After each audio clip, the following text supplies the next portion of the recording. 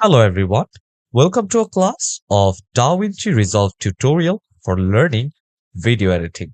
So if you're planning to learn video editing, then you are in the right place because in this class, we will cover everything to get you started with DaVinci Resolve. So let's take a look what you learned from this class. Introduction to DaVinci Resolve, installing and creating a new project, understanding the workspace and importing the media files, editing the workspace, the source window, about the timeline, editing tools, the inspector panel, transition effects in DaVinci Resolve, video effects in DaVinci Resolve, editing the audio, creating titles and lower thirds, doing keyframe animation, color grading in DaVinci Resolve, and lastly, we'll see about exporting your file. After completing this class, you will be able to understand the interface, learn basic editing techniques, do color correction and color grading, do audio editing, learn about exporting and saving your file. And this is a project based class. So during learning, you will have class project. So what you learn, you will be able to participate in class project and you can do practice while you're learning. You will have supporting resources in this class, so it will be easier for you to learn. During learning, if you face any issue or if you have any question, then feel free to ask me. I'm always there for you to help you. So let's start learning DaVinci Resolve for video editing together. Hello, everyone, and welcome you all to the first chapter of the DaVinci Resolve tutorial. So now we are on our chapter number 1 as we are getting started with DaVinci Resolve over here. So first I'll be giving you guys an introduction to what DaVinci Resolve is, how you will be able to get benefited with the use of DaVinci Resolve in your video editing work. So we'll be learning about all of this over here into this particular chapter. So let's not waste time and let's get started. So over here on my screen, as you guys can see that we'll be getting started with DaVinci Resolve and it is a beginner's guide. Okay. So if you don't have any previous experience in DaVinci Resolve or any kind of video editing software, this is a perfect course for you because you will be able to video edit your video. You will be able to do a lot of things like color grading. There are different features in DaVinci Resolve like Fusion, okay, which is not available in other video editing software. So we'll be talking about all of these things over here. So let's see what are the usage of this DaVinci Resolve. So here, welcome you all to the DaVinci Resolve, and in this guide, we'll be basically exploring the basics of DaVinci Resolve for video editing. So as I was telling that whether you are a beginner or you're looking to switch from another software, okay? So let's say you were using Adobe Premiere Pro before, okay? So that is a video editing software as well. Now you're planning to move on to different software or you're trying to learn about different software, but this is the right course for you. Okay, so here we've got you covered. So let's see what all we'll learn over here.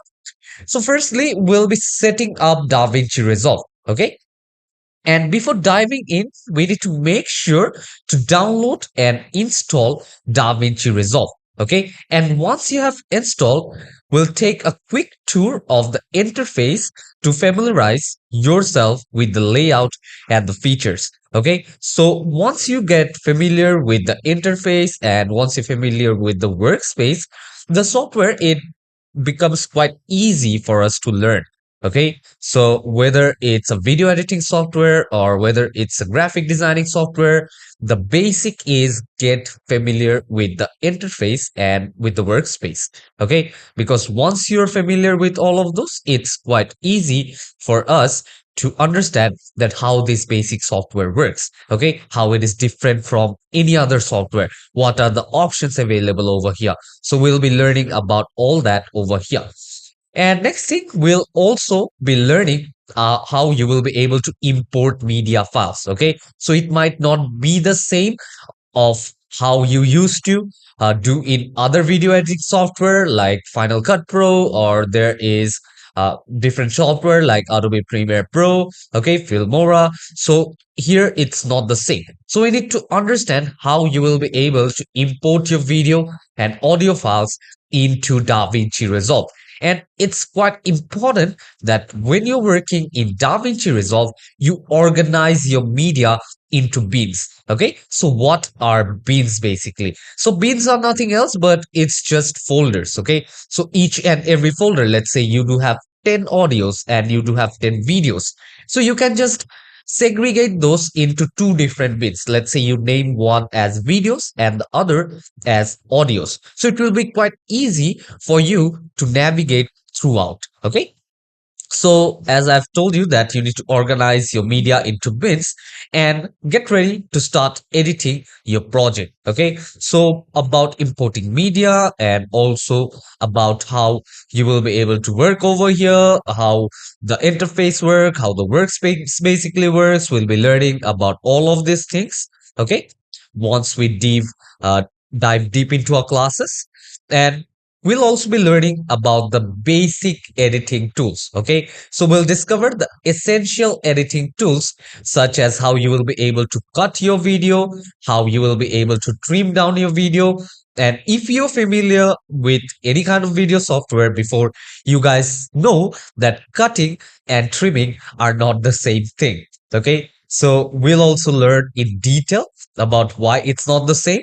And also, we'll learn how you will be able to add transitions in DaVinci Resolve. Okay, so if you have two videos, you want to put up a transition that it looks quite smooth. I'll also show you how to do that over here. So these tools basically will help you to craft your video project with ease. Okay, it will actually make your video more appealing and more attractive to your viewer. Okay, so you will be able to use these things in detail. Okay, and also DaVinci Resolve is basically known for its color correction and also the color grading. Okay, so for my personal experience, I suggest that if you're working on with color grading or color correction, DaVinci Resolve is the best available software till today that helps you to color grade your video footage or your image footage in your video quite well. Okay, so color grading is a must to learn once you're learning DaVinci Resolve, because it provides you with the best color grading software and also the best color grading features. Okay, so we need to understand the power of DaVinci Resolve in color correction and color grading, which basically enhance the visual appeal of your videos, and it actually gives them a professional look with advanced color tools. Okay, so we'll be learning about color correction, color grading in detail as well. Okay, and also we'll be learning how you will be able to add different kind of effects and also how you will be able to add up titles. Okay, so once we are talking about titles, we will also learn that how you will be able to use the text. Okay, whether it be a title or it be a lower third or any kind of text which you do want to put into your video, we'll be learning about that. So we'll explore the creative side of video editing by adding effects and titles to your project in DaVinci Resolve. Okay, so it will make your videos stand out with stunning visual elements. Okay, so we'll also learn about those things in detail. And next thing is audio editing and mixing. Okay, so audio editing is also quite important. Let's say you do have a video, but the quality of the video in the quality of the audio in your project is not that great. So it won't be that appealing to your viewer, or let's say to your client, because once the audio is not that great, it actually decreases the quality of your video at once. Okay, so we need to make sure that the way we are working on the video footage, the same way we need to make sure that my audio is up to the mark. Okay, so here we'll learn how to work with audio in DaVinci Resolve, how you will be able to adjust the audio levels, how you will be able to add up a music, and also apply different kind of audio effects to ensure your videos look and sound as good as they look. Okay, so that's about that. And I hope you guys do have got a basic idea of how you will be able to start working in DaVinci Resolve. So in next class, we'll show you that how you will be able to install DaVinci Resolve from your browser, and also how you will be able to create up a new project. Okay, so yeah, I hope to see you all in the next chapter. Till then, take care and goodbye, everyone. Hello, everyone, and welcome you all to another chapter of the DaVinci Resolve tutorial. So now we are on our chapter number 2, where I'll be installing and creating a new project. Okay, so we'll be learning how you will be able to install the DaVinci Resolve software, and also how to get started with this particular software. So before getting started, you need to know how to create up a project where you will be saving all your resource files, and also the main project, okay, in which you're going to work on, because later you're going to export that same particular file as the final project. Okay, so we'll be learning about all these things over here in detail. So let's not waste time and let's get started. So to download DaVinci Resolve, you can go to any browser, whatever you're using, as I'm using Chrome right now. Okay. So the thing what you guys can basically do over here is come into your search bar, and from there, make sure that you search for DaVinci Resolve. Okay. So let me search for that over here. And as you guys can see, on my screen, I do have all of these options over here for DaVinci Resolve. Okay, so the first thing what you need to do is you need to go to this particular website. Okay, so this is the Blackmagic Design. So DaVinci Resolve is a software by the Blackmagic Design. So for that, you just need to click on DaVinci Resolve over here, and this is basically the home page of the DaVinci Resolve, and it is a software by the Blackmagic Design. And here you guys can see you do have this footage which is done basically by DaVinci Resolve. Here you guys can see why it's quite popular for its color grading. Okay, so here you guys can see you guys can make cinematic shots, you guys can make cinematic color grading over here. Okay, and if you do come down over here, you guys can see that you do have the option of free download. Okay, so if you want to download this one for free, you guys can come here and click on free download now. And once you click that, you will have this particular option over here. So they're asking that which particular one do you want to use? Okay, do you want to use the 18.6? Okay, and for what device? Are you using a Mac OS or an Apple product, or you do have a Linux PC, or you are using a Windows? Okay, so let's say I am using a Windows for now, and if I just click on Windows, a file will get downloaded, which I need to later on actually save that. Okay, so if I just click on Windows, basically it will just download me a page over here, and also they're asking me to register. Okay, so once you click over here, you guys can see that you need to put on all your details over here. You need to put on your country, the phone number and stuff, and also if you want to share anything about the product, you guys can come here and you guys can actually share your experience with the Blackmagic website itself. Okay, and also you guys can recommend that what are the features that they should add. Okay, so they also take suggestions from you, and once you're done, you guys can just click on register and download from here. Okay, and if you want to take the premium version, you guys can see if you do want to buy, it's $295 for a year. Okay, so if you do want to see more about what it provides, you guys can come here and you guys can check what's new in this version. Okay, so here you guys can see what are the versions and what all is new over here. Here you guys can see that you guys will be able to collaborate in the cloud space. And also here you guys can see they do have Blackmagic proxy generator. They do have the Blackmagic cloud camera sync, which is not available in the previous versions. Okay, so you guys can come here and check all those things out. And if you do want to check anything about the fusion page, or if you do want to check anything about the coloring page, you guys will be able to see all those things over here as well. Okay, again, let's go to the overview page, and if you come down here, you guys can see different kind of news and why it is mostly used in the Hollywood movies. Okay, and different kind of movies, so you guys can check all these things out right from over here. And if you just go through all these details which are provided over here, I am sure that you guys will also get a basic idea of what DaVinci Resolve is, how it actually works, how many pages they do have, what are its features. Okay, but in total, we'll be learning about that in detail into this particular chapter. You can also do motion graphics. You can do some work with the VFX as well over here using the Fusion page. And yeah, I hope you guys do have understood that how you will be able to install DaVinci Resolve. So as I've already installed DaVinci Resolve from before, I will just cancel this particular part and let's come here.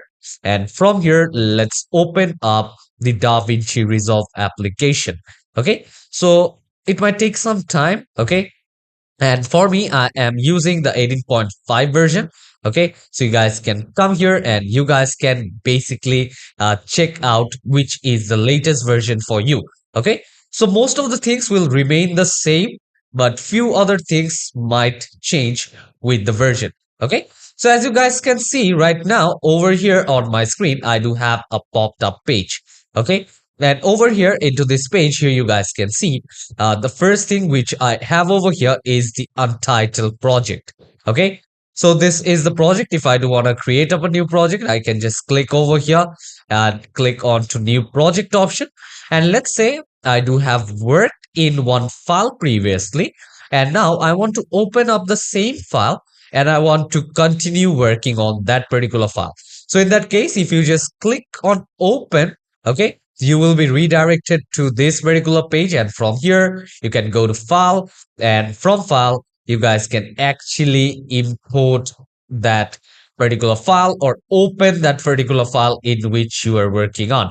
Okay, so again, if you do want to cut this one, let's come here and let's just close this thing down.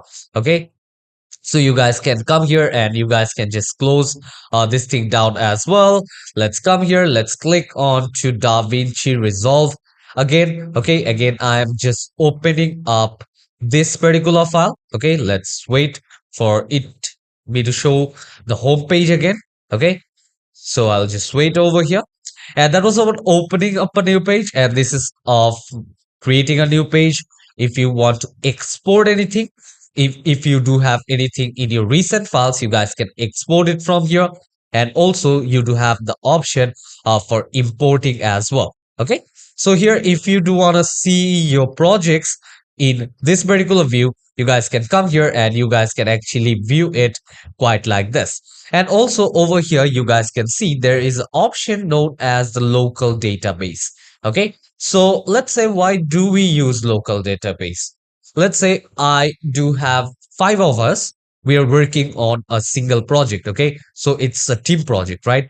So over here you guys can actually create a local database where you guys can, multiple of you can work in the same file all together at once. Okay, so if you want to add it, if you want to add members into your local database, you guys can actually add, you guys can create one, and if others want you to join in their local database, they can also invite you. Okay, so there are these particular options on top here. You guys can see you do have the sorting options here. If you do want to restore anything, you guys can restore. And if you do have a lot of local databases, in that case you guys can also search by their particular name.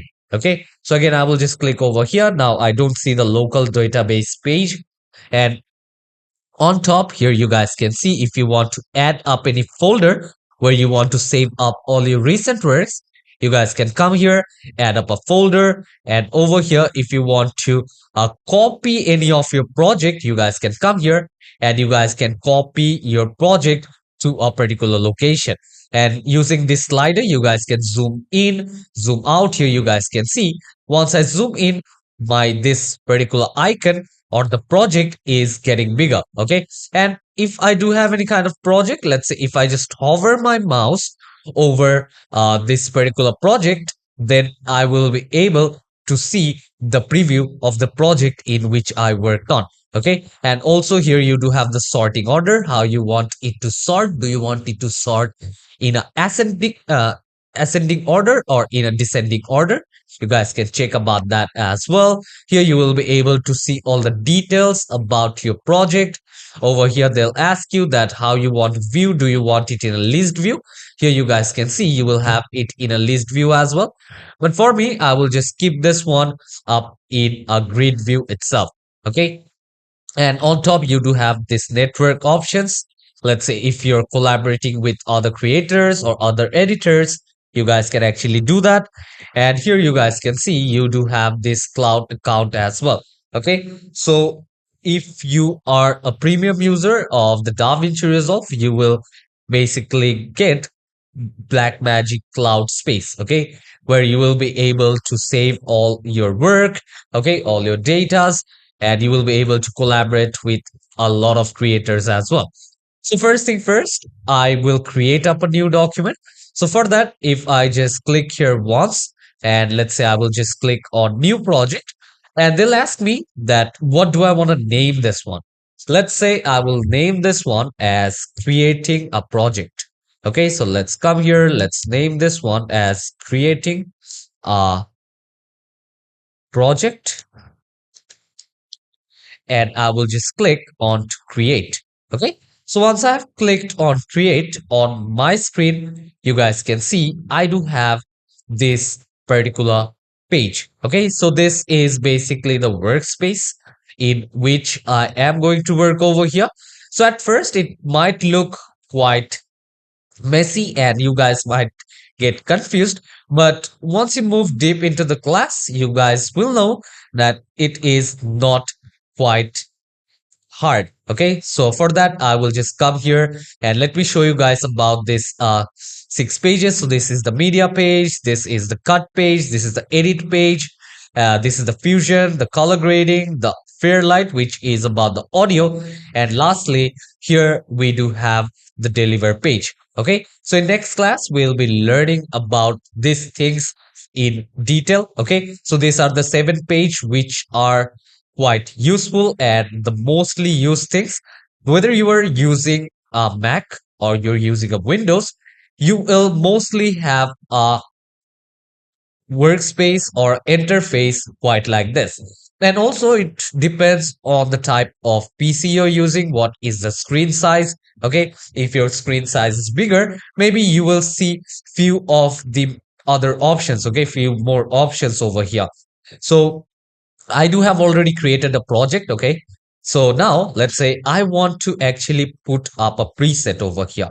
Okay, so for that, what I need to do is I need to come here onto the file option, and from the file option I need to go here into the project settings, and the shortcut key for that is Shift+9 from your keyboard if you're using a Windows. Okay, otherwise if you're using a Mac, it's Option+9 from your keyboard. Okay, let's click on project settings over here.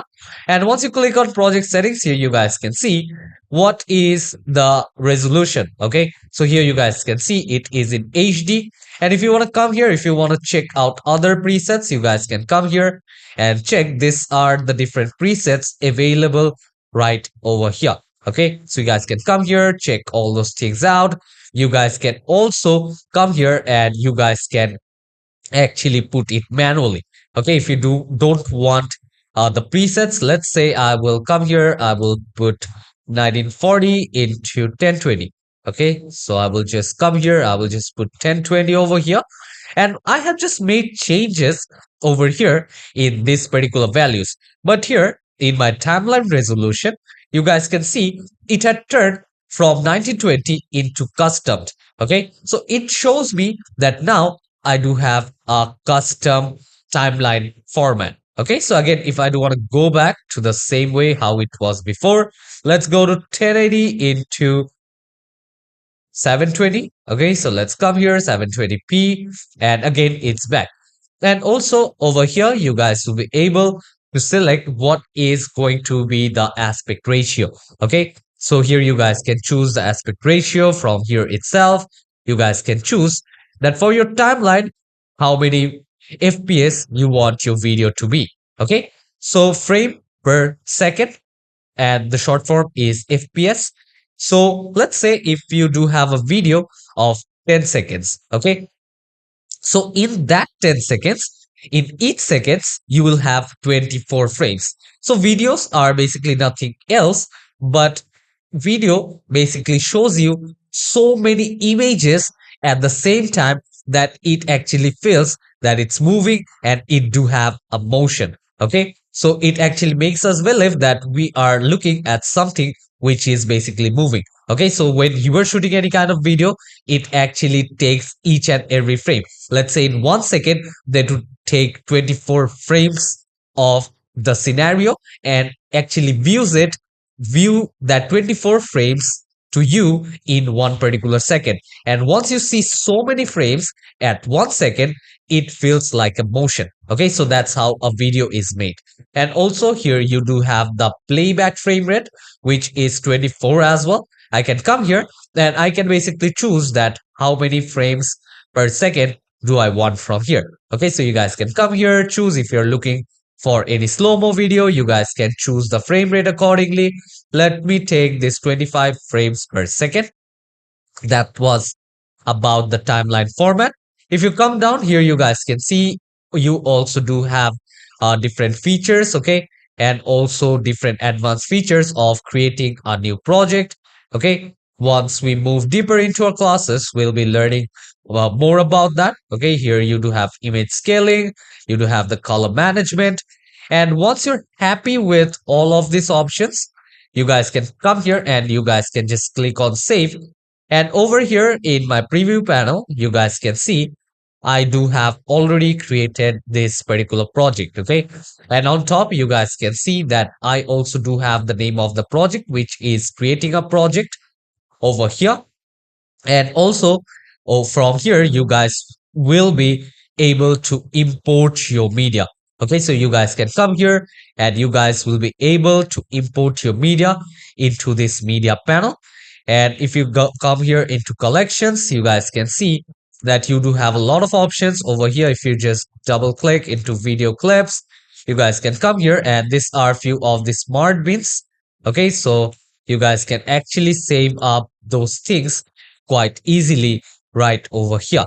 Okay, so yeah, I hope you guys do have understood this class on how you will be able to install DaVinci Resolve and also how you will be able to create up a new project, how you'll be able to set up the frames per second, how you will be able to set up the frame, okay, at what preset you are going to work on. Do you want to customize it or not? We have learned about that. So in next class, we'll be understanding about the whole workspace over here, how you will be able to work in a particular workspace. So see you all in the next chapter. Till then, take care and goodbye, everyone. Hello, everyone, and welcome you all to another chapter of the DaVinci Resolve tutorial. So now we are on our chapter number 3, where we'll be understanding about the workspace. Okay, so as I've already told you that once you're familiar with the workspace, the software will basically look quite easy for you to navigate and work through. So let's not waste time and let's get started. So over here, as you guys can see, now I'm here in the workspace of the DaVinci Resolve. Okay, so mainly we are going to talk about the workspace over here, okay, to get you guys familiar with the workspace. So let's get started. Okay, so on top, as you guys can see, you do have a lot of options right over here. Okay, so this is basically called as the menu bar. And under menu bar, here you guys can see I do have, if I do want to create a new project instead of this one, okay, I will be able to create up a new project. If you do want to save this project which you have worked on, you guys can save the project. If you want to save this project and want to rename it at the same time, make sure to choose the save project as. Okay, and here you do have the import option. Here also you guys can see if you do want to export anything, you guys can come here and you can export your things up. And also you do have under edit, you do have undo, redo if you want to see the history. And if you do want to select all of these object in your timeline, you guys can also do that. Here are a lot of options, okay, which we'll learn once we move deeper into our classes. Okay, and in DaVinci Resolve, okay, these are the 7 options which you need to basically focus on. Okay, so the first thing is importing a media. Okay, so let's start with importing a media.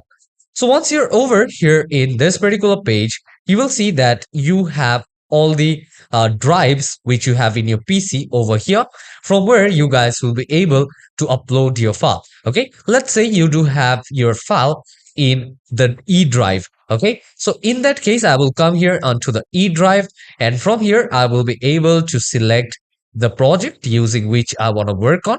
So let's double click over here, and you guys can see I do have already segregated this one as the audios, the images, the videos, and I do have this particular logo.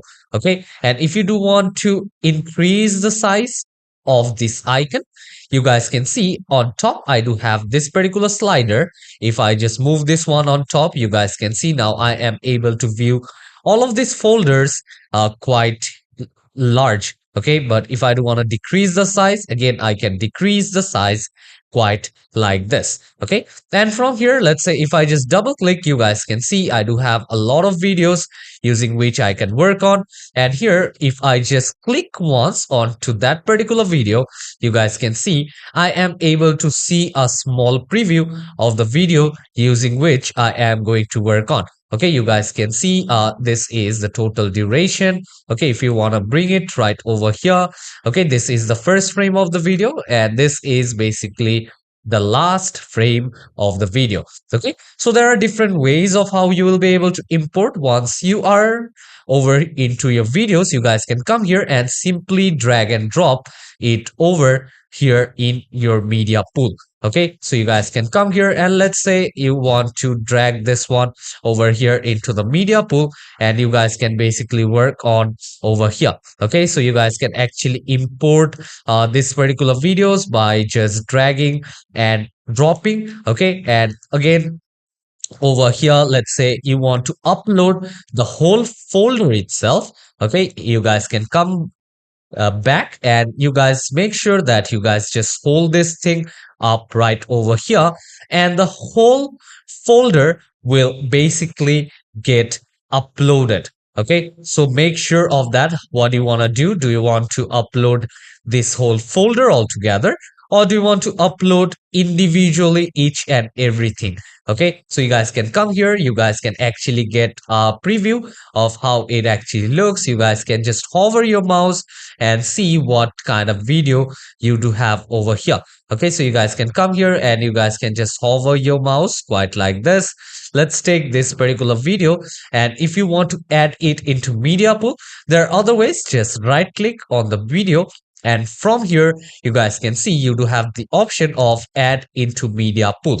Okay, so once you add this into the media pool, here basically you will have a pop-up window quite like this, which says the selected clip have a different frame rate to the project. Would you like to change your timeline frame rate to match? Okay, and under option you do have 2 options. Okay, so one is don't change and the other one is basically change. Okay, so to understand that, let's come here, let's just go back over here. Okay, so I will just click on don't change, and here you guys can see now I do have my video right over here in my media pool. Okay. So in that case, now if you do want to delete it as well, right click and you guys can delete it from here. Otherwise, select this particular media and click on to the delete button from your keyboard. Okay. So let's say I want to take multiple files from here. I will just drag this one down over here, add into media pool. I will just click on don't change or change from here. Okay. It totally depends on you. So let's say I will just click on change, and again I will come here and I will just delete this footage. Okay, let's select this one. Let's delete this footage. So now again from here, let's just drag and drop this video. And now I will click on don't change over here. Okay, so this is how you guys can create, because if you come here, if you click onto this video, here you guys can also see what is the detail of this particular clip. Okay, you guys can see what is the frame rate over here. And also on top, you guys will be able to see that what is the resolution of this particular video, and here is the frame per second. But the project which I had created, if you go into file, if you go into project settings, here you guys can see the timeline resolution is 1280 into 720. Okay, and the timeline frame rate is 29.97 frames per second. Okay, so if I come here and if I just cancel this thing now, you guys can see both of this won't basically match. Okay, so in that case, they will show me that particular warning sign from where I will be able to select, do I want the existing frame rate or the one which I had created manually from my DaVinci Resolve. Okay, so let's take out other videos. Let's come here and let's drag these things out. Let's come here and let's drag this video over here as well. Okay, so now over here I do have this for videos. If I do want to see up a preview, I can just click here over once and I can basically see the preview here in my source monitor. Okay, so you guys can come here and you guys can basically see up a preview as well. And here, if you just hover your mouse over onto this media folders, you guys can come here and you guys can work on with that. Okay, so if you want to come here, want to create up a new bin, you guys can also do all of that over here. So this was about the media page. And now let's move on to this cut page over here. Okay, so once you come here into the cut page, you guys can basically see that over here in my media handle, I do have this all videos. Okay, here in my master page option. Okay, so let's come here and if you want to import, or let's say if you want to trim, so mostly we don't use this option much, because the same thing you will be able to do over here into the edit page as well. But to just give you guys an intro about what it is and in what cases you guys will be able to use that, let's say you do have multiple videos, okay, multiple footages. So in that case, you guys can come here, drag this over here into your timeline. Okay, let's come here, let's drag this over here on my timeline again. So let's come here, let's drag this one down here onto the timeline.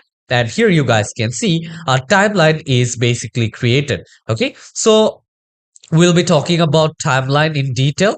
And let's say if I come over here and I want to add another footage. Okay, so let's come here and let's add another footage over here as well. Okay, so let's come here, let's bring my playhead at the end. Okay, let's come here, let's bring my playhead from here to the last. I just have to make sure that I drag this playhead. Okay, so you guys can come here and you guys can move this playhead from here as well. So over here now I want to add up another video. So this is how you guys can basically add up another video. The same way, you guys just drag this one, come here down, and over here again you guys can basically add this particular video as well. Okay, so now over here underneath you guys can see that I am not able to view all of this at once, but on top, as you guys can see, I do have another timeline where I'm able to see all of this over here in detail. Okay, so here you guys can see I do have these footages, and if I want to change up the spacing, I can come here and I can just change the spacing. Now you guys can see this first video. Okay, this particular video is at first now, and this one is in second. So the same way, if you just move this particular playhead, you guys can see this particular timeline is also being moved. Okay, and individually, if you want to trim this thing down, you guys can come here and you guys can basically trim this thing down quite like this right over here. Okay, and this was basically about the cut page. Okay, and if you don't want to come here, and if you want to add up a new bin, you guys can come here, click on add bin, and let's say I want to name this one as videos. Okay, so let's come here, let's name this one as videos. And once you have saved this, let's say what I can do is I will come here, I will just select all of this, and I will just drag and drop this over here into my bin. Okay, so once you have so many videos, it's quite hard for you to understand which video you will use in what particular place. So it's quite handy and quite useful once you organize your workspace. Okay, so it is about this particular cut page right over here. If you do want to trim it down, if you want to cut anything, okay, you guys can come here and you guys can cut and trim. Okay, so here you guys can see you do have the split clip option, and here the ripple is basically on. Okay, so if you come here and if you do wanna on the ripple, you guys can come here and you guys can turn on the ripple mode. And if you do have any kind of audio over here, you guys can come here, and if you do want to mute the track or if you want to disable it totally, you guys can come here and you guys can disable it properly as well. Okay, so this was about this cut page over here. Now let's come here onto the edit page. Okay, so over here, this is the most important page, and this is the page where we'll be spending most of our time. Okay, so the first thing, if you guys can see, this is basically the source monitor. Okay, so this is the source monitor right over here where you will be able to view all of these videos, okay, which you are going to work on. Okay, so if you just click over here once, you guys will be able to see that you do have all of these videos over here. This is the timeline from where I will be able to add different kind of videos. If I want to put up 2 or 3 footages, I can come here and I can also do that from here itself. Okay, so let's come here, let's click on fit in the timeline. Now I am able to view all the 3 videos over here in my timeline. And now if I want to view my timeline in a bigger way, let's say I will come here and I will just turn off the media pool, and here you guys can see now I am not able to see my media pool right over here, but instead I am able to see my source monitor, and over here I am also able to see this preview window. Okay, so here only the magic will take place where you will be able to cut. Okay, you will be able to put on different clips, you will be able to put on the audio which you like. Okay, and also over here, you guys can see you do have this audio options. So if you just click over here once, you guys can see that you do have this audio functions right over here itself.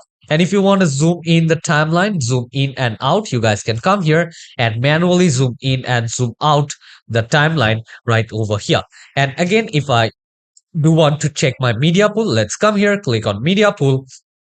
And here you guys can see under the videos folder or the video bin, I do have 4 of these video. Okay, and here this is the smart bin. Let's say if you do have actually come here and now you want to see what are the video clips do I have. Okay, so under video clips here you guys can see I do have this 4, and if I come here, click on audio only, you guys can see that I don't have any audio yet over here. Okay, and I didn't segregate or created the bin according to myself, but over here the smart bin option, what it does is if you just import any kind of video, it recognizes what kind of file it is and it segregates them accordingly. So if it's a video clip, it will just save it up in the video option. If it's an audio clip, it will set it up in an audio clip option. If you do have any kind of effect, any music, any dialogue, okay, and if you do have different kind of files, okay, which it is not able to understand what kind of file it is, then it will just save it under the uncategorized option. Okay, So this is about this edit page over here. Okay, so let's say once you're done editing, you do have put on all the images, you do have put all of the audios over here. Now what you want to do is you want to come here and you want to work on with motion graphics and also VFX. So in that case here, you guys can see this is one of the nicest and best feature of the DaVinci Resolve, which is known as the frames. Over here, you guys can see now I am able to check out here in my inspector panel. Okay, and also you guys can see I do have this particular nodes. Okay, so these things are basically called nodes. And over here, you guys might see more options over here. And if you don't see more options, you guys can come here and you guys can actually set it up according well to yourself. Okay, let's say I want to see the metadata.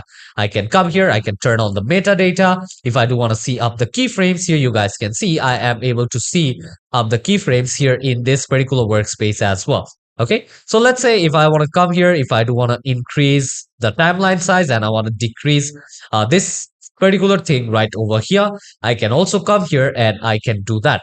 So this is quite interesting, and here we'll be learning about that in detail, which is quite handy. Okay, so I hope you guys do have understood over here till fusion. But for now, I'll be telling you guys that this is mostly used for motion graphics, and also it is used for any kind of VFX work, this particular fusion page. And now let's move on to the color page where you guys will be able to work with the color grading. Okay, so you guys might see this kind of interface at first. If you do want to change it, you guys can come here and you guys can change it accordingly.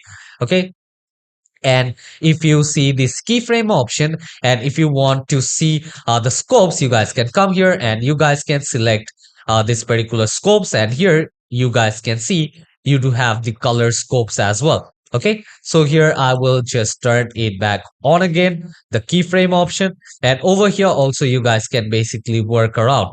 Okay, so we'll be learning about coloring as well. So these are few of the important features. If you do want to decrease the spacing, you guys can come here and decrease the spacing as well. Here you guys can see if you do want to zoom in and zoom out, you guys can come here, zoom in and zoom out to the footages accordingly. So here you guys can see individually each and every frame or each and individual project or this particular video I can work on with the color grading over here itself. Okay, so from here also, if you do want to see the media pool, you guys can come here, click on media pool, and you will have this video option. And under here, you guys can see I do have my media, which I do have uploaded. Okay, and over here, just now, I will just click on clips and only I'm able to see the clips right now. And again, if I do want to turn off the media pool, I will come here, I will just turn off the media pool from here as well. Okay, so this was about color grading. From here, you will be able to do some color correction, some color grading, okay, of some high classes. Okay, and if you want to check out the effects, you guys can come here, click on the effects option, and here you guys can see you do have a lot of effects which you guys can basically work on while color grading. Okay, so I will come here, I will just deselect these things. Okay, let's say let's delete this one. And if you do want to move out the playhead, you guys can come here and move out the playhead as well. Okay, so I will just turn off the effects again. And here you guys can see if I do want to turn off the nodes option, I can turn off the nodes option as well. And if I want to turn on the timeline, which we have already seen over here in the cut page, that is the type of page which will also appear right over here as well. So over here, I'm also able to see the total duration of the video. Okay, and individually you guys can work on with the color modes over here. And once you're done with the coloring, you have worked with the motion graphics, you have worked with the VFX, you have done the color grading. Now comes the audio. Okay, so here the audio option is known as the Fairlight.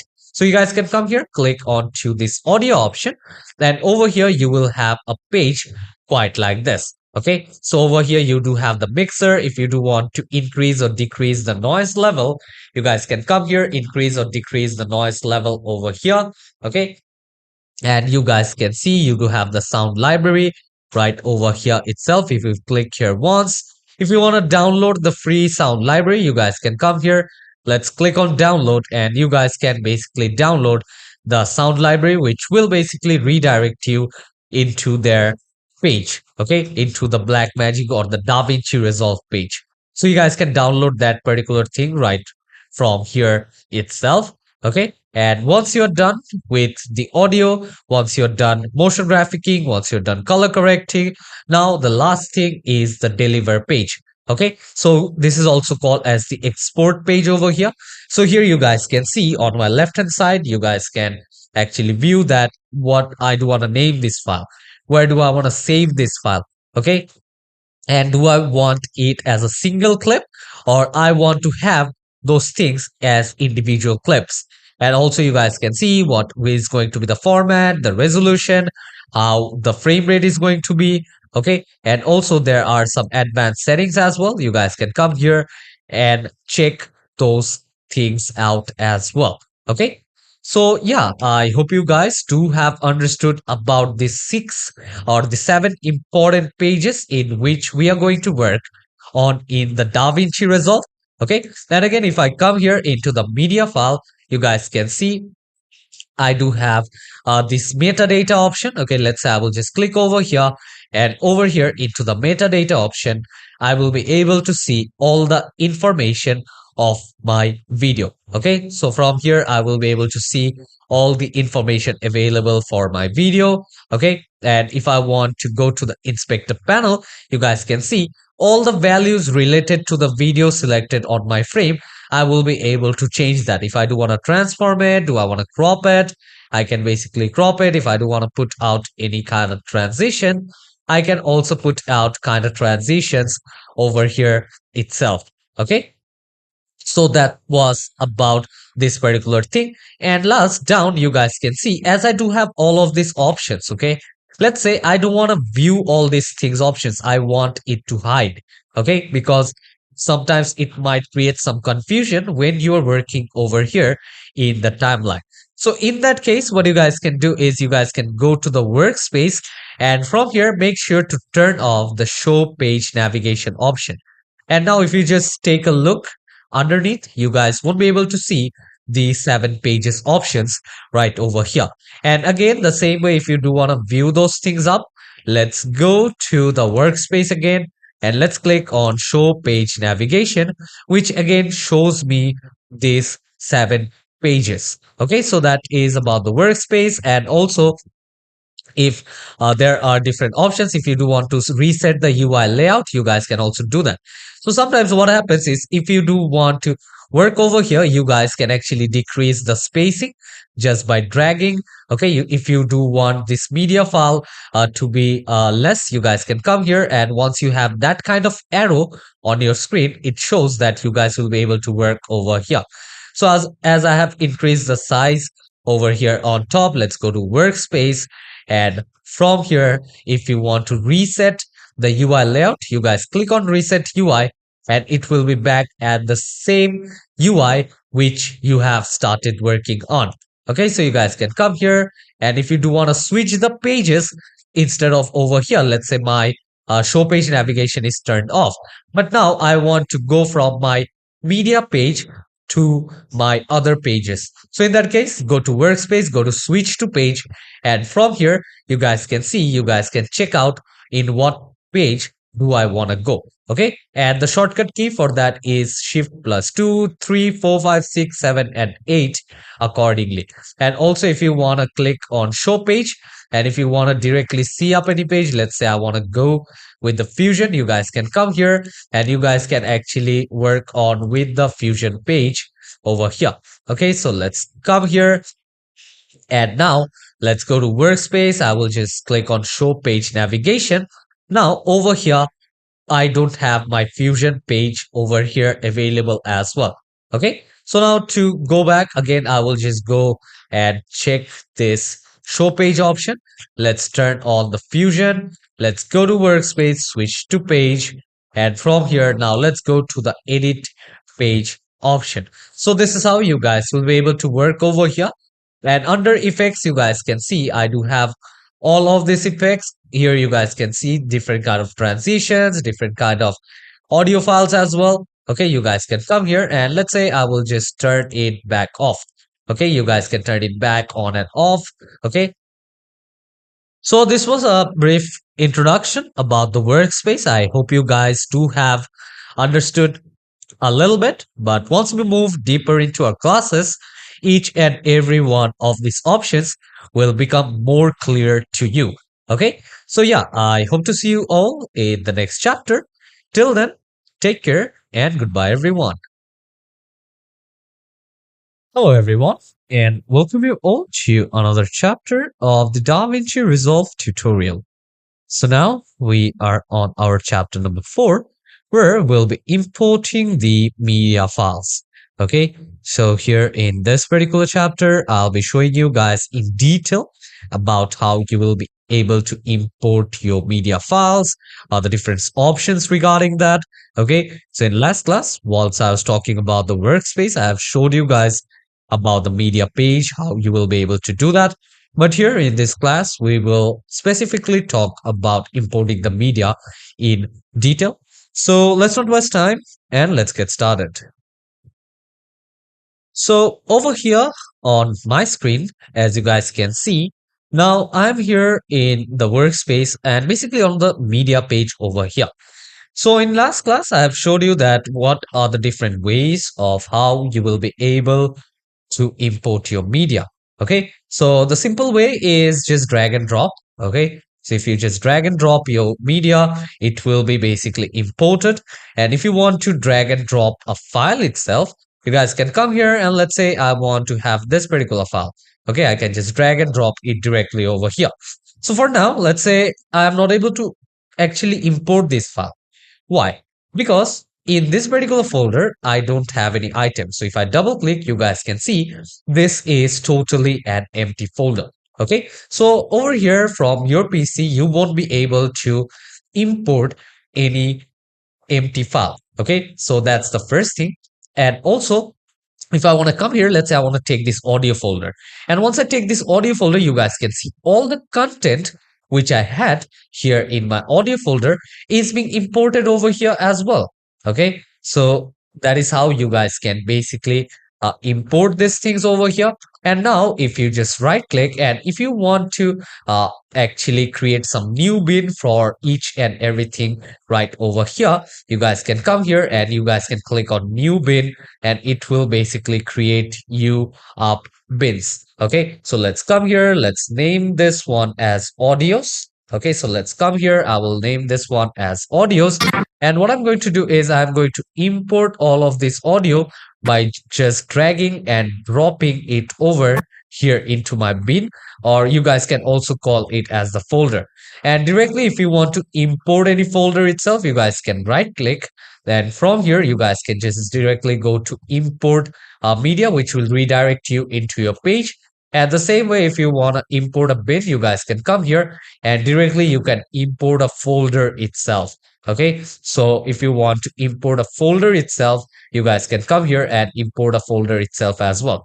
So for me, let me come right over here and let me actually create, or let me just actually line up my workspace. So I will just name this one as the videos over here.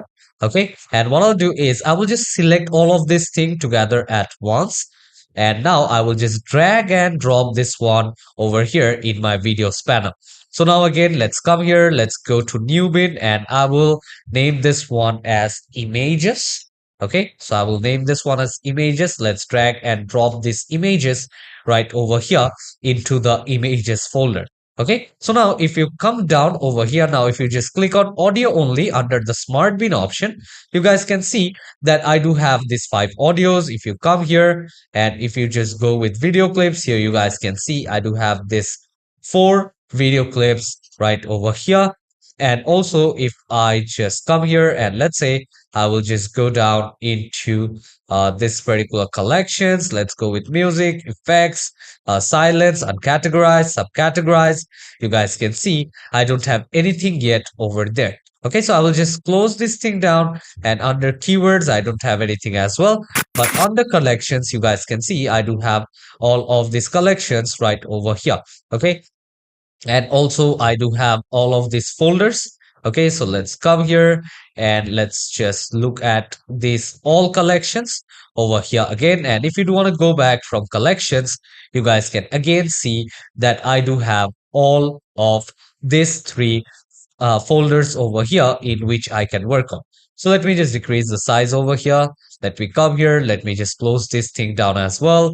Let's go to videos, and under videos, you guys can see I do have this particular three folders. Okay, so this is one way of how you will be able to import your media. And let's say if I go to file, and from here also I can basically import. Okay, so if you go to import, here you guys can directly import a bin, or if you want to actually import a media, you guys can directly come here and you guys can actually directly import your media over here as well if it's a single project. And also, let's come down and let's say if I just right click over here, if you want to import subtitles as well for any of your video, you guys can come here and you guys can actually import your subtitles, which you can use into your video itself.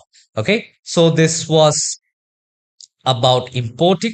Okay, and once you're done importing, if you come here, let's say if you go to your edit page, you will also be able to see a page quite like this. If you double click over here, then only you guys will be able to see all of those videos. And if you want to go back frame by frame, you guys can come here. Let's click on videos. And now under this videos option, you do have this three folder, which is one is audio, another one is videos, and the other one is images. So let's come here. Let's increase the smart bin size over here that I can view it properly. Okay, and now if you don't want to view this particular part or this media folder, you guys can come here and you guys can just click onto the media pool, and you guys can see that now you do have this particular interface right over here. Again, let's go to this media folder file over here, and let's say I will just come here onto the videos, and I want to check out the details of this particular video. So here you guys can see I do have the clip details option. Let's turn off the audio, and now I am only able to see the metadata or the clip details. Here you guys can see what is the start point, what is the ending frame. You guys can see that how many frames does it have, and also what is basically the frame rate. Okay, and also the resolution of your screen. Let's come here. Let's close down the metadata. And once you have closed down the metadata, you guys are only able to see the source monitor and only the imported medias right over here. Okay, and under audio also, you guys can see that you do have all of this audio using which you guys can work on. Let's say you are working on multiple projects. Okay, so the usefulness of creating a bid is you guys can actually name those things accordingly.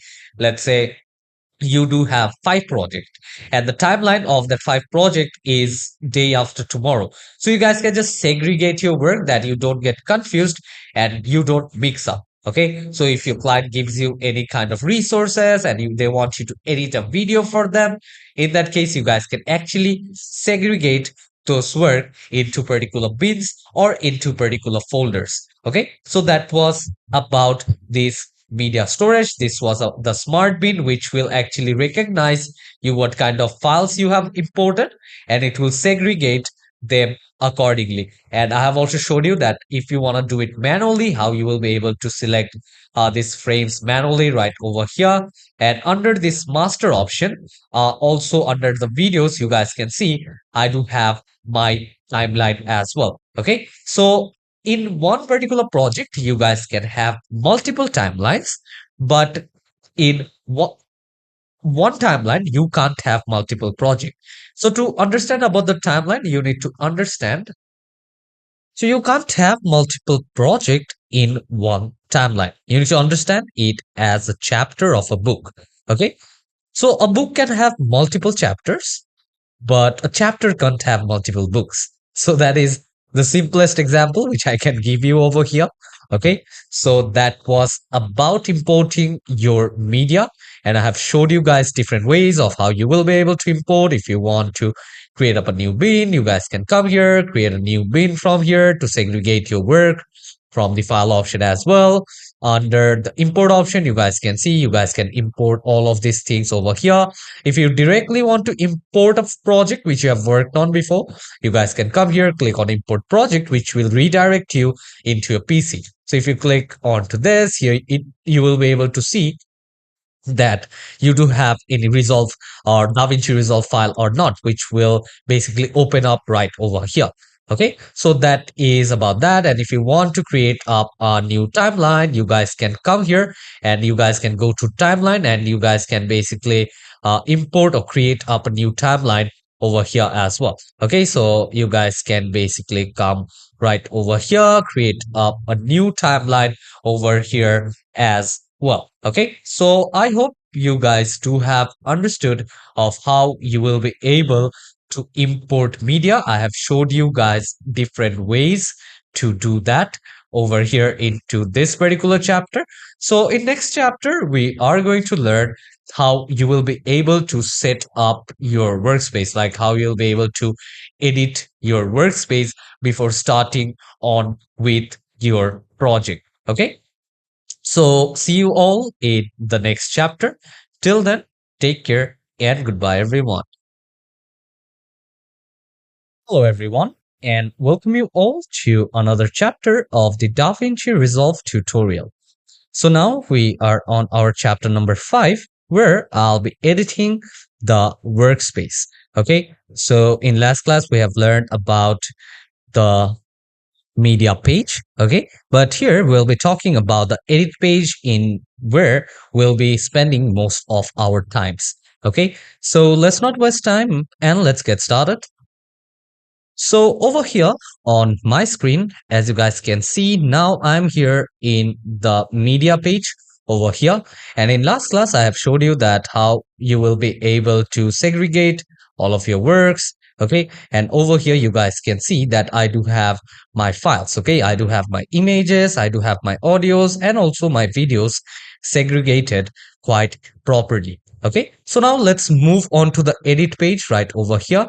And once you go over here onto the edit page, let's open my media pool from here. And over here, if you just look at this interface, you guys can see under this media file, I can actually import my media over here into my timeline. Okay, so over here, we have basically skipped this cut page. Okay, but I will just go in a brief because that is not quite important. And if you want to know a bit more over here, you guys can come here and I will just explain you a bit over here as well. Okay, so let's say I want to come here and I do have a video which is around 30 seconds. Okay, so let's say I will just click over here once and I will be able to view this over here into my timeline. Let's say I will come here and instead of this particular timeline, let's say I want to get this particular video, and over here of this particular video, once I double click, I only want 2 seconds of this 13 seconds video. Okay, if you want to do some major cut, here you guys can see this red color one is basically the playhead. And now I want to trim my video down. Okay, let's say I want the video over here, okay, of this particular place. Okay, only this particular place. So in that case, the different ways are there. I can just come here and I can just drag this one down from here. Otherwise, the shortcut way of doing this is make your playhead and click on I. Okay, so from your keyboard, if you just click on I, you guys can see I have actually select the in point. Over here, you guys can see this is the in point, and if I keep my playhead right over here and if I click on O, you guys can see now only this particular part of my whole footage will be imported right over here. Okay, so in that case, what I can do is I can come here, take this one, okay, and now from here, let's drag this one and let's drag and drop this one right over here.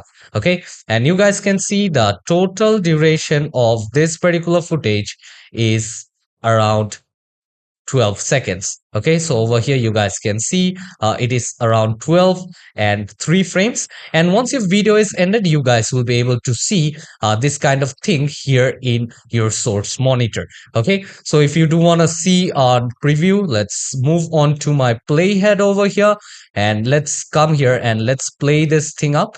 And here you guys can see my video is basically being played right over here. If I want to stop it, I can come here and stop it. If I want to go and play in reverse, I can come here and play in reverse as well. Let's just pause this thing down. If you want to go back frame by frame or at the starting, you guys can come here and you guys can directly go on to the start point.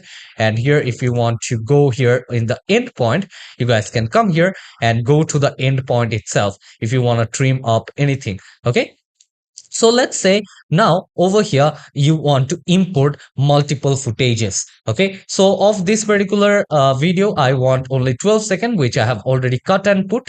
But now I will just double click over here, and again I want to import a little part of this particular video. Let's say I want to come right over here. I want to select the in point over here and the out point right over here itself.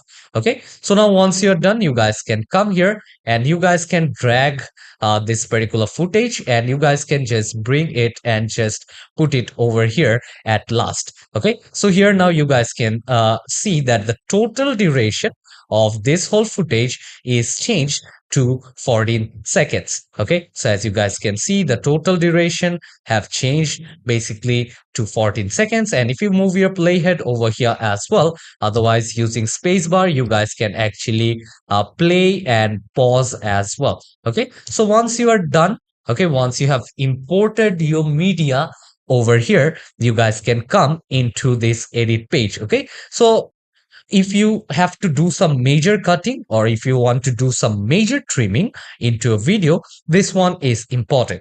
But the same thing you guys can do from the edit page itself. So now let's come here and we will move on to the edit page. Okay, so this is basically known as the source monitor. We'll be learning about source monitor in detail. And also, let's say if I come right over here and at this particular point, let's say I want to import a video. Okay, so let's say I will just click onto this one, and from here you guys can see there are different options. Okay, so here you guys can see this is the smart insert, the append option, this is the repel override. If you want to insert this particular file in between, you guys can select that particular video and directly click on insert. Okay, and once you click on insert, you guys can see this video is also being inserted in between both of the videos which I had previously. Let's select this one and let's click on to the delete button from my keyboard, and that thing is being deleted over here as well. Okay, so let's come here and over here, let's go back onto the edit page. Okay, so once you're over here into the edit page, as you guys can see, this basic space is known as the timeline, and over here this particular space is known as the source monitor, and this one is known as the preview window. Okay, so now let's try to understand how it actually works. So once you have imported your media and once you come here into the edit page, you guys will be able to see that you do have all of your footages over here. Okay, you guys can come here, you guys can import that, and if you go to master, you guys can see that you already do have the timeline. Okay, so over here you guys can see I do have my timeline over here itself. Let's come here, let's deselect everything.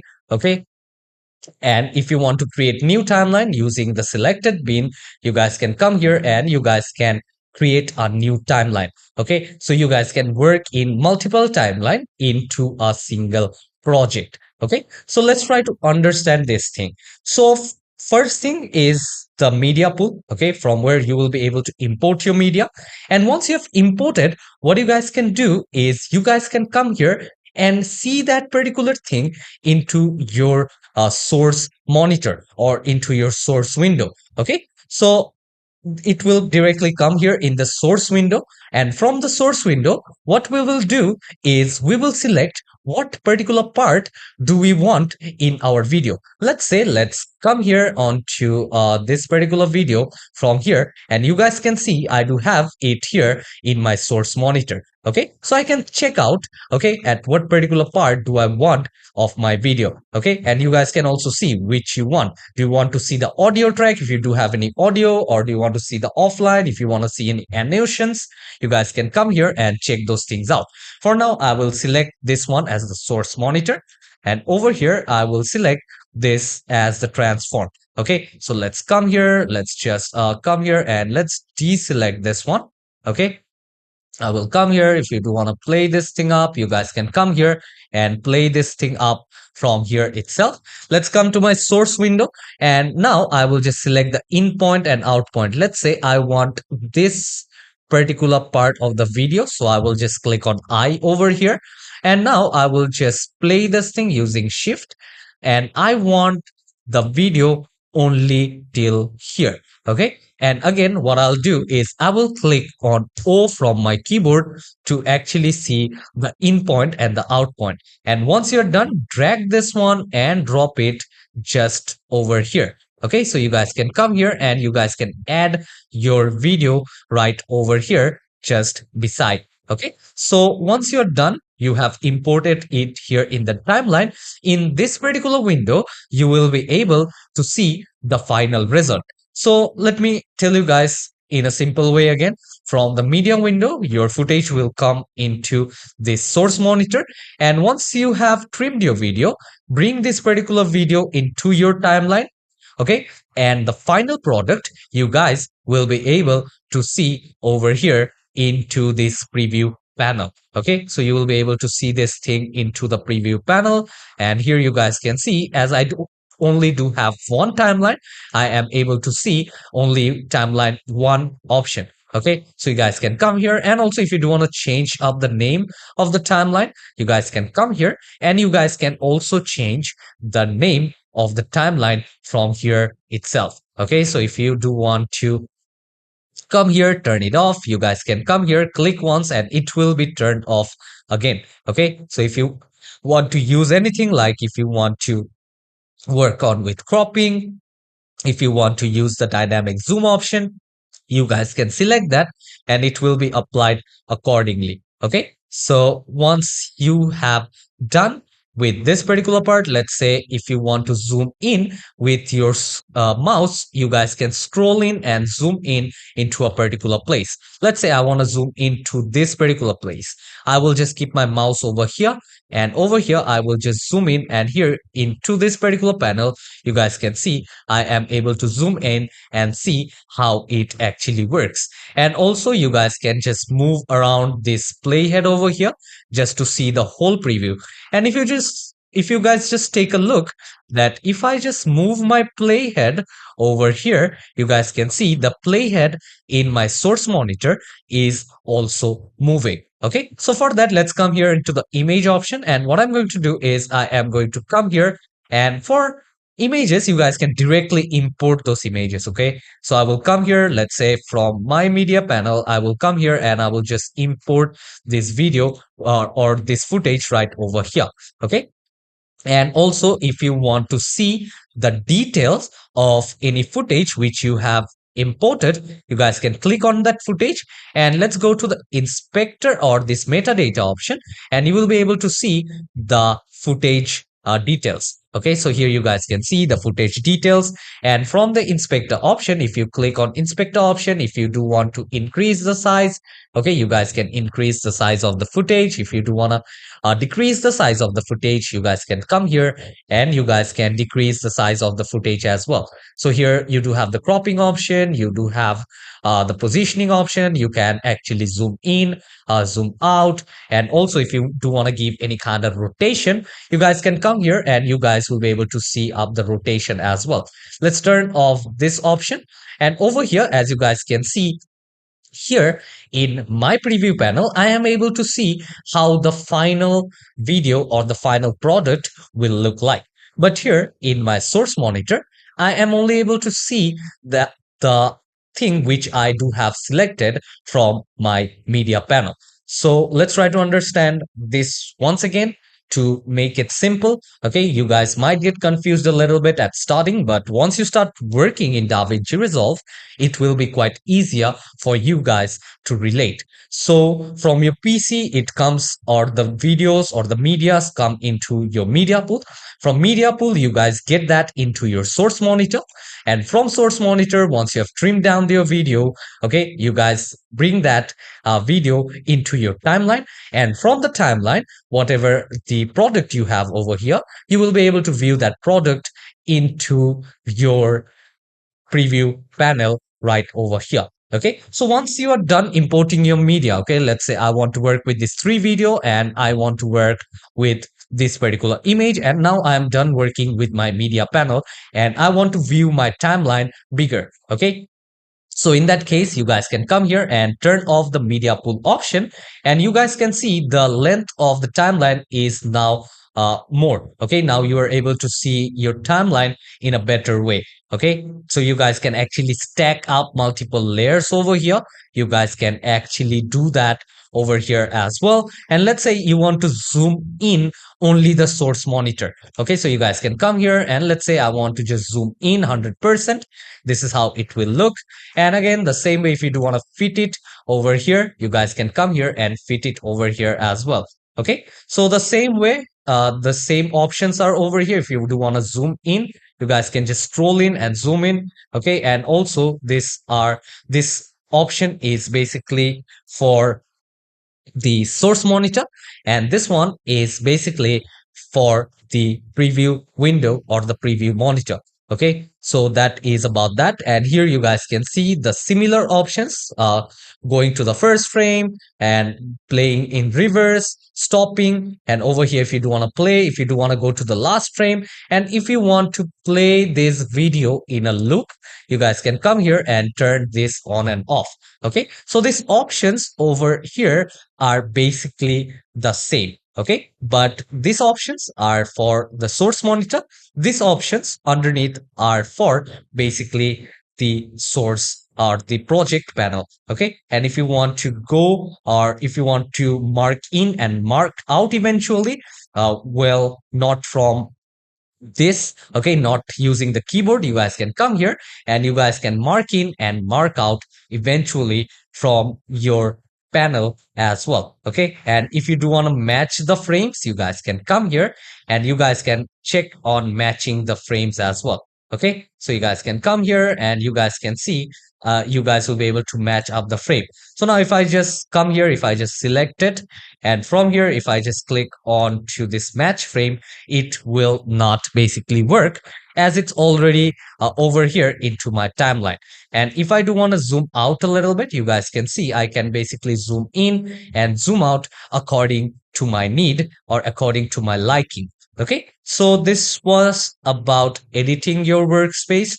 Okay, if you do want more options, you guys can see, you guys will be able to, if you want to work on with the audio, okay, if you want to decrease or increase the audio level, you guys can go to the mixer, and here you guys can just see that here you do have your audio options. And if you do want to turn your audio off altogether, you guys can come here and you guys can turn off the audio altogether at once. If you want to disable it, you guys can come here and you guys can just mute your track. Okay, so you guys can actually work with all these options right over here. Okay, and underneath here you guys can see this is the jog wheel. If you do want to move up, you guys can actually move this thing over here by dragging as well. Okay, and if you want to see some details, okay, let's go to the metadata, and over here you guys can see what is the start frame, okay, and what is the end frame over here, how many frames in total, what is the frame rate over here. You guys can check all of these things out from the metadata option as well. Okay, and just beside the media pool, if you do want to put out any kind of effects over here, make sure you turn on the effects option, and under effects you guys can see that you do have the video transition options, the audio transition options, and a lot of things more. Okay, so under titles here you guys can see that over here, you guys, if you want to view the same thing over here, you guys can come here and you guys can view it over here into your timeline as well. Okay, so if you double click here, you guys can see it over here as well. Okay, so this is how it will basically look, and you guys can see which one are you looking to put into your video. Okay, so you guys can check it right from here. If you just double click over here, you guys will be able to see it over here into your preview or into your source monitor. Okay, so I will just turn off the effects mode again. Okay, if you want to add more videos to it, go to media pool and you guys can come here and you guys can work on with this option as well. Okay, so now let's say you do have imported each and everything. Okay, now you don't need the source monitor. Okay, so if you want to only have the preview monitor or the preview panel, in that case you guys can come here on the right hand side of your workspace and you will see an option right over here. Okay, single viewer mode. Make sure to click over here once, and now you will only be able to see the preview monitor instead of the source monitor. You guys can see this is how it works, this is how it will appear, and here you guys can see the total view at once. Okay, and again, if you want to see the double view, okay, you guys can come here and you guys can actually have the double view as well. Okay, and over here you guys can see if you want to check out any of the videos which you're working on, if you just click over here into this drop down arrow, you guys will be able to see all of these options. So make sure once you are saving your resource file, if you want to navigate them directly to understand, make sure to rename those properly. Okay, so as you guys can see, I want to check out my PNG. Okay, from here, then I will directly click over here, and in my source monitor, I am able to view my PNG. And the same way, if I want to view this particular video, I can come here, I can change the in and the out point over here, and again, import that video.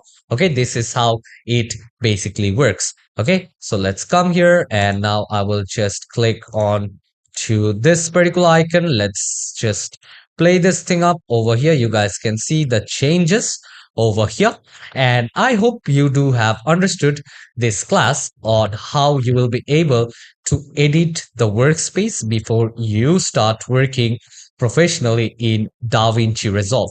Okay, so yeah, I hope to see you all in the next chapter where we'll be understanding about the source monitor in detail, like how the source monitor basically works, how it is quite helpful for us. We'll be learning about all those things over here in detail. So see you all in the next chapter. Till then, take care and goodbye, everyone. Hello, everyone, and welcome you all to another chapter of the DaVinci Resolve tutorial. So now we are on our chapter number 6, where I'll be showing you guys about the source window. Okay, so what is the usage of source window? In last class, we have learned about editing your workspace in which you're going to work on. But here in this particular chapter, we are going to learn how the source window is useful. You guys do have a basic idea about what it is, but here we'll be learning about this particular thing in detail. So let's not waste time and let's get started. So over here, as you guys can see, now I'm here in the workspace of the DaVinci Resolve. Okay, so here, the first thing what you're going to do is you're going to go to resources, and already over here, you guys can see that I already do have this particular videos right over here on my screen. Let's say I want to bring up a video which already have an audio with it. So in that case, what I'm going to do is I'm going to import that. So in that case, I need to go here, and from here, let's come to the file here in my resource file. Let's go to the videos, and over here under videos, you guys can see that this particular videos actually do have an audio with it. Okay, so how I am able to understand that this particular video do have an audio attached with it? So if you guys take a look, you guys can see the videos which I had already imported, they don't have this audio sign just underneath on the left hand side. Okay, but the video which do have an audio with itself, they do have this particular audio side. Okay, so to import, you just need to drag and drop it over here into your media page. Okay, and once I'm done here in the media page, I have explained you guys about this cut page as well. Let's directly come over here into my edit page. Okay, and I have already told you that into the edit page, we'll be spending most of our time. Okay, so over here now, as you guys can see, I am here over here in my edit page, and this is basically the source window, and this one is the final preview window. Okay, here you will be able to see the final video which you have edited over here into the timeline. Okay, now let's come here on top. Let's go to my media pool, and from here, if I do want to take out this particular video into my timeline, I will just double click this particular video, and once I double click in my source window, as you guys can see, I do have various options. Okay, so over here you guys can see that I do have a lot of options right over here.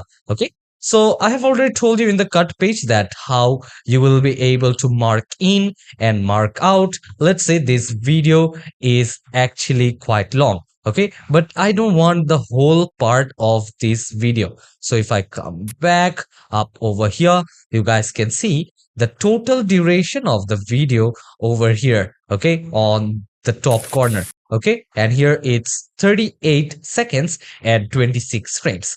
Let's say I do have this video, and now what I want to do is I want to check, or I want to take only 15 seconds of this particular video. So for that, the first thing what I need to do is I need to mark in and mark out the point which one I do want to take. Okay, so in that case, what I need to do is I will just play this thing up over here using the space button. And let's say from here, from the 5 seconds mark, what I'm going to do is I am going to put on the mark in. Okay, so to mark in, what you guys can do is you guys can click on I from your keyboard. And once you click on I, let's say I will just play this one again, and I will just wait for it to go something around 15 seconds. Let's take a 10 seconds frame over here. Okay, so here you guys can see now it's 15 seconds and 13 frames. Okay, so now let's click on O from my keyboard, and now you guys can see if I play this thing up, there are two small dots. Okay, that shows that what is the mark in point and what is the mark out point. And now if I just come here, if I take this video and if I just drag this video over here into my timeline right now, only that particular timing video will be imported over here. And now if you just take a look over here in your project window, you guys can see that in the project window, the total duration of the video is 10 seconds and 2 frames. Okay, so here you guys can see both the video and the audio over here is being imported at the same time. Okay, so here you guys can see I do have the video and the audio, and you guys can actually detach the audio. Let's say if you don't want the audio, in that case you want to actually change it, or you want to put up a different audio, in that case you guys can also do that. Okay, so well, there are different ways of how you will be able to do that. First you have to unlink this. Okay, if you don't want to enable, if you want to disable the clip, you guys can come here and you guys can see that you guys have just disabled the whole clip which was selected, including the audio and the video itself. Again, right click, and now I will just click on enable clip. Okay, and again now over here in my preview window, I am able to see the changes. Okay, so if I come here again, I will just right click, and over here you guys can see there are a lot of options which you guys can work on with. Okay, if you want to normalize the audio levels, you guys can just click on to this and it will just normalize the level over here. Okay, if you want to detach the audio, you guys can come here and you guys can just click on to this edit mode, and you guys can actually select and duplicate. If you do want to override, insert, replace, we guys can also do that. So we'll be learning about these three things as well in detail, because sometimes it is quite important. Okay, so once we are working, you will see that how important this particular thing is. Okay, so now I do have imported this particular part, and now let's delete this one. So let's say now I want to directly import only the video. I don't want the audio to be here. So once you're over here into your source panel, if you guys take a look just underneath here, you do have two options. Okay, so this first option over here, if you come here, if you click onto this one, and if you drag and drop into the timeline, you guys can see now I am only able to move my video part. Okay, so from my source panel, I only got the video, so I didn't get the audio from here. Okay, so I will just delete this one. And now the same way, let's say you do have a video, and from that video you just only want the audio, you don't want the video footage. In that case, just beside this video option, you do have this audio option as well. So now if you drag this one and bring it down, you guys can see the video footage is not imported, but the audio footage is imported only. Okay, so that is the way. So if you want to import both of it, just make sure you drag and drop from the source panel itself. Okay, make sure you drag and drop it from the source panel directly. Okay, but if you do want anything individually, you guys can come here and you guys can check both of these points out. Okay, so now I do have this particular thing right over here. And now if you guys can see, this is the mark in point and the mark out point. Okay, so now let's say you have a footage of 10 seconds. Okay, so now you do have a footage of 10 seconds, but what you want to do is you do want to increase the timing. Okay, you want to change the in point and the out point. So there are different ways of how you will be able to do that. You guys can come here and you guys can just click onto this one, and you guys can just move this thing, and you guys can see you are actually able to change the out point. Okay, and also the same way you guys need to hold and drag the in point as well. Okay, so once I have done that, if I come here and if I now import this video and the audio together, you guys can see the total duration of the video which I have imported. It's now 17 seconds and 17 frames. Okay, so this is the way of how you will be able to change the in point and the out point. And again, let's delete this particular part, and here you guys can see just underneath you do have a lot of options. Okay, so this one is if you do want to go to the first frame of the video which is starting, you guys can just click on to this particular icon. Okay, and here you guys can see this playhead is again at the starting of your video. Okay, and the same way, if you just click on to this particular icon, it will take you to the last frame of the video which you have into your source monitor or into your source panel. So if I click over here, you guys can see this particular icon from the first frame, it is over there in the last frame again. So manually, if you do want to move, you guys can move it quite like this. Okay, so once you have done this particular part, you guys can see if you do want to play, you guys can just click onto this play button, and there are a few shortcuts. Okay, so if you do want to pause and play from your keyboard itself, you guys can use the space bar from your keyboard, and it is used for pausing and playing both. But if you are doing it over here into your PC, this is the play button and this is basically the pause button. And just beside that, here if you want your video to be played in a reverse manner, you guys can just click onto this option and your video will be played into a reverse manner. Okay, and now the same way, let's say I want to decrease the in point and the out point, and the total duration of my video now is 5 seconds. Okay, so now if I just click on to play in a loop, okay, so this is the loop option. And now if I just play this thing up, you guys will be able to see that once this video will end, again it will start playing from the first. Okay, so now I will just wait for it to finish. Let's just bring it right over here, and let's wait for it to be played again over here in the source panel. So if I turn this loop on, it will keep on playing the footage which I have it in my source panel. Okay, so over here I will just pause this thing right now.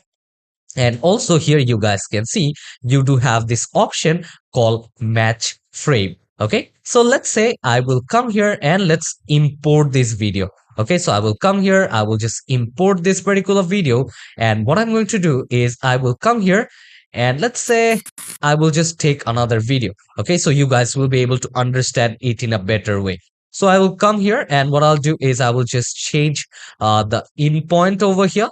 Okay, so let's say I will just change the in point and I will just move the out point a little bit. And what I'm going to do is I am going to import this footage. So I will just click over here. I have just imported this particular footage, which I have over here.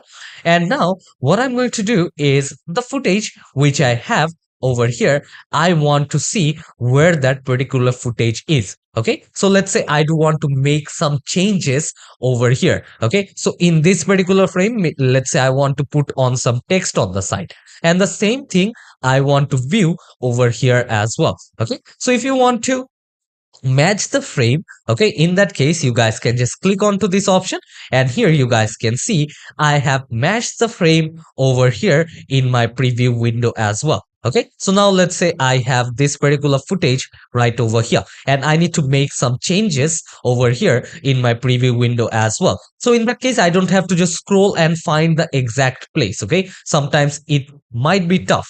Okay, so in that case if I want to have the same thing which I have it here in my source panel, I also want to see the same thing in my project panel as well. All I need to do is I need to come here and I need to click on match frame, and you guys can see I do have the same frame in my source panel as well as in my project panel. Okay, so that is how it basically works. Okay, and after that here you guys can see that you do have the mark in option, and here you do have the mark out option as well. Okay, so I have already told you about mark in and the mark out option. And also let's say if you do have any audio, okay, if you only do have any audio, or let's say I will come here and I have this video with audio. Now what I want to do is in my source panel I don't want to see this video, I want to see the audio waves. Okay, I want to see how the audio which I do have, what is the wave over there, I want to check that thing basically. So in that case I will come here, and here you guys can see that I do have a particular option, and just beside that you do have a drop down arrow. Okay, so I will just click on that arrow, and what I'm going to do is I am going to go and click on audio track. Okay, so let's come here and let's just delete this one for now, and I will come here, drag this one over here, and now I want to see this audio. So if I just come here and if I play, you guys can see now I'm able to see the audio waves over here. Okay, and also the same way if I do want to take the audio a little bit, I can come here and I can take the audio little bit as well. Okay, so here I am only able to see the audio waves, and also if you want to see multicam, and if you do have any offline videos, you guys can come here and check those out as well. Okay, so there are different options regarding that. And just beside that, here you do have other options. Here you will be able to clear all the recently viewed clips, and if you do want to zoom the audio waveform, you guys can zoom that, and if you want to show the full clip audio waveform, you guys can also do that from here. Okay, if you want to see all the video frames which you have over here, you guys can also see all the video frames over here. All you need to do is you need to come here and make sure you tick that mark out. Okay, if you do want to turn it off, again come here and click on that again, and it will be turned off again as well. Okay, so that was about the source monitor. So now let's move on to this particular options right over here. You guys can see this is the insert clip option. This is basically the override option, and lastly you do have the replace clip option. Okay, so let me show you what is the usage of that. So here you guys can see now the total duration of the video which I have over here in my timeline is 5 seconds and 8 frames. Okay, So let's say what I want to do is I want to come over here, bring my playhead in between this video, and now I want to take this particular video here in my source panel. Okay, so let's mark in one point. So I will just click on I. Let's move this one and let's place this one right over here. Okay, so I will just click on O to mark the out point. And what I want to do now is I want to insert this particular clip in between. Okay, so if I don't want to insert this particular clip in between both of this footage, what it will basically do is it will just cut that and it will insert my video where my playhead is. Okay, so once I do have this video, if I come here and if I click on insert clip, or if I click on F9 from my keyboard, it will be inserted. Okay, here you guys can see the footage which I have chose. It is being already inserted, and now here this one is an individual part of the video. This is an individual part, and this is the third clip which I just inserted. So let's click on Ctrl Z to go back again. And now you guys can see again, this is a single frame altogether as well. Okay, so that is about this. Okay, let's come here and let's try to understand about this override option. Okay, so if I come here, let's say in last class I have showed you about editing the workspace. Okay, so here let's say I want to insert the clip again. Okay, and now you guys have seen that the total duration of my video before was 5 seconds and 8 frames. Okay, but once I have inserted this particular clip, the total duration of my video have changed from 5 seconds to 6 seconds and 21 frames. Okay, so the total duration of the video have also been changed. Okay, so this is in case of inserting. But if I come here and the same footage, what I want to do is I want to overwrite the same clip over here, and the shortcut key for that is F10. So in that case, if I click on overwrite, you guys can see the total duration of my video didn't change, but what it did is the thing which I had over here, it actually overwrited over this particular place. Okay, so the total duration didn't change, but the content over here in my timeline have been changed. Okay, so you just need to understand that I do have my same video over here, but what it did is it basically overwritten, or it is just copy pasted on top of my video. So in that case, I won't be able to see the video which I had over here last, but I will be able to see this particular video on top. Okay, so that is the about overwriting, as you guys can see right over here, and I will just go on Ctrl Z. Okay, so now the same way, if I come here and if I click, and now the same footage, what I want to do is I want to replace the clip. Okay, so I'll just select this particular clip, and over here in my source monitor, I will have this particular clip over here. And now if I just click on replace clip, what it will basically do is it will just replace the whole clip which I had before. Okay, so now here you guys can see, now I do have the whole footage over here, and you guys can also see now the total duration of the video didn't change. Okay, so if I just click on Ctrl Z, this is the video which I had, and the total duration is 5 seconds and 8 frames. But now here my mark-in point is 1 second and 13 seconds. Okay, but if I come here, if I select this particular footage, and now from my source panel, if I come here and if I just click on replace clip, you guys can see the duration remains the same, but my mark in and the mark out point is not basically the same. So it just replaced the clip with the same duration. Okay, so that is basically the usage of inserting clip, overriding, and replacing clip. Okay, and the shortcut key for that is F9, F10, and F11 respectively. Okay, so I will come here. I hope you guys to have gotten basic idea about how important the source window or the source monitor is. Okay, and there are different ways of how you will be able to use these three options if you do want to use it right from here. Okay, so in that case, you guys can go to edit, and over here you guys can see that you do have the insert option, the override option, the replace option. Okay, and also you do have the place on top. Here you do have the ripple override, fit to fill, and also a pen to end of timeline option as well. Okay, so these are the few options which you can use over here. Okay, so yeah, I hope you guys to have understood this class on how you will be able to use the source window in the DaVinci Resolve. So I hope to see you all in the next chapter where we'll be learning more about the timeline. Okay, so in the edit page, this timeline is the most important part because this is where you guys will be stacking up all of your footage, all of your text, different kind of effects. You'll be doing all those things. Okay, the most of the time you will be spending over here into this page. Okay, so I hope to see you all in the next chapter where we'll be learning more about DaVinci itself. So see you all in the next chapter. Till then, take care and goodbye everyone. Hello everyone, and welcome you all to another chapter of the DaVinci Resolve tutorial. So now we are on our chapter number 7, where we'll be understanding about the timeline.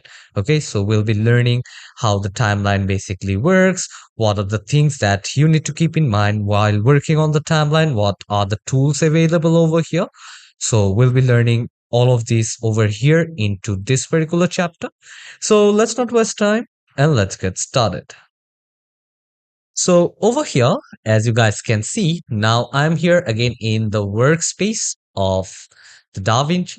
And from here, now what I'm going to do is I'm going to come right over here and I'm going to import some medias over here. Okay, so here specifically, we are going to talk about how you will be able to work in this particular timeline. And if you don't know which one is basically the timeline, here you guys can see this is known as V1, A1, A2. Okay, this particular space over here with this timing on top, this is basically known as the timeline. Okay, so before starting, let's come here. Let's just import new clips. Okay, if you do want to do that, let's go to my media file. And from here, again, what I'll do is I will just go to my resource file. Let's go to images. And from here, let's import these other medias as well, using which I can work on. Okay, so I will just come here. I will just take out these images and let's go back. And if you do want to take some other videos, you guys can come here and you guys can take these other videos as well. Okay, so let's come here. Let's bring out all these videos.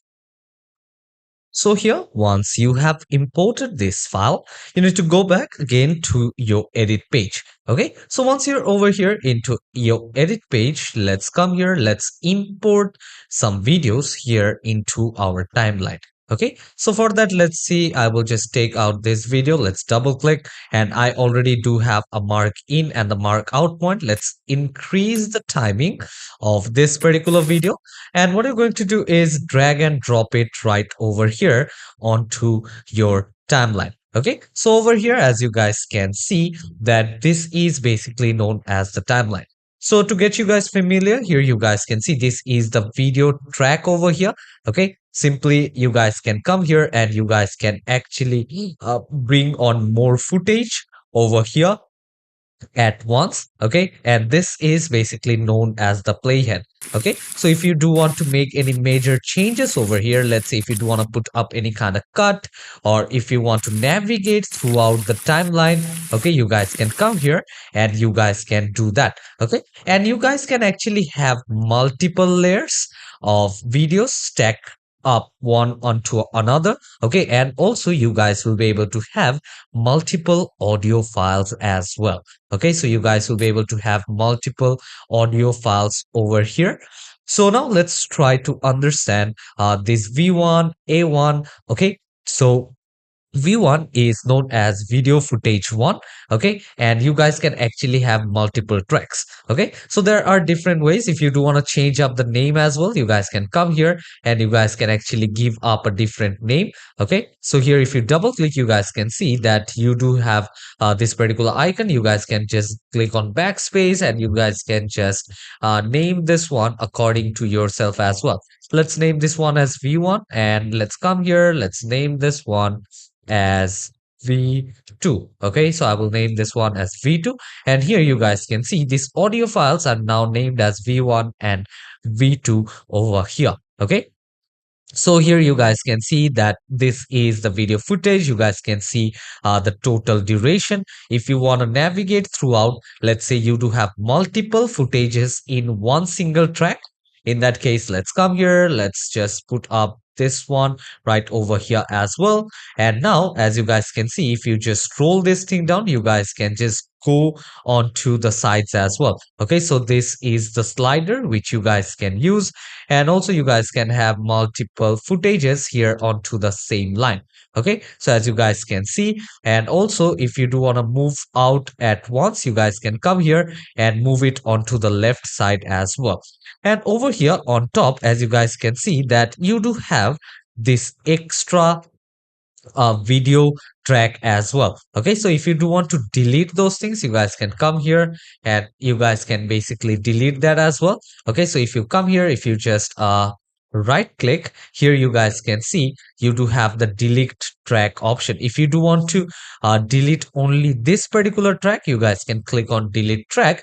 And if you want to delete all the tracks which don't have any content inside them, you guys can click on delete empty tracks. What it will do is, in my audio 2 as well, they don't have any tracks or they don't have any content, so it will delete that particular track as well. So here you guys can see both of the track has been deleted. And now if I just click on Control Z, and now let's say I will come here, right click on my mouse, and if I just click on delete track, you guys can see only the V2 track is being deleted, okay, not the A2, which is the audio 2 track.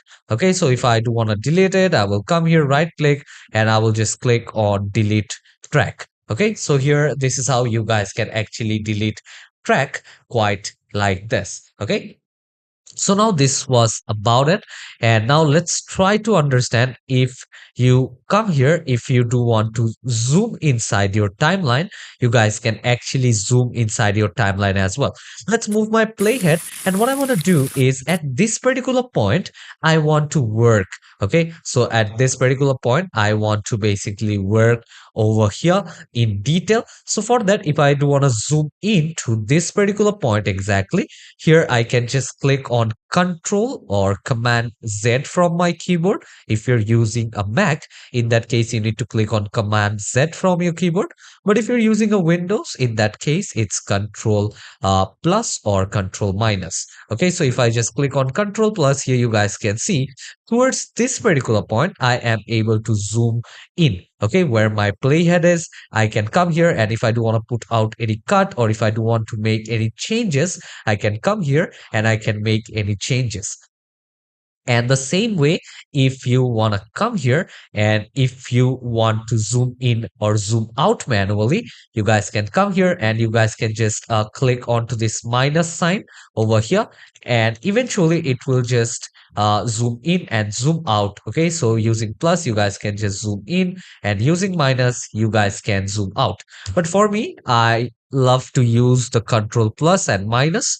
Okay, and I will recommend that if you're working on video editing on a full term basis, then you should have a mouse which you will be able to navigate on the sides as well. Okay, so for my one, I do have this where I can just roll in and roll out, but I don't have the mouse where I can move sideways as well. So I'll recommend to you that if you're working with video editing, okay, video editing softwares, you're working on a regular basis, you should have that kind of mouse which moves sideways as well. Okay, so it is quite beneficial. So that was about moving in and out. And let's say I do have zoomed in a lot. Okay, so I have zoomed in a lot, and now I am not able to see all the content which I have over here into my timeline. So if I do want to make any changes, let's say I want to make any changes right over here. Okay, so in that case, now I do have to slide this thing and go to that particular part. So now if I do want to see my timeline directly over here in the place which I have, let's just close my media pool over here, and I want to view the whole content which I have over here in my timeline in my frame. So in that case, here you guys can see you do have this particular option known as the full extend zoom. You guys can come here, and if you click here once, you guys can see that you are able to see all the contents which you have put over here in one single line. Okay, so this is about the fit to zoom in the timeline. Okay, so full extend zoom, also you guys can call it as the full extend zoom. And here you guys can see this is the detail zoom. Okay, so let's come here, let's come and let's just go back. Let's come here, let's place this one, and let's say what I want to do is I want to zoom into this particular area. Okay, so in that case, now if I come here and if I click on detail zoom, you guys can see now I am able to zoom into this particular part. Okay, so over here you guys can basically zoom this thing out. And again, if I come here, let's go back. If I come to this particular place, and if I want to customize zoom, I can come here and I can just customize zoom into this particular place. Let's say I want to add on some markers, I want to put on some effects over here.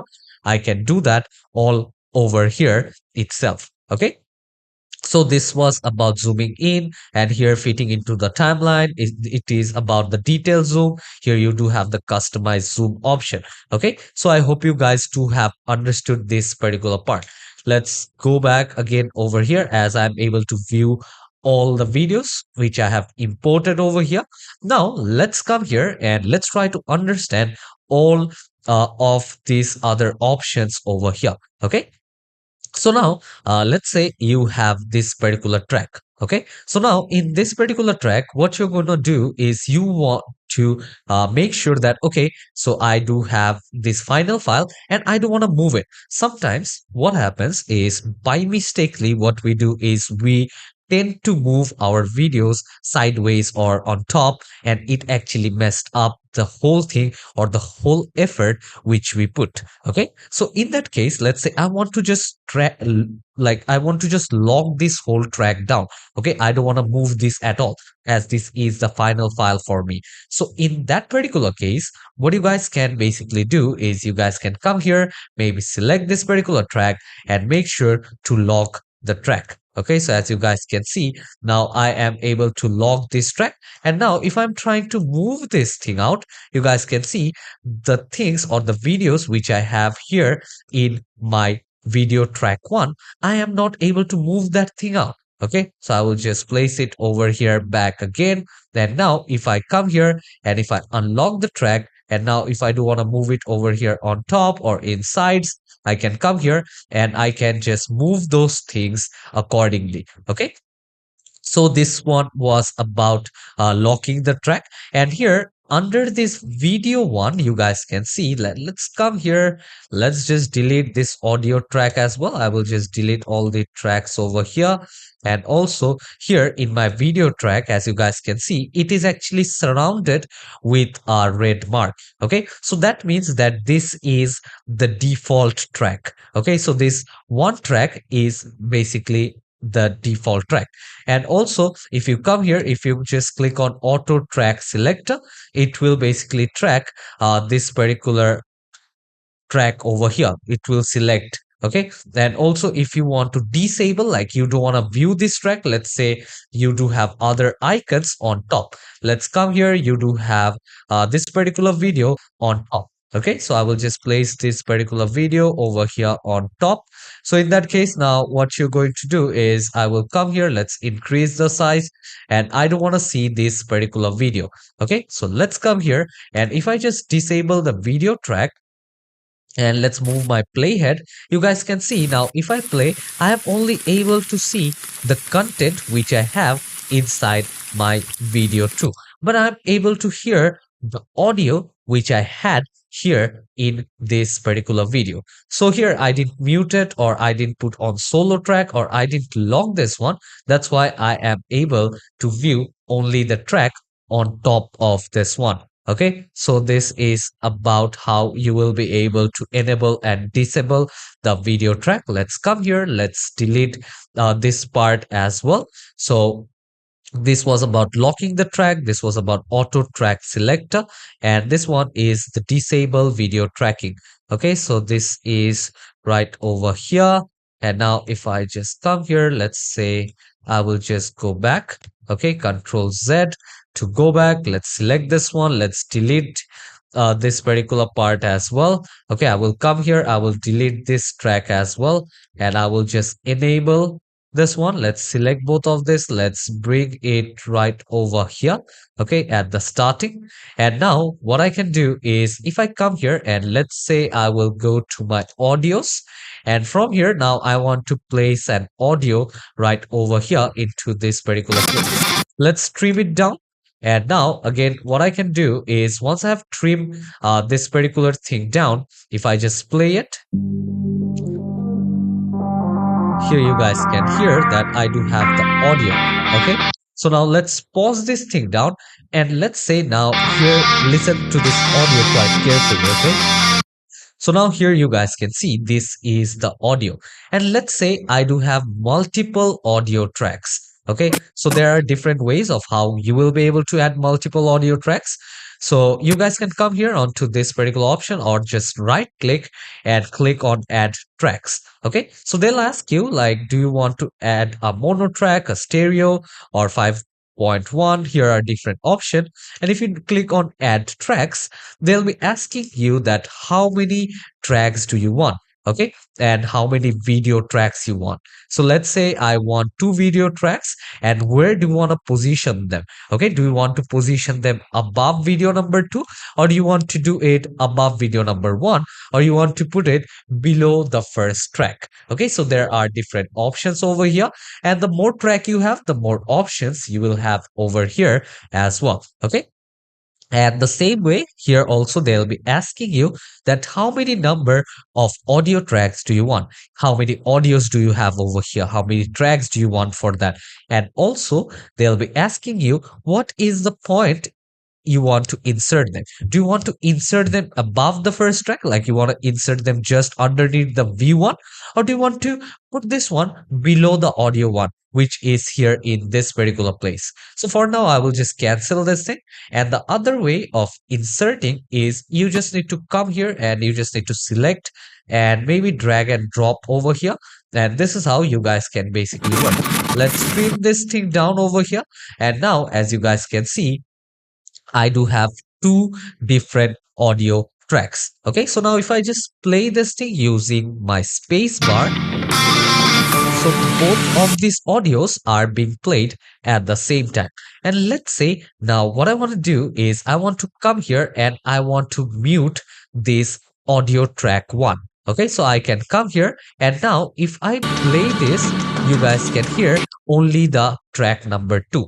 Okay, so over here now you are only able to hear this audio track number 2. Okay, so now if I unmute this again, and just beside the mute option, you do have this solo option. Let's come here, and what you guys can do is, let's add another track. Okay, so I will come here, I will just trim this thing down as well. Let's come here, let's trim this thing down.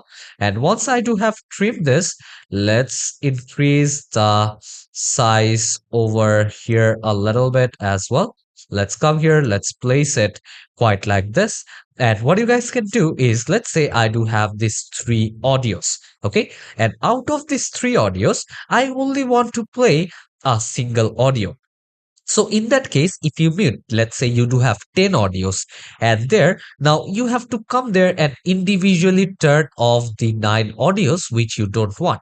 So you don't have to do that much hassle. Okay, in that case, what you can do is, you guys can come here, select the track which you want, or the audio which you want to select.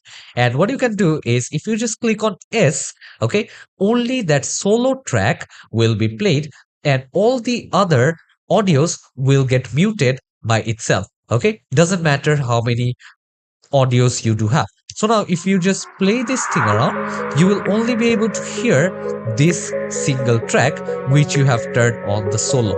Okay, so this was about solo and the mute track option. And the same way, if you do want to lock it, now you won't be able to move this thing particular track over here. Let's turn off the solo over here, and you guys can basically log this thing out. Okay, so this is how you guys can work right over here. Okay, so now let's come here and let's try to understand that how you will be able to manage the track height, how you'll be able to manage the track waveforms. Okay, so for that, the simplest way, if you do want to increase the size of the track from your timeline itself, you guys can just come here and hover between the lines. Okay, so over here you guys can see, as I do have this track number 1. Okay, so if I do want to increase the size, I can come here, and here you guys can see I am having a big preview of this particular clip. Okay, and also here it shows that in my video track 1 I do have 2 clips. Okay, so let's come here, let's turn this on back, and here this is the track 1 and this is the track number 2. And the same way you guys can come here and you guys can actually increase the waveform as well, as you guys can see over here. And here it shows that in my audio 1 track, I only have one single clip. Okay, so it actually gives you an idea what you need to do if you have multiple clips. Let's say you know that you have 5 clips, but here it shows that you only have 4. So that means that you might have forgotten to put one track over here, or one kind of content, or one video, or one audio. So you guys do have a chance to recheck. Okay, so this is quite an interesting feature. Okay, so now let's come here and let's see if you want to do it from the bar as well. Okay, so let's come here. You guys can increase and decrease the size accordingly. So for that, what you need to do is you need to come here, and there is one option over here on top known as the timeline view options. So if you just click on the timeline view options, there are multiple options. Okay, so here if you want to click on stack timelines, here you guys can see the timeline over here is being stacked. Okay, so if you come here, you guys can see the stack timeline, and if you just close this down, here you guys can see the options, and over here you do have the subtitle tracks. Let's say if you do have any subtitle tracks, you guys can actually use this particular option. And lastly, you do have the audio waveforms. Okay, let's say you don't want to see any audio waveforms into your audio, you guys can come here and you guys can just turn it off. And if you do want to see the audio waveforms again, you guys can come here and you guys can turn on the audio waveforms. Well, especially once you are working with the audio for your video, you need to make sure that your audio waveforms are on, because it basically helps you to understand the pattern of audio or the pattern of the music. Okay, so this was about these audio waveforms. And if you come here, if you just turn it on, you guys can see I do have this stacked up on each other. So I will just turn it back on again and it is looking great. And here you guys can see now you do have the video view options. Okay, so for now this one is turned off, where I am able to see the whole preview of the video or the content present over here on my track. Okay, so this is the first option which is turned on by default. But now if I come here and let's say I want to actually view it as a thumbnail. Okay, so I don't want to see the whole content which is going on. I want to only see the thumbnail. So in that case, if I come here and now if I turn it on, you guys can see the first frame of the video and the last frame of the video is being showed over here into my timeline.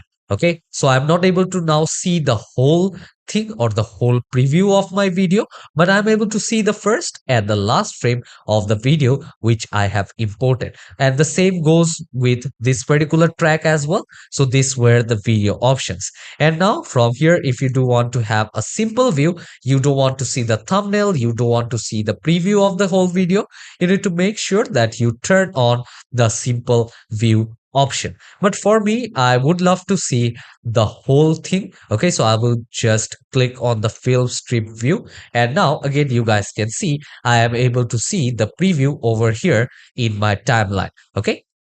So this was about that. And now let's come over here and now let's see about the audio view options. So on the audio view options, as you guys can see, now I do have the non-rectified waveform. Okay. So if you don't want this particular waveform, you guys can come here and you guys can click on full waveform and you guys can see the waveform over here into the timeline. The view has basically changed. Okay, so it totally depends up to you in which waveform you do love to work on your audios. Okay, so you guys can come here and turn that on and off again. So if you come here and you do have understood this particular part, lastly comes the waveform border. Okay, so if you come here, if you just turn on to this waveform border, you guys can also work with the waveform border as well. So I will just turn this turn off again. Let's come here, let's turn this on, and here this is how you will be able to see all of these waveforms. Okay, and also let's say I will just select this particular audio track.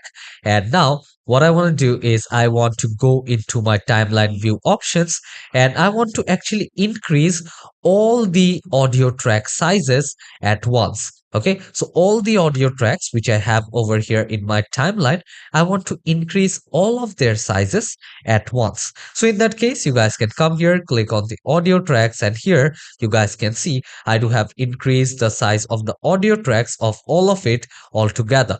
And the same way, if you want to increase or decrease the size of the video track, I can come here, I can just increase or decrease the size accordingly. Okay, so this was about the timeline view options. And once you're done, you guys can just click outside anywhere and it will show you quite the options over here. Okay, so this is about that. And now let's come here, let's select all these things, and what I'm going to do is I'm going to delete all of these things out.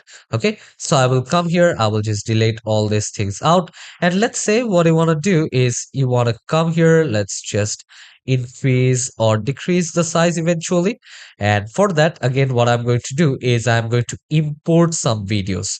Okay, so again, for importing some videos, what I want to do is if you want to create any kind of videos in which I will have a PNG image, and on top of that I will have a video which will be played. Okay, so for that, again, I will go to my images. Let's take this video or this particular thing right over here, and you guys can see this is just a normal image. Okay, and the total duration of that one is 4 second and 29 frame, which will be there by default. Okay, so here you guys can see this is just a normal uh, image. Okay, so if I play this one here, you guys won't be able to see any changes. Okay, so this is just an image itself.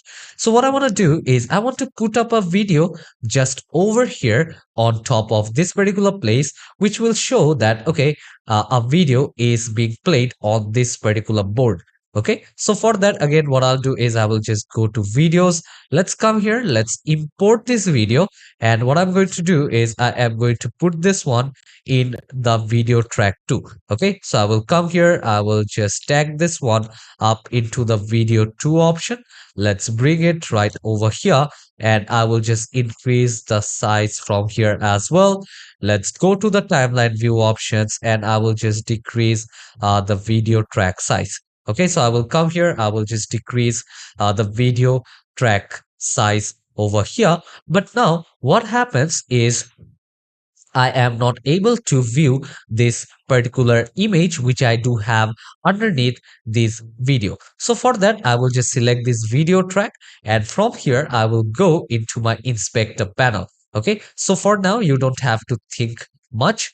And now before that, let's come here, let's have a single view, and now let's go to the inspector panel. And what I'm going to do is I am going to zoom out a little bit. Okay, so I will just zoom out a little bit quite over here. And now what I'm going to do is I am going to just increase the width and the height individually. So let's turn off the link option. And now I will just increase the size quite over here. So I will come here, and also if you do want to make any changes onto the sites over here, if you just double click, okay, if you do want to transform, you guys can go to the transform option again. And if you do want to crop, you guys can come here and you guys can basically crop eventually. Okay, so let's come here. Let's move this one a little bit. And also I will try to move this one a little bit as well. And once you're done, you guys can come here, and let's say if I just play this thing down, let's click onto my spacebar over here. Let's just play this thing, and here it shows that this video is being played onto that particular board. And the same way, if you do want to stack it up onto one another, let's come here, let's just decrease the size. And what I'm going to do is I'm going to take up a logo. So I will go to the image option again, and from here I will just stack up this logo on top. Okay, so I will just come here, stack out this particular logo. Let's decrease the size over here. And now I am going to zoom out this one as well. Okay, so now let's decrease the size. Okay, so I will just decrease the size. And now I am going to move out its position. Okay, so let's come here. And what you guys can do is you guys can basically decrease the size a little bit as well. Let's come here. Let's go to transform option. And what you guys can do is if you do want to decrease the size, make sure to decrease size and place it the place wherever you want. Okay, so once you're done, let's come here, let's just play the thing up, and this is how it will be played. Okay, so this is the final result of my video as it is being played over here into my particular frame. Okay, so this is how you guys can actually work. And here you guys can see, you guys can increase or decrease the size accordingly right over here. Okay, and we will be understanding about the inspector panel in detail once we talk in detail about that. And now let's say over here, if I do have another video, let's come here, let's go to the videos option. And what I'm going to do is I am going to take out this particular video as well. Okay, so I will just come here, I will just stack out my video right over here. Let's just trim it down a bit. Okay, so once I'm trimming down here, you guys can see I do have trimmed down my video. Let's bring my playhead over here as well. And now what I'm going to do is I want to come over here, and now let me show you guys about all of these three options. Okay, so now as you guys can see, I do have a particular gap between both of this footage. Okay, so now if I want to come here, and here you guys can see it will just show me a black screen. Okay, and once I'm trying to move in my video footage with the other footage, you guys can see that it is kind of snapping over here. You guys can see automatically it is just moving and joining it with the other footage which I have into that particular track. Okay, so here you guys can see there is a small triangle sign. It means that both of the footage, they don't have any gap between them. Okay, so now here you guys can see the triangle over here. But now the same way, if I come here and now if I just turn off this particular option known as snapping, and the shortcut key for that is N from your keyboard, let's turn it off. And now if I'm trying to move it out, you guys can see I am not able to snap these things out. Okay, so here I am not able to snap this thing out properly. So there is a chance that I might have some problem and it might overwrite the content which I already have.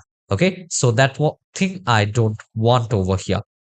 But the same way, if you come here and let's say now I do have this particular video and I will just turn on the snapping back on, and here you guys can see it is snapping quite easily. So now let's come here and let's just move my playhead right over here, and let's take audio with let's take a video with audio itself. Okay, so here if you come here and now let's just move this one over here on top.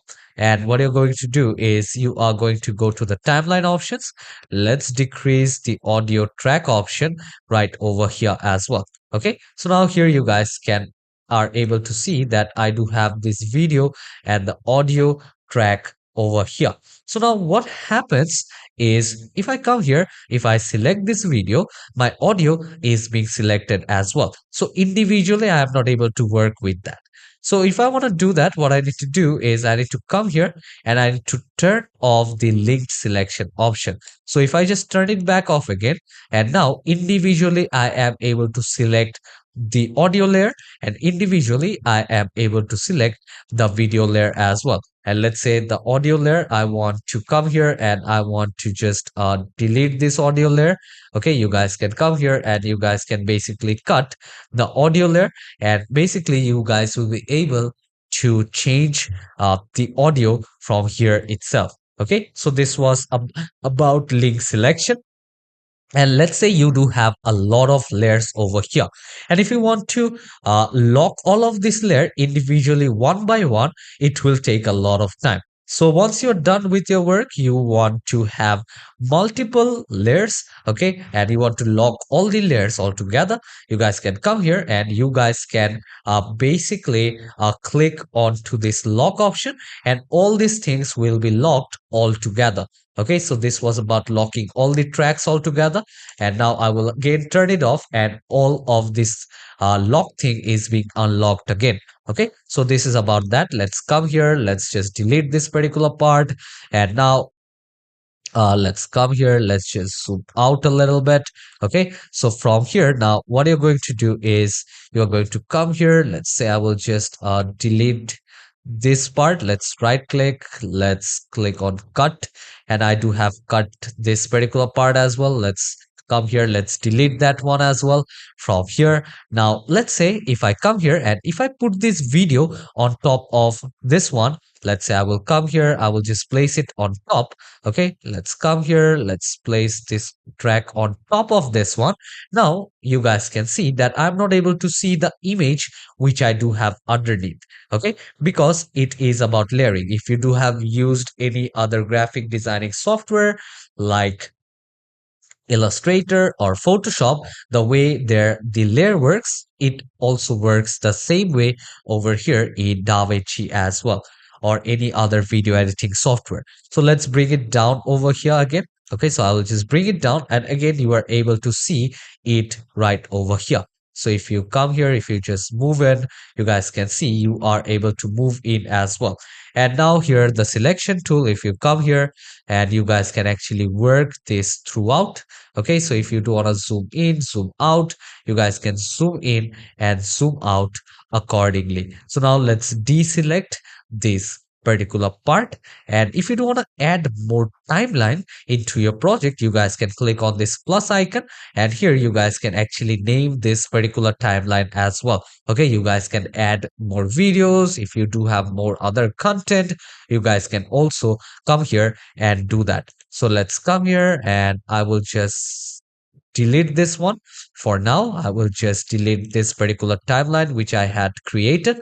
And what I'm going to do now is I will come here and I'll show you guys the usage of these flags and the markers.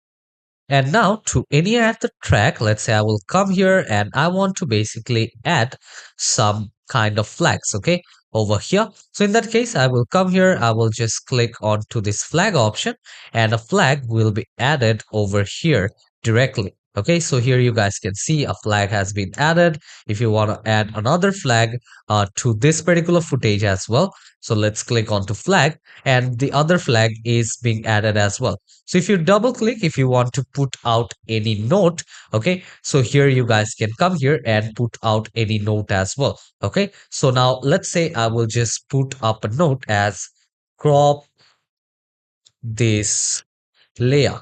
Okay, so I will come here and if I just click on done, here you guys can see that thing or the icon over here have changed. Okay, so that means that I do have any kind of note over here.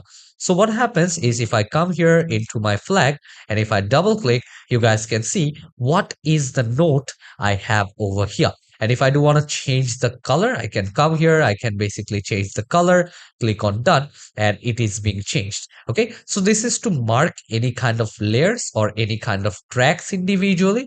But for the marker, let's say I will come here and now I will select this particular layer. I want to give out a mark. Okay, so for that I want to put on some effect, or let's say I will just come to this video itself and I want to put on some effects over here into this particular point. Okay, so I will come here and what I can do is I can just select what color marker do I want to put. Okay, so if I come here, let's say I will select the sky color. Okay, and now I do have put out a marker. Okay, and also if you come here and if you just double click on your marker, you guys can basically name the marker. You guys can see what is the timing, and also if you want to select any keyword for that, you guys can come here and you guys can actually select the keyword over here as well. Okay, so you guys can see there are different suggested keywords over here. So for now, I will just delete this one.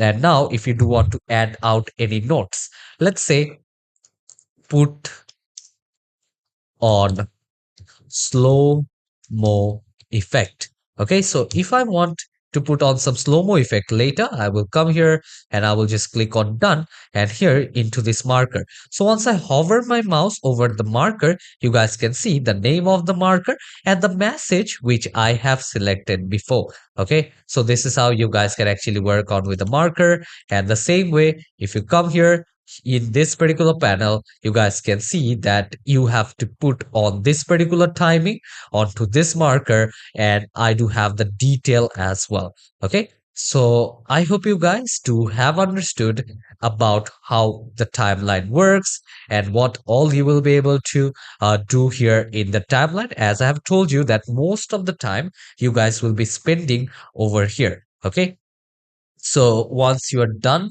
with this particular thing, if you come here, if you do want to save this file, you guys can go to this particular uh, project. Okay, save project as. Let's come here. I will come and creating a new project. I want to save this project. Let's come here and I will just click on overwrite, and this particular project will basically get saved.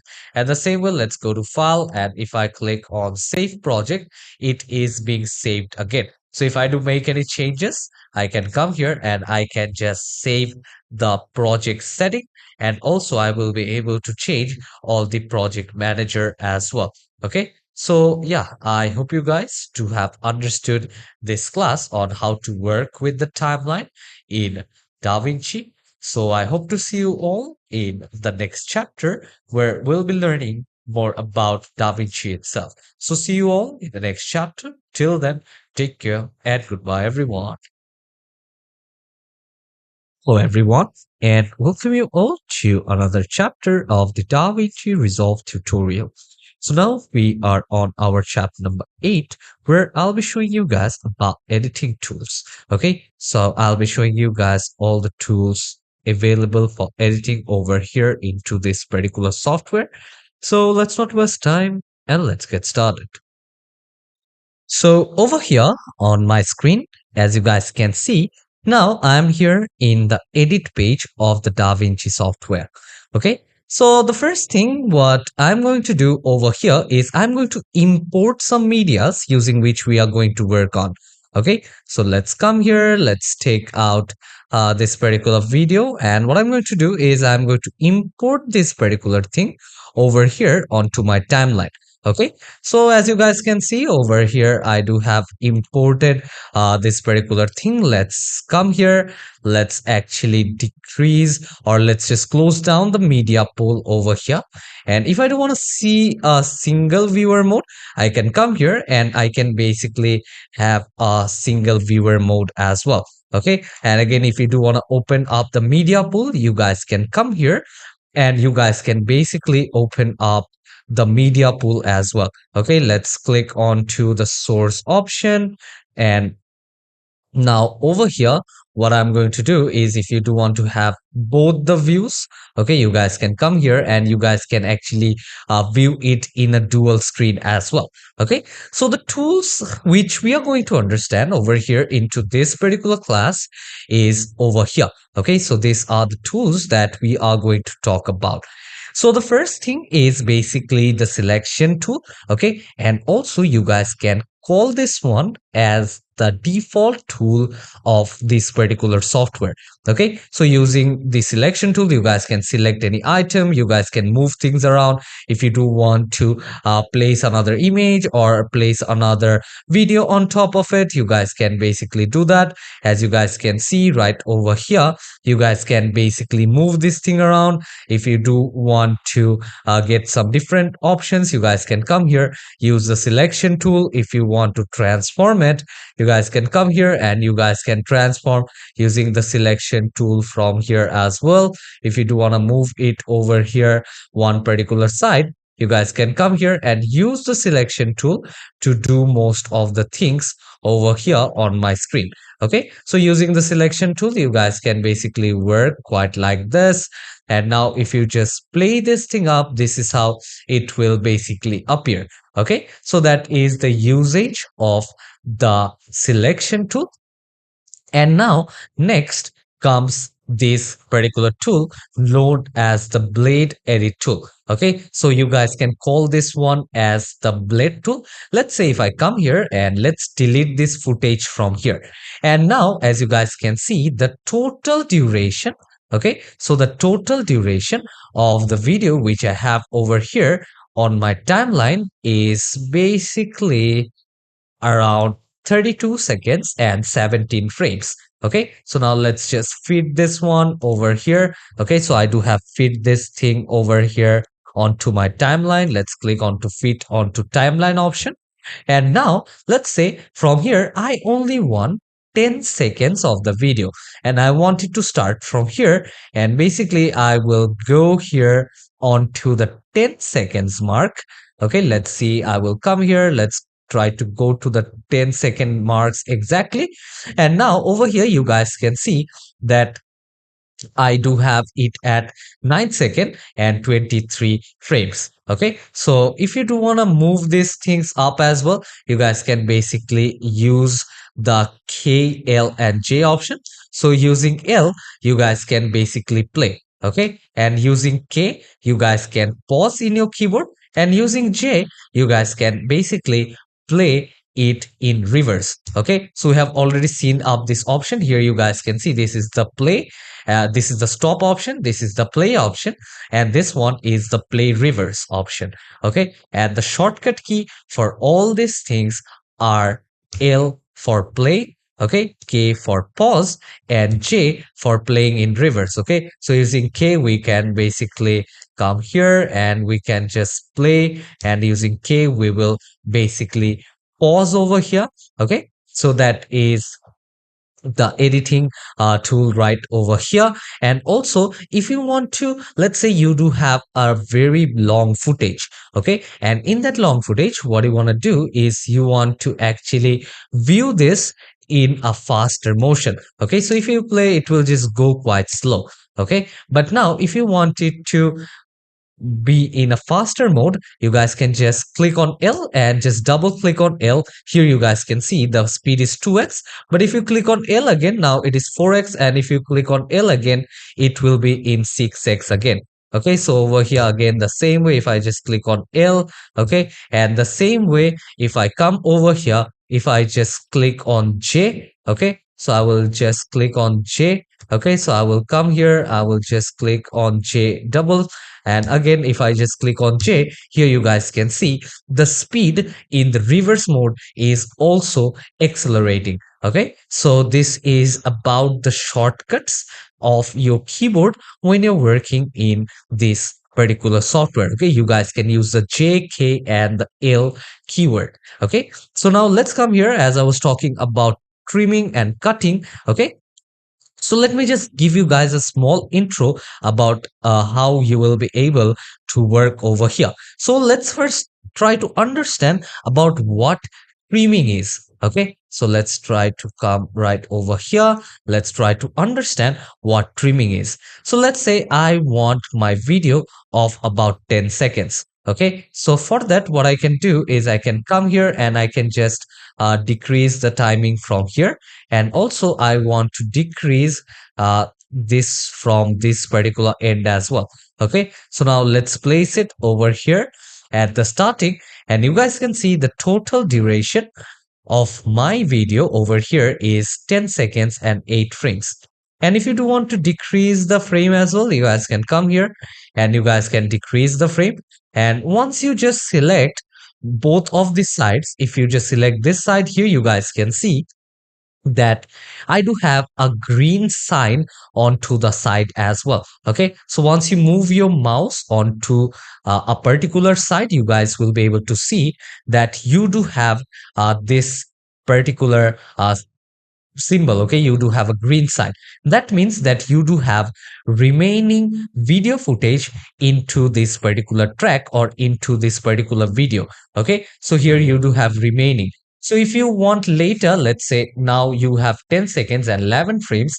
Later on, you thought, okay, I want to extend the size of the video. Okay, so in that case, you guys can come here and you guys can extend the size of the video from here. Let's come to this particular point exactly, and let's just decrease it. And here you guys can see the total duration now is 16 seconds. Okay, so this is how you guys will be able to trim it down. You guys will be able to trim it down from both the sides. Okay, from the starting and from the ending as well. Okay, and the same way, if I come here, let's say I want to put out this video as well.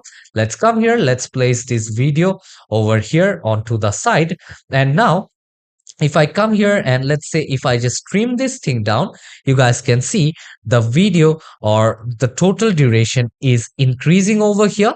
Okay, and the duration of the second footage is decreasing over here onto the second footage. Okay, so now if you just check the total duration, which is 54.14 seconds. Okay, so over here now, if I just come here, if I just increase the duration of the first footage, you guys can see the total duration remains the same, but the duration of the first footage basically changed. Okay, and the duration of the second footage is also being decreased. Okay, so this is how we can basically trim this thing down. Okay, if you do want to trim it down over here as well, you guys can come here and you guys can trim this thing accordingly. Okay, so once you are done, okay, with this particular part, the next thing what I'll be showing you guys is, let's say now I do have both of this footage. Okay, and now from here I will be able to retrieve the part which I want. Once you select this cut option, let's add some other musics as well. Let's come here, let's add this music over here, and now let's use this blade tool over here. So once you click on this blade tool, otherwise from your keyboard, the shortcut key is B. Okay, so if I just click on B from my keyboard, you guys can see that I do have a red line over here. Okay, and it will basically snap on the lines. So here you guys can see there is a small red line. If you do want me to increase it, you guys can come here and increase it to view it properly. So let's come here, let's cut it, and what you can do is take your selection tool, and now this is basically two parts.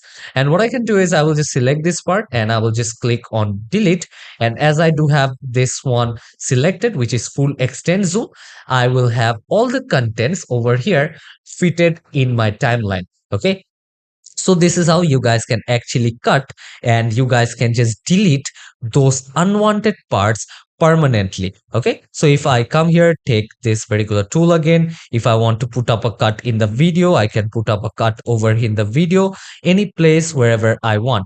Okay, let's say I want to cut somewhere right over here. So for that, I can basically zoom in using Control Plus. Let's say I will just bring my playhead over here into this particular point, and now Control Plus, and here you guys can see I am able to zoom in quite well into this particular place. Again, Control minus to zoom out and zoom to fit the timeline, and this is how it actually looks. Okay, so now the main thing is, what if I do have multiple layers over here. Okay, let's say I will just add another layer over here. And now I want to cut all of this layer at once. Okay, as you guys can see now, if I just put up any kind of cut, I am only cutting in one track. Okay, but let's say I do have all the objects over here, which I want to cut with one stroke. Okay, so make sure that you have your playhead over here, and now let's say I want to cut through all these three tracks. Okay, so in that case you need to make sure that you come over here and you just select this playhead, or let's come here, let's click on to this option. Okay, and if you do want to cut, you guys can come here and cut at the same zone exactly. So now this is how you guys can actually give up a cut. And now the place, let's say I have selected this part and now I want to delete this one. Okay, so I have put up a cut, and this one is the unwanted part. And if I come here and if I just delete this one, I won't be able to recover that one again. But in case of trimming, you will be able to recover the objects which you have trimmed. Okay, so this was about that. Let's select all of it. Let's click on to delete. And again, what I'm going to do is I'm going to come here and I am going to place this particular video right over here. Let's place it over here. Okay, let's bring it over here at start. And what I'm going to do is I'm going to trim this one a bit as well. Okay, so I will come here, I will just trim this one up a little bit, and I will just turn this back off again. And what I'm going to do is I'm going to trim this one maybe something around 1 second. Okay, so I will just trim this around 1 second, and again I will just take out this video and I am going to come here and I am going to view this over here as well. Let's trim this one a little bit over here as well. And if you do want to turn it off, you guys can come here and turn it off as well. Okay, so let's try to understand about this particular option known as the trim edit mode. Let's say I do have this particular icon over here into the video, and the total duration is 9 seconds and 4 frames. And if I take this trim edit mode, if I come here and if I just come here and if I just move this thing around, you guys are able to see that the total duration of my video won't basically change, but the object inside my frame is basically changing here in the first clip. Okay, so as you guys can see, I can just change the object over here which is there, and on my panel, okay, on my preview or the project panel, you guys can see there are 4 frames. Okay, so on the top left corner, you guys are able to see the first frame of my video in the timeline, and just beside that on the right hand side, you guys are able to see the last frame of the video. Okay, and also if you just come underneath on the left hand side, you guys are able to see that it is basically the first frame of the second footage, and lastly you guys are able to see the last frame of the second footage. Okay, so this is how it basically works. You guys can actually move it around. You guys are not changing the total duration, but you guys are just changing the object or the content inside your footage. Okay, so this is about that. And now again, if I come here, you guys can see you do have this particular option. Okay, so let me come here, let me turn it off. And if you want me to turn this one off again, let's come here, let's take the selection tool. And what I'm going to do is I am going to go with the dynamic trim mode. Okay, so if I come here, and if you want me to trim this thing down, I can come here and I can just trim this thing down as well. Okay, so if you want me to trim this thing down, you guys can come here and you guys can basically try to trim this thing down over here as well. Okay, so I will come here, let's take this particular mode, and what you guys can do is if you come right over here, if you want to trim it up, you guys can see this is how you guys can basically trim this thing down as well. And the same way, if you come over here, if you do want to move out the object, you guys can come here and move out the object as well. And this one is for the sleep one. Okay, so if you are using the sleep mode, and the same way, if you come over here and if you go with the slide mode, you guys can come here and you guys can basically slide down the object as well.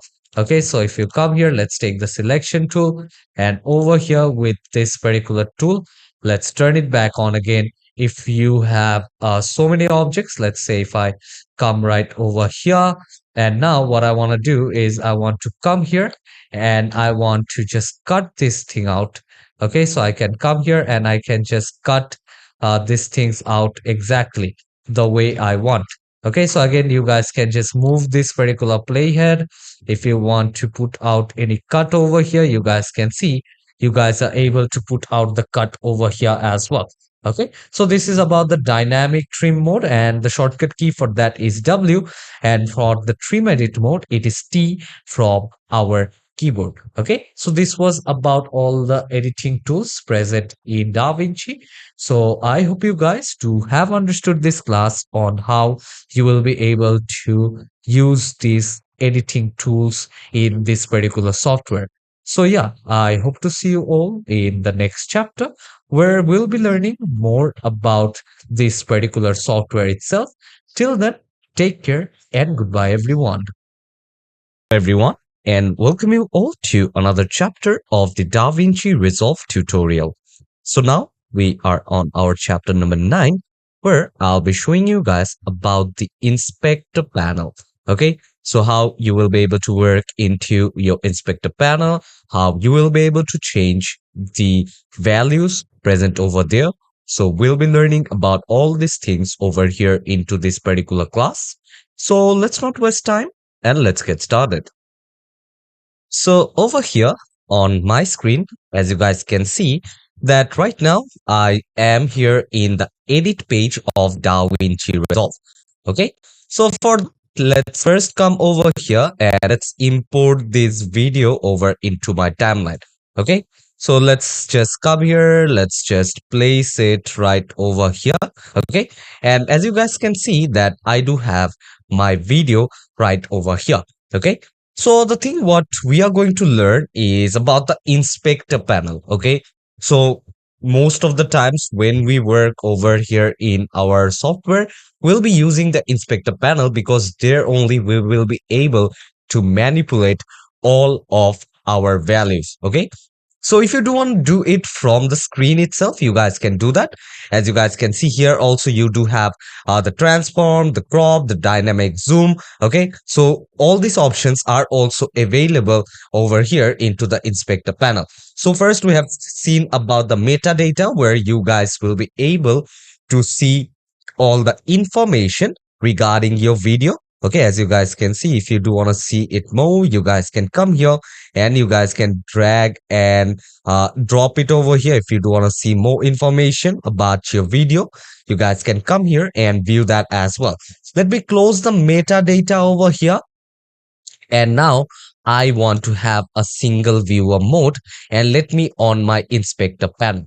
Okay, so once you open your inspector panel, you guys can see that as this one is only a video, I do have the transform option, the smart reframing, the cropping, the dynamic zoom, the composition, if you do want to change up the speed of the video, and if you do have an unstable video, you guys can actually come here and basically work with this particular footage. Okay, so now let's come here and let's try to understand the concept over here. Okay, so let's first see about the transform option. Okay, so let's say you want to zoom in, or if you do have used any other video editing software in the past, like Adobe Premiere Pro, there they call it scaling. Okay, so scaling means if you do want to decrease the size of the frame, you guys can come here and decrease the size of the frame.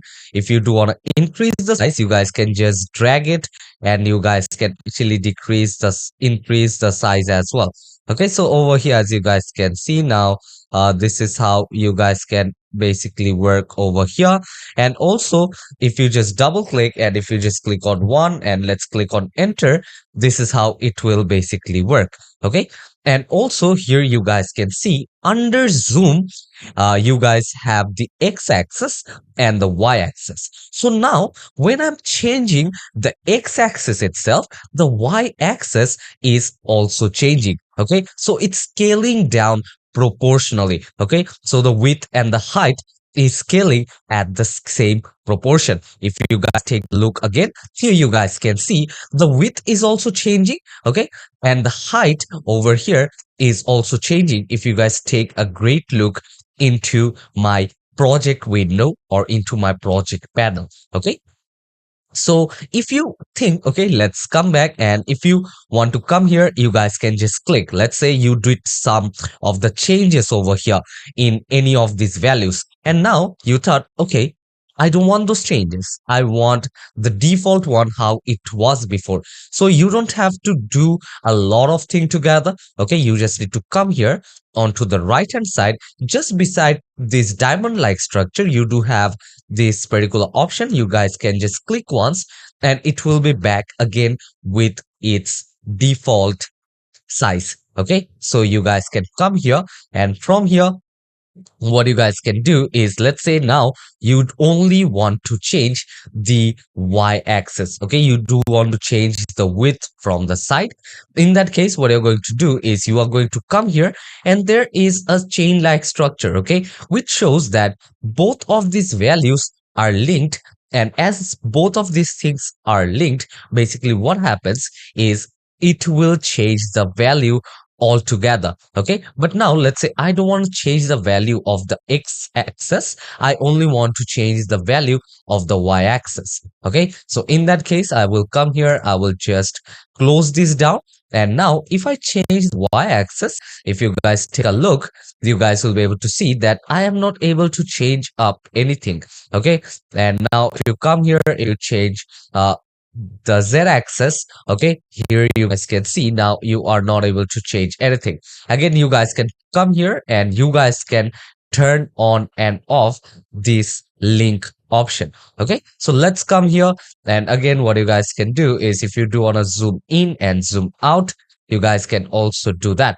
Okay, so here you guys can see now I do have zoom out this one. And again, if you do want to change the x-axis, you guys can see that you are able to change the x-axis.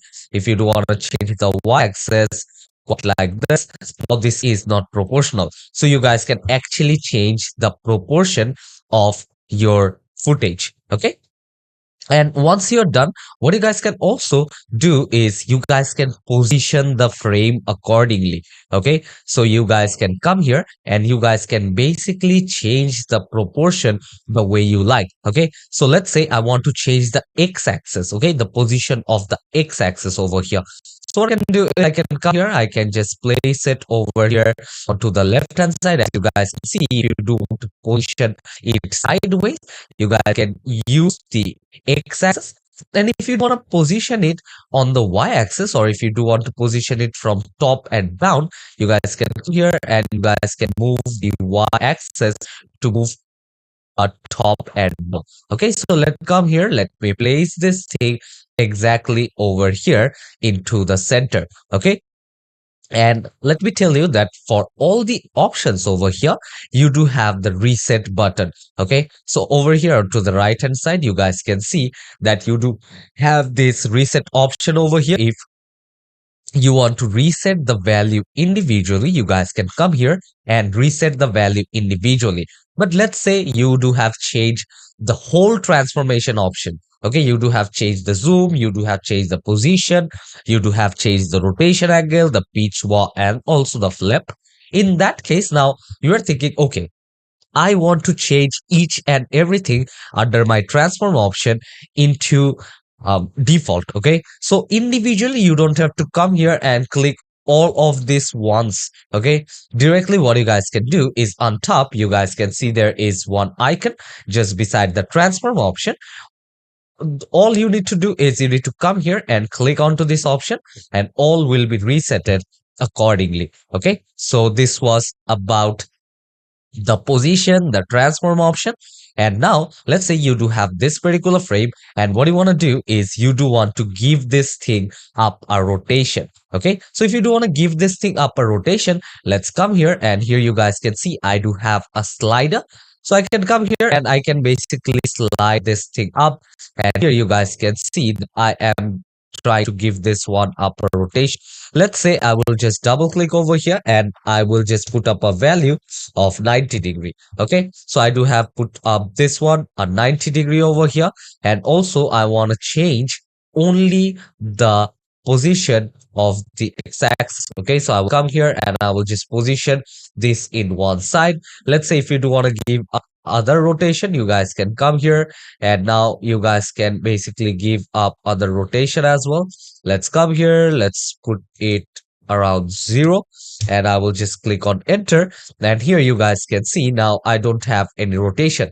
Let's come and let's just move the position of the x-axis. Okay, let's come here, let's move out the position of the x-axis, and now as you guys can see that I do have given a rotation. But while giving the rotation, if you guys do have noticed that what I'm giving the rotation, it is getting rotated from this particular center. Okay, so the position from where it is giving you a rotation is known as the anchor point, which is my next point. Just underneath the rotation angle, you guys can see that I do have the anchor point option. Okay, let's come here, let's click on 0, let's click on enter. And now what I'm going to do is I'm going to come here and I'm going to change up the anchor point. Okay, so here also under anchor point, as I have showed you that my anchor point is somewhere over here. Okay, as this was giving a rotation towards this particular place. So what I want to do now is I want to change the anchor point. Okay, so let's come here, let's move the anchor point on the x-axis, and also if you do want to move it on top, you guys can move. Now if you see that if I give a rotation, you guys can see that it is not giving me a rotation from the center. Okay, so here you guys can see the rotation is actually giving me from this particular side. Okay, so again the same way, if I want to come here, let's put on 90, and also x-axis, let's give 90 over here. And now if I give on a rotation, you guys can see it is giving a rotation from this particular end. So you guys can come here and choose the anchor point as well. So I will just click on 0, and on the y-axis also I will just put on 0, and I will just click on enter. Let's give this a rotation of 0 as well. So I will just click on enter over here. Okay, so I hope you guys do have understood this particular 4 parts, okay, about the zoom, position, rotation, and the anchor point. So now next comes the pitch and the yaw. Okay, so if you do want to work on with pitch, here you guys can see using the pitch option, you guys can actually give out some of these 3D options over here. And the wow, it just does the same thing sideways. Okay, so here if you do have any kind of screen, let's say you have a video and over there you do have a screen on the side, or you want to just shape up your video quite realistically in a road or in the walls, you guys basically use this yaw and the pitch option. Okay, so this was about the pitch and the yaw, and next comes the flip option. Okay, so they're asking me that how do I want to flip my image? Okay, do I want to flip it proportionally, okay, or like horizontally, or do I want to do it in a landscape mode? Okay, so let's come here, and here you guys can see I have flipped this particular image. And also if you do want to flip it horizontally, you guys can come here and you guys can flip it accordingly over here as well. Okay, so once you are done, okay, let's say now you do have applied the smart reframing, the cropping option, the dynamic zoom option as well. Okay, so now what you want to do is you just want to turn off the transformation. Okay, you don't want to apply any values over here. Okay, so for that, what you can do is if you just come here and turn it back off, you guys can see that you are back over here again. Okay, so that doesn't mean that the transformation option which I had already put is basically gone.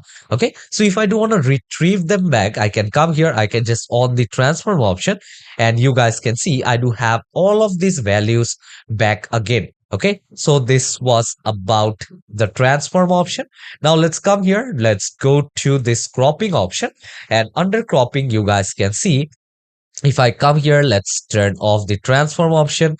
Under cropping, if I do want to crop it from the left hand side, I will come here and I can just crop it from the left hand side over here. If you do want to do it from the right hand side, you guys can come here and basically do this from the right hand side here as well. If you want to do it from top, you guys can come here and do it from top. And if you want to do it from bottom, you guys can come here and do this thing from bottom as well. And also after cropping from all the sides, okay, what you can do is you guys can select the softness towards the edges. Okay, if you guys take a close look onto the sides over here, you guys can see the cut is quite sharp. Okay, but here, if the same way, if you come here and if I just increase the softness, let's come here, let's just zoom out. Here you guys can see once I have increased the softness, the edge is not that sharp. Okay, so you guys can actually use this option as well according to yourself, the way you like. And also if you do want to retain the image position, you guys can come here and you guys can just click on to this retain image position, and it will basically retain the position of your image. So for now, I will just turn this back off. And once you have done the cropping, you guys can basically apply the smart reframe. Okay, so this is an AI feature basically by DaVinci Resolve. So let me turn this off again. And from here now, if you do want to do the smart reframing, you guys can come here and you guys can do the smart reframing option. Okay, so totally depends what is the object of interest over here. Okay, so you guys can apply those things right over here.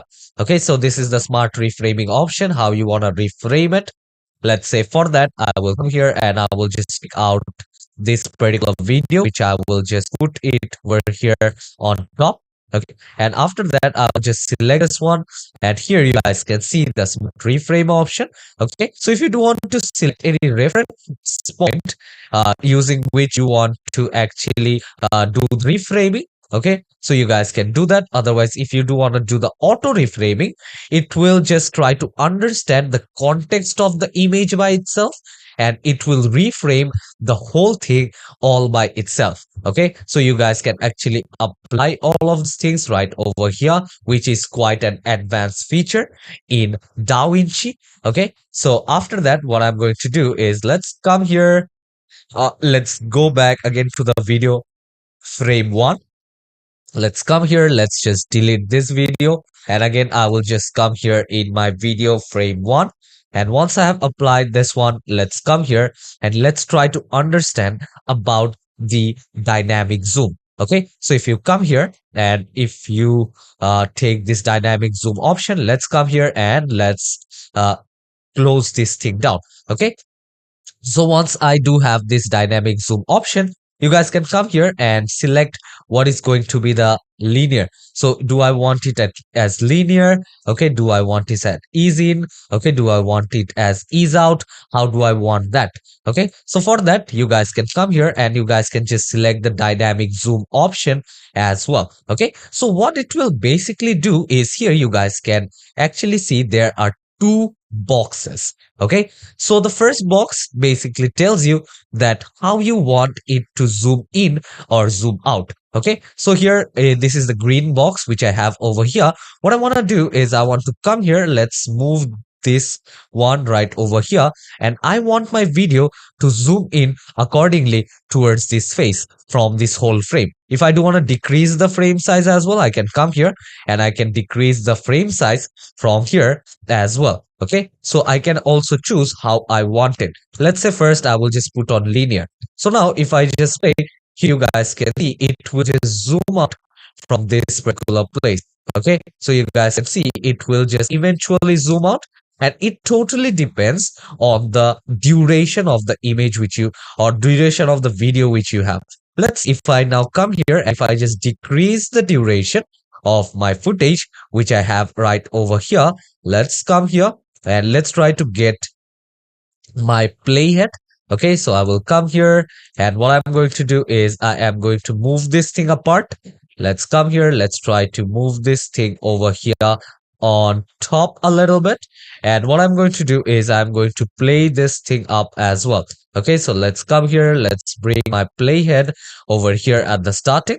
And now here you guys can see it is zooming out quite fast. Okay, so here you guys can see it is zooming out quite fast over here. And the same way under the dynamic zoom, let's say I will just turn it back on again. And now I will just increase the size. And now over here, I will just select this green box over here. So this is the point or the reference point from where it will zoom out. Okay, so let's say I will come here and I will just play this thing up. And this is how it will basically look as I have did the linear. But the same way, if I bring my playhead at the start and I will just select the ease in option. Okay, so here you guys can see the ease in option. And the same way, let's bring my playhead at the start again. If you do want to apply the ease out, okay, let's play. And this is the ease out option. Okay, and lastly, I do have the ease in and the ease out option. Let's play this thing. And this is the ease in and the ease out option right over here. Okay, so that is the usage of the dynamic zoom. And as I've already showed you about cropping and also about the transform option, you guys also do have the same thing over here into this panel as well. Okay, so let me just close this thing down, the inspector panel. And once I've closed down the inspector panel, let's take out this footage. And you do have the transform, the crop option over here as well. So if you do want to crop, you guys can come here, and from here you guys can basically crop down your video footage. And if you do want to transform, you guys can come here and you guys can transform. If you do want to give some rotation, you guys can come here, give this rotation. If you do want to increase the size, you guys can come here and increase those sizes accordingly. Okay, so let's come here. Let's go to this inspector panel. And once you're done with the dynamic zoom option, let's come here. Let's turn the dynamic zoom option. And now the next option is the composite. Okay, so if you guys are basically familiar with other softwares like Photoshop, okay, so you guys will be able to know about this composite mode. Okay, so to make you understand about that, let's come here, let's bring out this particular image. And what I can do is I can just decrease the timing as well. Okay, so I will come here, and what I'll do is I will come here and let's just scale it down. Okay, so I will just scale it down right over here. And now I will just change its position. Okay, so let's come here. Let's just change its position. Let's keep it on to one side. Okay, so sometimes what basically happens is once you're trying to put out any kind of watermark or any kind of scenarios, in that case, what happens is you don't want that particular thing to be visible like 100% the way it is now. So in that case, you guys can actually change the composite mode. So let's say if you can come here and you guys can actually check which one looks better. You guys can see it is basically changing. You guys can come here and use this one, and just you need to make sure that if you do have a video or if you do have any image which is in white color, okay, make sure to use the darken option if you do want to darken those colors. And if you do have a black color, make sure to click onto the add option. Okay, so you guys can come here, check whichever looks good, and you guys can apply that. And once you are happy with the one which you have selected, let's say I am happy with the add option, I can come here and I can just decrease the opacity as well. Okay, so if you are happy with that one, you guys can actually check the opacity as well. Let's keep the opacity at 50% over here. Okay, so I will come here, and what I can do again is I will come here, select this one, right click. And if you do want to copy this one, you guys can come here and copy. Let's come here and let's click on paste. Okay, so I do have pasted that particular thing as well. Let's come here on top. Let's place it right over here into the video frame number 3. Okay, so I will come here. I will just decrease the size from here or this particular end as well. Okay, let's come down from here. Okay, And what you guys can do is you guys can just bring your playhead somewhere over here. Okay, let's come here. Let's bring my playhead where I will be able to see both of these things. Okay, so let's come here. Let's bring my playhead somewhere over here. Okay, as I do want to see. Okay, so let's come here. Let's select this one. And if you do want to move this thing, you guys can come here and you guys can just position or change up the position as well. Okay, so I will come here. Let's change the position onto the other side of the frame. Okay, and now this one looks good. Okay, so if I just play this thing around, this is how it looks. Let's select this one and let's increase the size, and also let's select this one. Let's increase the size from this end as well. Okay, so now let's come here. Let's play this thing up, and this is how it will basically look. And if you do want to change up the positioning a bit, you guys can come here and change up the positioning a bit as well. Okay, so this was about the composition option. And let's say I will just select up this video, and what I want to do is I want to actually increase the speed and all, okay, which we will be learning later, how you will be able to increase the speed of your video, how you will be able to decrease the speed of your video. Okay, so this is about the speed change option. And also if you do have an unstable video, okay, which actually moves up a lot, and now what you want to do is you just want to uh, stabilize the video. Okay, so in that case, first you guys can actually select the cropping ratio, you guys can select the smoothness and also the strength of the video. Let's come here, let's click on stabilize, and it is initializing, or it is applying the stabilization over here into my footage. So all I need to do is now wait. So guys, my video has been basically been stabilized. Okay, so if I play now, you guys can see there is a difference. Okay, so you guys can come here, check out the cropping ratio. If you don't want to smoothen it, you guys can do that. And also you guys will be able to select the strength. Okay, so here you guys can also check the lens correction. Okay, if you do want to distort it, you guys can come here and distort the lens over here onto the side. Okay, and if you do want to do it more, you guys can come here and you guys can see how it actually looks. Okay, so you guys can just choose the lens correction, and if you want DaVinci to do the same thing for you, you guys can click on analyze, and the DaVinci AI will basically do this thing for you as well. Okay, and if you do want to come here, if you do want to do the retiming and scaling, okay, if you do want to resize any kind of filter, you guys can do that. And lastly, you do have the super scaling option. Okay, if you do want to super scale, like this particular footage, you want to actually enhance its size by twice. Okay, so in that case, if you just turn the super scale option on here, if you do want to do the 4x, you guys can come here, increase these options. And if you do want to increase the noise reduction as well, you guys can actually do all these things right over here. Okay, so I will come here, and for now I will turn this back off again. And now let's play this thing up. Okay, so let's come here, let's click on to my space bar.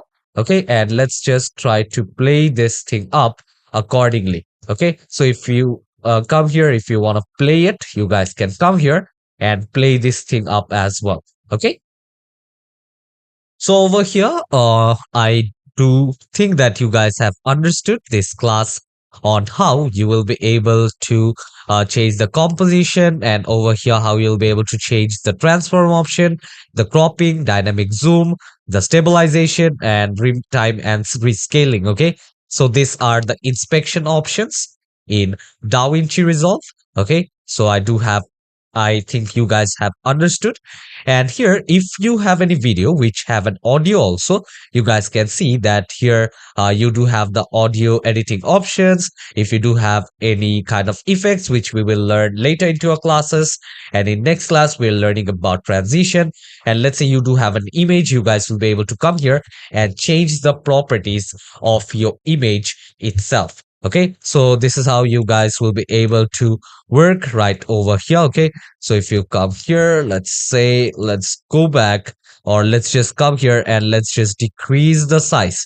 Okay, so you guys can come here, and if you do wanna decrease the size, you guys can come here and decrease it accordingly. Okay, so this was about the inspector panel. If you do want to see more information about the footage, you guys can come here, go to this file option and check out the information about this particular footage as well. Okay, so let's come here. Let's just close this thing down quite over here. Let's come and let's decrease the size.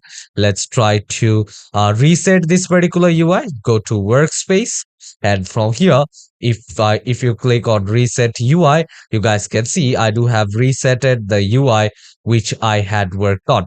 Okay, so if you do want to do the same thing, let's come here. Let's just decrease the space over here, and you guys can see I do have this particular footage. Okay, and over here, if you do want to decrease the video footage number 3, you guys can come here and you guys can just do that over here as well. Okay, so this was before. Okay, let's come here, let's increase it a bit.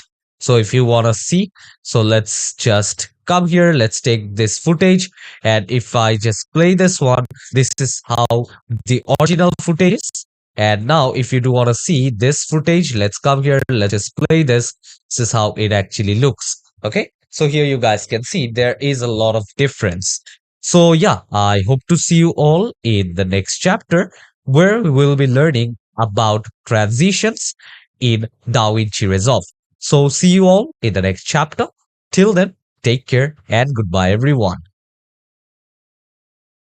Hello everyone, and welcome you all to another chapter of the DaVinci Resolve tutorial. So now we are on our chapter number 10, where I'll be showing you guys about the transition effects in DaVinci Resolve. Okay, so we'll see how you will be able to use transition between your videos. Okay, what is a cut transition, how you will be able to change the values of those transitions as well. So let's not waste time and let's get started. So over here on my screen, as you guys can see, now I'm here in the home page of the DaVinci Resolve. Okay, so this is basically the edit page, as you guys already know, and I do have my footages onto my media pool. Okay, so the thing what I'm going to do is I'm going to get some of these videos. Okay, so I'm going to get some of these videos over here into my timeline. Let's place those videos right over here. If you do want me to trim these videos, I can come here, trim those videos as well. And let's put these videos right over here as well. And let's just move this one apart. And what I can do is I can just come here and I can just trim those things down as well. Okay, so I will just trim this video right over here. Let's add another video. Okay, let's come here and let's try to see this video, which I had used a lot many times throughout this tutorial. Okay, so let's come here, let's decrease the size a little bit. And what you can do now is you guys can just click to zoom to fit here into your whole timeline. Okay, so now I'm able to see all of these footages right over here at once. Okay, so in last class, we do have talked about this inspector panel. Okay, so now you do want to put some kind of transition in between these videos. Okay, like if you come here, if I just move my playhead and let's say I will just play this thing up. Okay, and if you just take a look over here, you guys can see the transition between this video and coming to this another video, there is a cutout. Okay, so there is not a smooth transition between both of these videos. Okay, so in some places the cut transition looks good, and while I'm showing you guys about the transition effects, you need to make sure that you don't use transition quite often or don't overuse it. Okay, so if you overuse anything, let's say if you put too much of effects in your video, if you put too much of coloring, or if you put too much color grading in your video, this might actually decrease the value, or it might actually decrease the total beauty of your video. Okay, so once you have this kind of cut, okay, this straight cut over here between both of these video is basically known as the cut transition. Okay, but here if you do want to put any customized transition, there are a lot of options available in DaVinci Resolve. Okay, so let's come here and let's look about that, how these things are basically done. Okay, so first thing first, let's go here into my media pool. Let's close it down. And from here, let's go and let's open up my effects panel. Okay. So over here, as you guys can see, under effects panel, under toolbox, I do have different transitions over here. Okay. So the first thing under transition is the video transition. And the next thing is the audio transition. If I come here, click on to the video transitions, you guys can see I do have dissolve, I do have the iris option. Over here, you guys can see I do have a shape, the wipe option, and there are a lot of things more. Okay, so I'm not telling you guys to check all of these things out, but I'll be showing you guys all the basics ones right over here. Okay, so if you come here and if you just click over here once, let's say if I just come over here and if I just click, okay, let's say I do want to see the transition of how it actually looks. Okay, so if you just hover your mouse over this, you guys can see how it will basically transit over here in this particular media pool. Okay, so you guys can see over here how it will basically transit from one video to the other. And out of all of these transitions, you guys can see that this particular transition, they do have this red color mark. Okay, so what do you mean by that? So you guys might think, but this one is basically the default transition. Okay, so if you do want to put any kind of transition, let's say if I come here, if I just place up this gap over here, okay, so now if I just select this and if I just right click on my mouse, you guys can see I do have different option. Okay, so they're asking that do I want to add 6 frame of cross dissolve? Do I want to add 20 frames of cross dissolve, which is around 1 second? Okay, or do I want to add 48 frames cross dissolve? Okay, so as the cross dissolve is the default one, I can come here, and if I do want to come here and let's say I want to make this one as the standard transition or the default transition, once I click this one here, you guys can see this particular red sign is now moved from the cross dissolve to the additive dissolve option. Okay, again, I can right click and I can just set this one as the standard transition. Okay, so I will add this one as the standard transition over here. And well, there are different ways of how you will be able to put on transitions. Okay, so let's come to this particular point. And now if you do want to put out any kind of transition, you guys can come here and you guys can drag this one and make sure to drop it right over here. Okay, so there are different ways of how you will be able to apply transition. Okay, so if I come here, let's say I can just put it in different ways. One is I do want to put it right over here. Okay, one is if I do want to put it in the first footage in the last frame, do I want to put it here in the center, or I want to put it in the first frame of my second video or the second footage which I have over here in my timeline.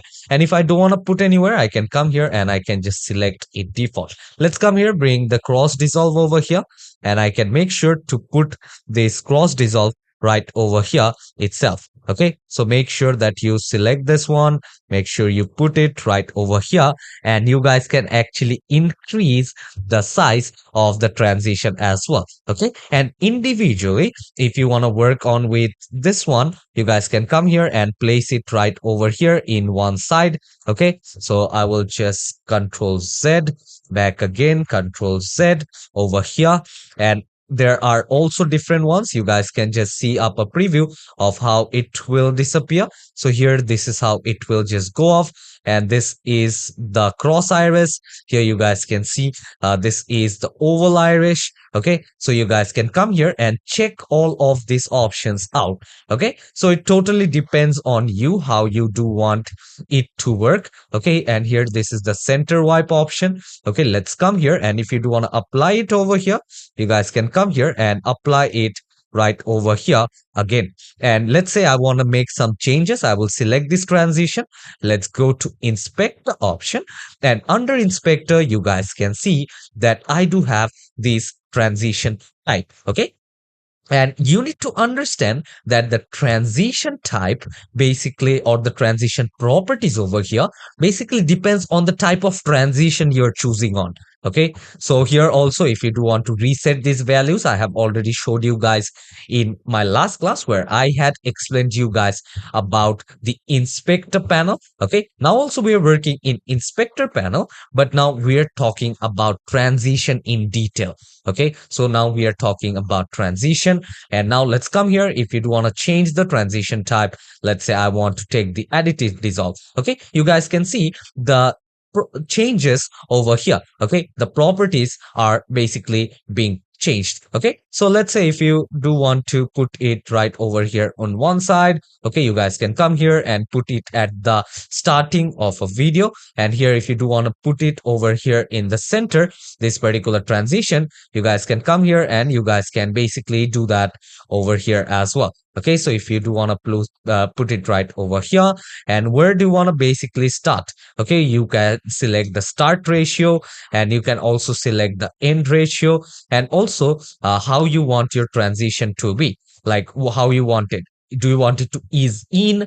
Do you want it to ease out? Do you want to customize it? You guys can come here and you guys can customize the transition curve from here itself. Okay, so now let's come here. If you do want to change the duration, you guys can come here, and let's say I want to take it at 2.5 seconds. Okay, so let's come here. Let's just place this one right over right somewhere over here.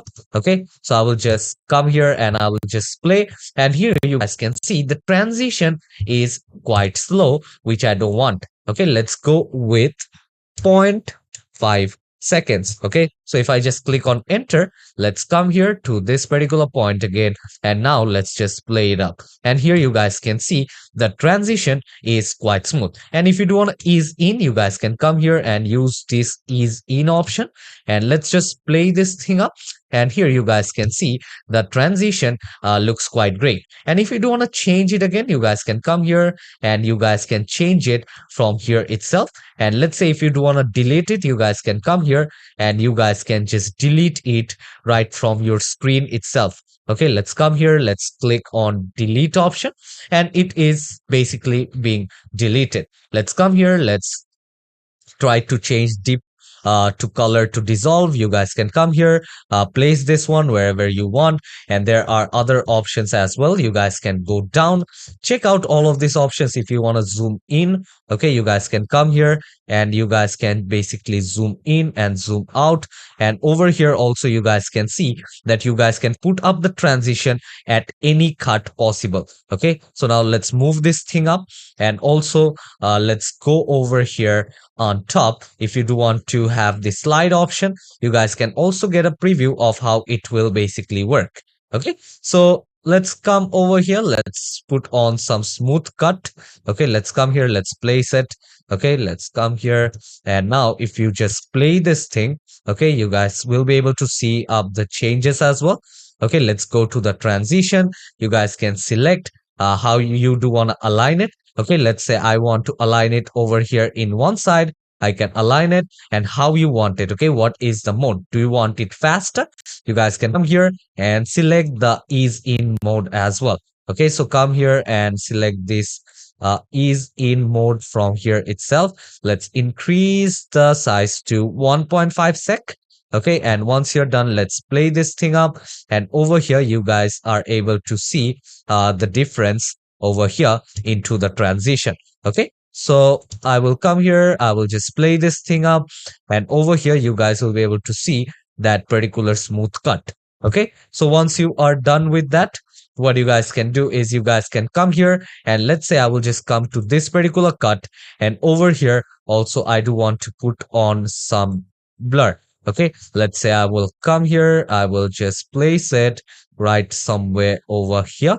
Okay, so I want to place it somewhere right over here, and also you guys can see that I do have this multiple cuts over here. Okay, and here you guys can select the in and out option. Okay, so for the out here you guys can see I do have the blur dissolve. Okay, so let's come here, let's just select this thing up, let's come here, let's select this thing, and here I do have blur dissolve. And also I can select what is going to be the horizontal strength of my blur. I can select what is going to be the vertical strength of my blur. I can select the start ratio. When do I want to basically start it? And also I do want to select the end ratio. If you want to put out any transitional curve, okay, like you want to customize the ease in and the ease out, how you want the curve to appear on your screen, you guys can use this particular option over here as well. Okay, and let's say you want to select, you want to have in all the transition, you want to have it for 1 seconds. Okay, so in that case, now from your inspector panel under the transition options, you guys can basically set this one as the default duration. Okay, so now if I select this one as the default duration, okay, so now let's come here, let's just select this one, let's delete this thing, and whatever thing I take, okay, whatever transition I take from here, let's say if I take this iris, arrow iris, okay, so here you guys can see by default only it will give me a duration of 1 second, or which is around 24 frames. Okay, so I will come here, let's see the transition from here. Okay, let's just play it with my mouse, and over here this is how it will appear. And if I do want to work with this one individually, you guys can select what is going to be the aspect ratio. Over here you guys can select the aspect ratio, you guys can select how the rotation is going to be, and also you guys can, if you do want to put out any feather, you guys can put out any feather, and also you guys can choose out the color you want while transition. Okay, so I can just put on some of the color codes over here.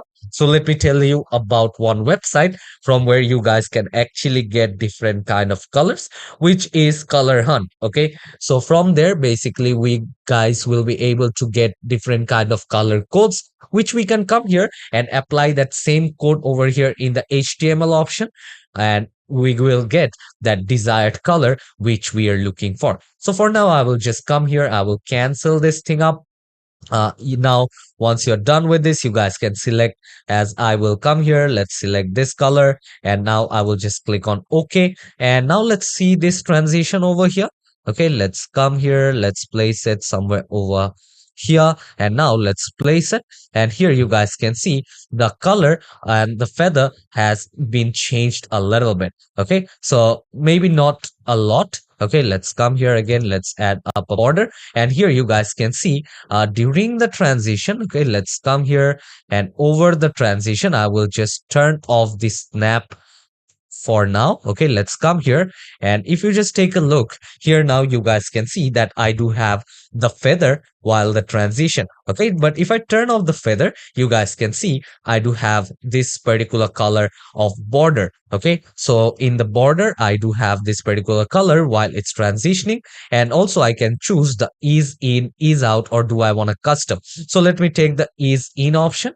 Okay, let's come here and let's just play this thing up again, and this is how it will basically transit. Okay, totally depends on you how you want to work with that. Okay, so this was about the video transition, and under audio transition also you guys can see I do have these three options over here, but under video transition you guys are able to see that I do have a lot of options over here. Okay, and for different kind of transitions they do have the in and out, as I have also showed you guys. As here in the blur dissolve, they're asking me how I, while it's coming in as a blur, how I want it to appear, what is going to be the aspect ratio, what is going to be the border, and also how you are actually looking to offset to the center. Okay, all of these things basically matter. And if you go here into the out option, here you guys can see how you want it to disappear, like what is going to be the horizontal strength, what is going to be the vertical strength, and what is going to be the start ratio, what is going to be the end ratio. So totally you guys can work with this one and also experiment with all of this transition. Check out which transition looks good with your video. Okay, make sure that when you're working over here, you do have a good knowledge about transition, and don't overuse all of these features, because once you overuse all of these things, it will kind of look unprofessional and it will look that you are a beginner. Okay, I do understand that you are getting started with DaVinci Resolve, but you don't want others to feel that, oh, you're just getting started. Because once you put on some professional touch into your video, it will give a good impression of your work to others. So make sure to do it in a correct manner and also in a correct amount. So yeah, I hope you guys do have understood this class on how you will be able to work on with transition. Okay, so different kind of transitions over here. Let's say if I come here and let's say I want to give out a cut. Let's select my blend tool. Let's come here. Let's give this one uppercut. Let's place my mouse over here. Okay, let's take the selection tool. Let's come over here and I want to put out another transition. Let's say I want to put the additive dissolve, or let's say I want to put the non-additive dissolve. I can come here and I can just place it right over here in the center itself. Okay, and if you do want to increase the size, let's come here, select this one. Now let's increase the duration over here. Let's come here and let's put it up for 2 seconds. And now if I just play this thing up, you guys can see now there is a great transition between that. And let's say instead of this one, non-additive dissolve, let's go with the cross iris. Okay, so once I do have this cross iris option, let's play this thing. And here also now you are not able to see any changes. Okay, so let's go with blur dissolve over here. So now let's play this one. And here you guys can see there is a blur dissolve of 2 seconds where I can check what is going to be the horizontal strength. Let's come here, decrease this somewhat to 0.5. Okay, so let's come here. Let's select 0.5. Let's click on enter, or let's come here and let's go with 0.5. Okay, so yeah, this looks good. 0.5 over here. And now let's see the changes. What changes does it show me? And here you guys can see the strength is not much over here. And also I will select what is going to be the vertical strength. Let's select this one as well as 0.5. Okay, so I will just click on enter. I will select what is going to be the start ratio. Let's go with 30. And over here, now towards the end ratio, let's go with 90. Okay, so I will just click on enter. Let's see how it actually looks. Okay, let's come here. Let's just play this thing up. And this is how it will appear. Okay, so this was about transition. I hope you guys do got an basic idea about how you are going to work. Okay, so yeah, I hope to see you all in the next chapter where we'll be learning more about effects. Okay, how you will be able to apply effects, different ways to put it, about the adjustment layer as well. So take care, everyone. See you all in the next chapter. Hello, everyone, and welcome you all to another chapter of the DaVinci Resolve tutorial. So now we are on our chapter number 11, where I'll be showing you guys about different kind of video effects in DaVinci Resolve. Okay, so in last class, we do have learned about the transitions, how you will be able to apply those into your video footage over here. We'll be learning about these video effects. Okay, not only about transition, but different kind of effects which are available in DaVinci Resolve. So let's not waste time and let's get started. So over here on my screen, as you guys can see that I am here in the edit page. Okay, so the first thing what I'm going to do again is I am going to import some videos. Okay, so from here, let's search, or let's take this video right over here. And what I'm going to do is I am going to import this particular footage over here onto my timeline. Okay, so over here, you guys can actually check this out at this particular place as well. Let's bring this down right from here. Okay, I will just place this thing again right over here at the start. And here you guys can see the total duration of the video which I have over here is 9 seconds and 13 frames. Okay, so from here, what you are going to do, the first thing first. Okay, so you are going to come here And let's say you do want to put on some effect. Okay. So for now, I will just turn on off this transformation option. So how do you get the effects option? Okay. So for that, what you need to do is you need to go here on top. And from here, you guys can see that just beside the media pool, you do have the effects option. Let's turn off this media pool. And now, in last class, we do have learned about transitions. But over here, let's directly go on to this effects option. Okay, so if you come here under effects, you guys can see that here you do have the fusion composition. Here you have the adjustment clip, which we'll be talking about later. And under fusion effects, you do have all of this effects option. And if you just come down under OpenFX, here you guys can see there is a different kind of blur, and over here you do have the Resolve FX color, and also here you do have different kind of filters. Okay, so if you do want to see a preview as well, you guys can come here and you guys can basically check up a preview. Okay, so if you do want to check out any preview over here of how this actually looks, you guys can come here and you guys will be able to do that from here. So there are different ways of how you will be able to apply those effects. Okay, so there are different ways. Okay, so if you do have any footage, okay, let's come here and here you guys can see this is the binocular effect which I have over here. And now let's go to this colored border. You will be able to see this particular option as well for the colored border. So let's come here and what you guys can do is instead of uh, looking it from here, I will just take this video call effect and what I'll do is I will just drag and drop this one over here into my footage. Okay, and how you will be able to know that this particular thing is basically applied. Okay, so over here you guys can see there is this small icon known as the effects. It shows that my video basically do have an effect. Okay, and to control the effects, you need to go to your inspector panel. From inspector panel, you guys need to go over here into the effects panel. Okay, so here you guys can see at once I do have applied multiple effects. Okay, you guys can actually apply multiple effects, but let me come here and let me delete the rest, whatever I don't want. Okay, so I will just all this one. Let's go here. Let's decrease this one.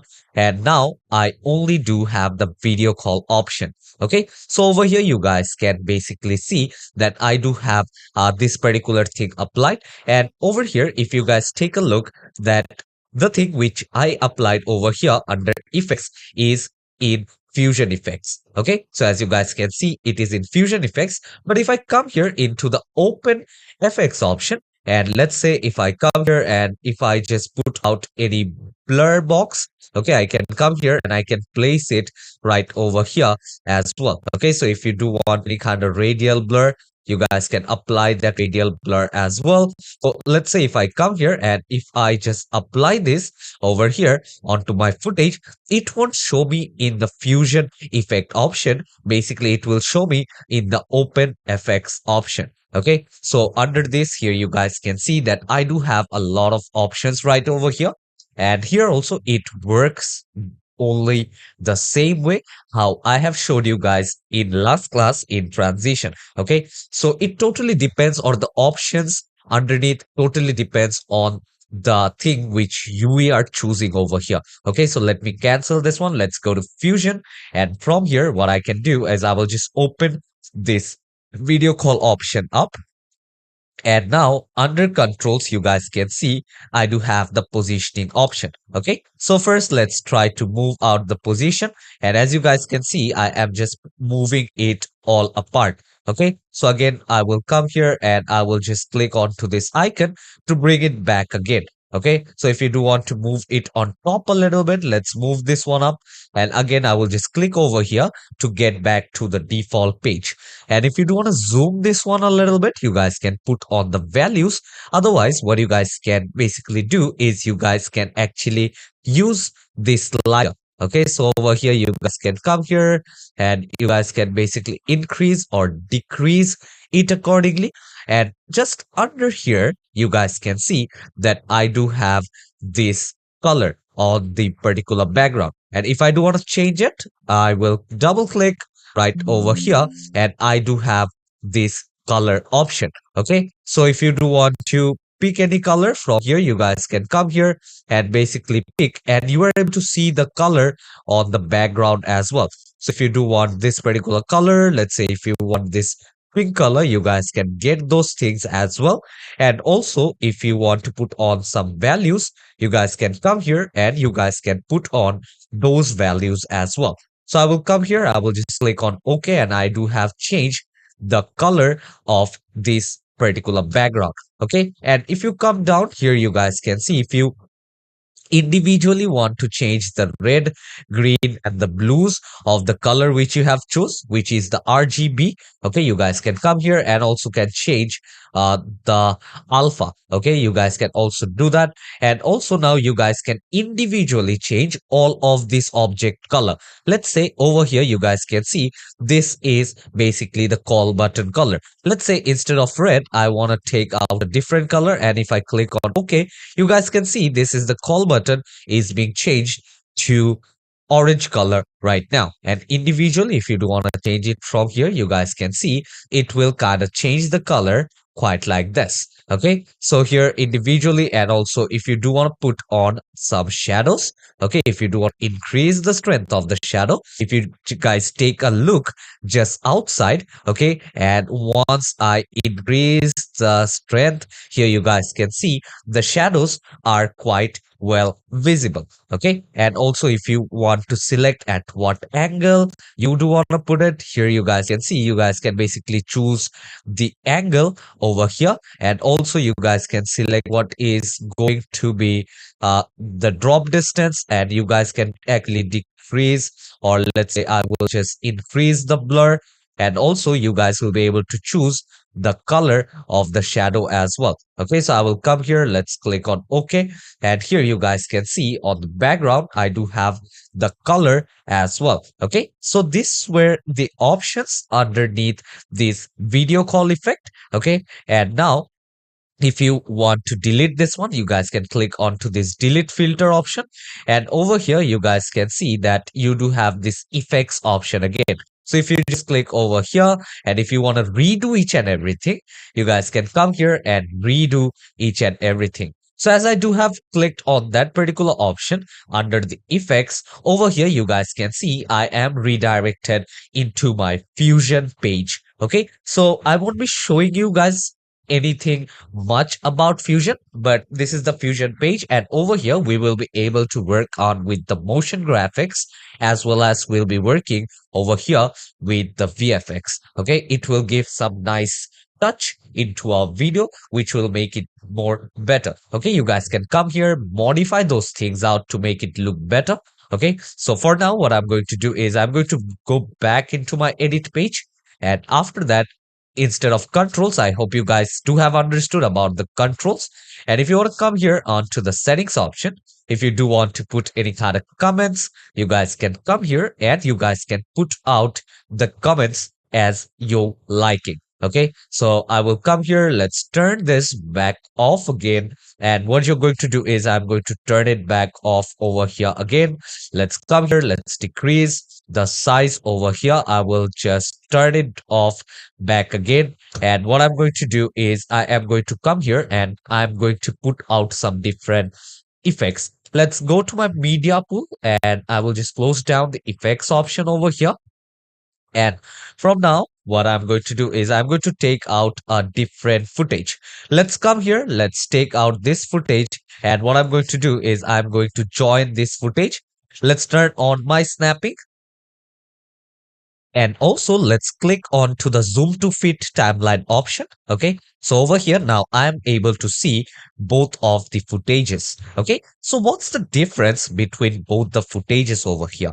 So if you take a closer look into my first footage, you guys will be able to see that on the right hand side they do have these star like icons. Okay, over here you guys can see it on my mouse, but here on my second footage I don't have anything as such. Okay, so what's the difference, what it is all about? Okay, so here you guys can see that this footage actually contains an effect. Okay, that's why it's showing me this particular stars. But now if I come here into this particular frame, and from here let's close down the inspector option, and from here what I'm going to do now first is I'm going to come here into the inspector panel. Let's go on top and let's zoom out a little bit. Okay, so I don't want to zoom in totally. So I will just keep it somewhat around zero point 0.9. And while I'm doing this one, let's come here, let's turn off the media pool. And from here, let's go to effects. And what I can do now is I will come here. And if I do want to apply some blur to some particular point, let's say I will just move out my playhead and I will just click on B from my keyboard. And let's come here, let's turn this particular thing on. Let's give it a cut and let's give it a cut over here. So now I will just select my selection tool again. Let's select this middle part over here. And now what I'll do is I will just place my mouse on top of this or my playhead on top of this. And let's try to apply some kind of blur over here, okay, which will give it some good effect. Okay, so for that, what I'll do is I will come here, let's go and let's place the Gaussian blur on top of this. Okay, so I do have applied the Gaussian blur over here, and it's not showing me under the fusion option, but instead it's showing me under the OpenFX option, because over here in my effects panel as well, it's showing me in the OpenFX option as well. Okay, so once I am done, I can come here, I can just change the strength. Okay, so I will come here, I can basically check on to the strength how I do want it to be. And also, as you guys can see, once I'm increasing the strength, both are moving all together. Okay, all because I do have this option marked, okay, which is same horizontal and vertical. So I'll again unlink this one by unmarking, and what I can do is I can come here, I will just change the vertical strength, and again over here I will change the horizontal strength. Okay, and also what kind of border are you looking for? Do you want a black border? Are you looking for a replicate one? And are you looking for a reflect, or you're looking for a wrap around border? You guys can select those things. And also under the global blend, if you come here, if you just decrease it maybe to something around 960, okay, this kind of looks the same. Okay, and if you just close down the alpha, here you guys can see the changes on the borders. So if you turn this on, here you guys can see there is kind of a feather on the sides, which gives it a more nice effect. So if you want me to show you guys the full preview, let's come here, let's play this thing up, and over here you guys can see that you do have this part blurred out. Okay, so now let's come here, and what I'm going to do is I'm going to put on some transition. Let's come here, and over here let's go with this cross dissolve. Okay, so I will come here and I will just place the cross dissolve over here, and another cross dissolve over here as well. Okay, so I will just put out another cross dissolve over here. Let's select this one. Okay, I will just select this effect, and the duration is 1 second, which I want as zero point 0.5. Okay, so I will just click on 0.5 and enter. And the same way, let's select this one. Okay, I will just select this, and what I'm going to do is I'm going to select both of this. Let's say 0.5, enter. Okay, so now let's see how it actually looks. Okay, let's come here, let's play this thing up, and this is how you guys can see it will actually show. Okay, so now it actually looks better. Okay, so now the transition also looks quite smooth over here, and this is how it will disappear again. Okay, if you do want to increase this a little bit, you guys can come here and let's say increase this one a little bit. And now let's turn off the snap and let's play this thing up. And yeah, now this one is quite smooth. So once you have applied this one, and now let's say I do have both of these footage joined with one another. Okay, so let's come here, let's just play this thing up. Okay, so if you do want to play it, you guys can come here and play this thing up as well. But now what happens is, okay, I do have showed you guys about the OpenFX option. Okay, let's say if I come here, I have showed you guys about effects. Okay, let's come and let's select this footage. And now let's go to the effects option. Okay, you guys can just apply those things up. Okay, so here you guys can see I have showed you guys about the OpenFX, the Fusion. Okay, I have showed you guys both of these options. Now let's say what you want to do is you do have multiple footages now over here, and now you there is one common thing which you want to apply in all of it. Okay, there is a common effect. Let's go to the effects option, and now you want to apply this in all of these things. If you do want to apply this night vision option, or let's say if you come here, if you just apply this one, you guys can actually apply this one as well. Come here, take all of these things out. You guys can check these options out as well. So select this, let's delete this one, and over here you guys actually just get preview. Okay, so let's come here, and if you do want to select things, you guys can come here and select those things out as well. Let's say I want to apply this binocular option to all of these videos. Okay, all the footages which I have over here. Okay, so in that case, individually, each and every time, you don't have to come here, select this, drag and drop this one in the first footage, again in the second footage, third, fourth. So it is quite time consuming. But the thing which you guys can do is you guys can come here and you guys can basically apply it on the adjustment layer. Okay, so under effects, you guys can see on top, you do have the adjustment clip and also the fusion composition. Okay, so I will come here, I will just select my adjustment clip and maybe place it just on top of my whole footage. Okay, so I will come here, I will just extend the size of this one the way I want. Let's turn on my snapping. And after that, what I'm going to do is here you guys can see it's basically snapping. So I will select my adjustment layer, and what I'll do is I will just select any kind of effects, whether it be a fusion effect or it is an OpenFX or is this a filter. Okay, so you guys can come here. You guys can see that I do have different filters as well. Okay, so if you do want me to see here under Resolve FX, you guys can see I do have a lot of filters. So for me, if I try to show you each and everything over here in detail, it will take a lot of time. Okay, so I'm just showing you guys the basic one which I use, and you guys can also use for yourself or your project. Okay, so let's come here and let's try to understand about the adjustment layer. Okay, so let's go to effects, and from here now I will take any effects. Let's come here, drag and drop down, not onto the footage but onto your adjustment layer. Okay, and once you have applied it onto your adjustment layer, you guys can see that there is this effect option. That means that this particular footage contain effect. So let's come here, go to the effect option, and you guys can go to the controls, and under controls you guys can see that you guys will be able to increase the blur strength over here. Let's say I will just come here and I will just decrease it maybe to 1.1, and also here this is the aberration distance. Okay, you guys can come here and maybe I will just put it somewhat around 0.75. Okay, so I will just click on enter, and over here again what I'm going to do is I'm going to select the aberration strength. Okay, so which is around 0.645. Okay, so otherwise I will come here and I will just make this one as 0.5. Okay, so I will just click on enter. Then also here you guys can select what is going to be the vignette strength. Okay, so you guys can come here, you guys can actually select what is going to be the strength, how sharp this is going to be, or how blurry on the sides it's going to be. So here you guys can see about the blacks and the whites over here. You guys need to make sure that the vignette strength is actually up to the mark. Okay, so I will just go with 0.25 over here. Let's click on enter. Then you guys can actually select what is going to be the vignette size.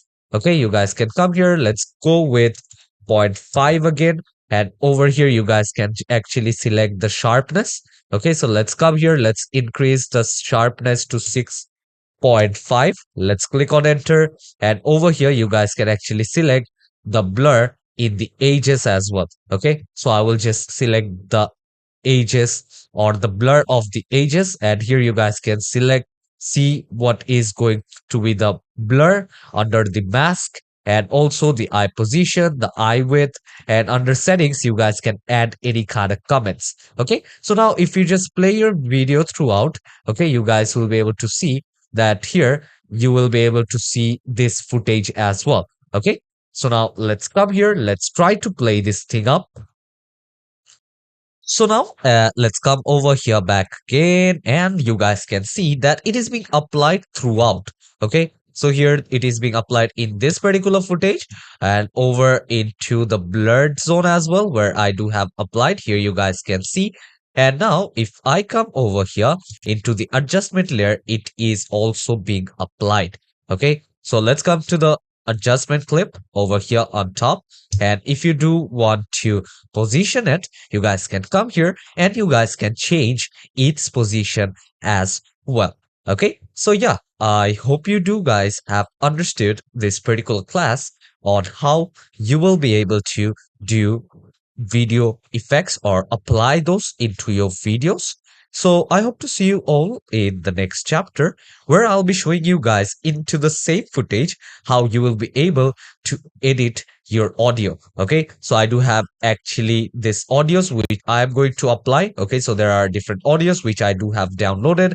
There are different websites from where you guys can download different music, different sound effects, and different audios. So there is FreePic, there is Pixabay, so you guys can actually check out all of those websites, and there are more. Okay, but for me, basically I do use both of that website. So yeah, see you all in the next chapter. Till then, take care and goodbye everyone. Hello everyone, and welcome you all to another chapter of the DaVinci Resolve tutorial.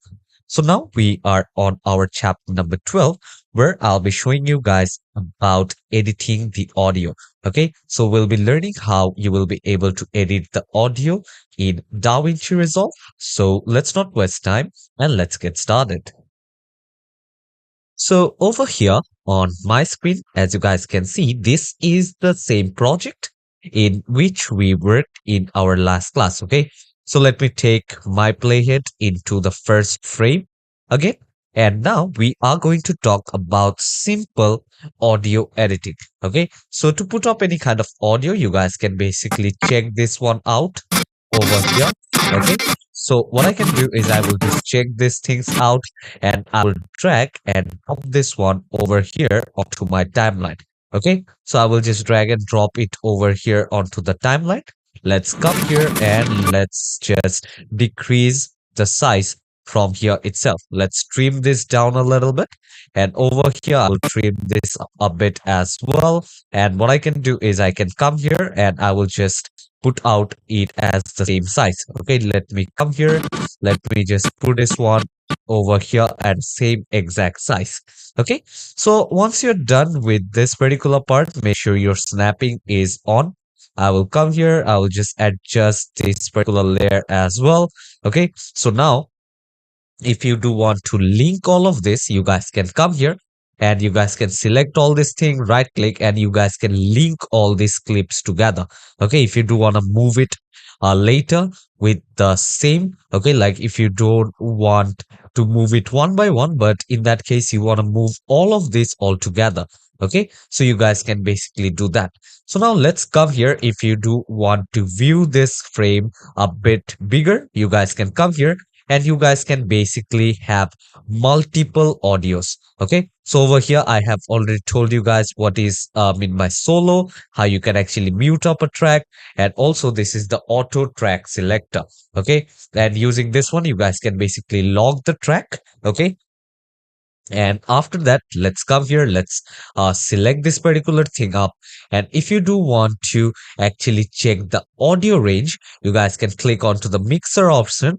And from here, if you do want to increase the volume, you guys can come here and increase the sound level from here. You guys can select at what level you want this thing to be. Again, if you just click onto the mixer option, it will just close down accordingly. Okay, so that is the usage of this audio. Okay, and again, if you click onto the sound library, if you want, if you do have the premium version of DaVinci Resolve, from here you will be able to get different kind of sounds from DaVinci itself. Okay, so if you come right over here, if you do want to add any kind of effects over here, you guys can also do that.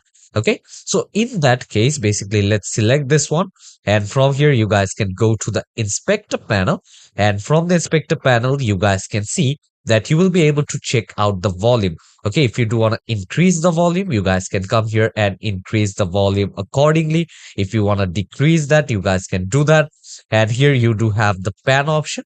If you come here and now let's just play this thing up, and here you guys can see that how loud the music is. Okay, so for me, I will just decrease this one by 50 over here. Let's come down over here again. And if you do want to play this thing again, you guys can come here and you guys can just play this thing accordingly. Okay, if you do want to move out the pan, and again, if you want to redo this thing, you guys can redo that as well. Okay, so here, if you do have any kind of voice, if you want to use the voice isolation, and also you guys can check out the pitch, and also if you do want to change the speed, okay, of the music, you guys can come here and change up the speed of the music as well. Okay, and next and last comes the equalizer. If you do want your equalizer option, you guys can come here and turn on to the equalizer option as well. And basically you guys will be able to manipulate these options. Let's say if you do want to increase or decrease, you guys can come here and do these things accordingly. Okay, let's come here, and if you do want to move this thing apart, you guys can come here and move this thing apart as well. So now let's come down. If you want to check out what band are you looking for, you guys can select that.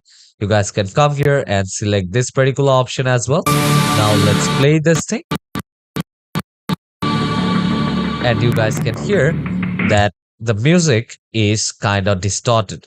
Okay, so you guys can come here and check this one out, and according to yourself, you guys can basically work with this particular option. Okay, so any changes you need to make over here into the audio option, you guys can use the inspector option from your keyboard.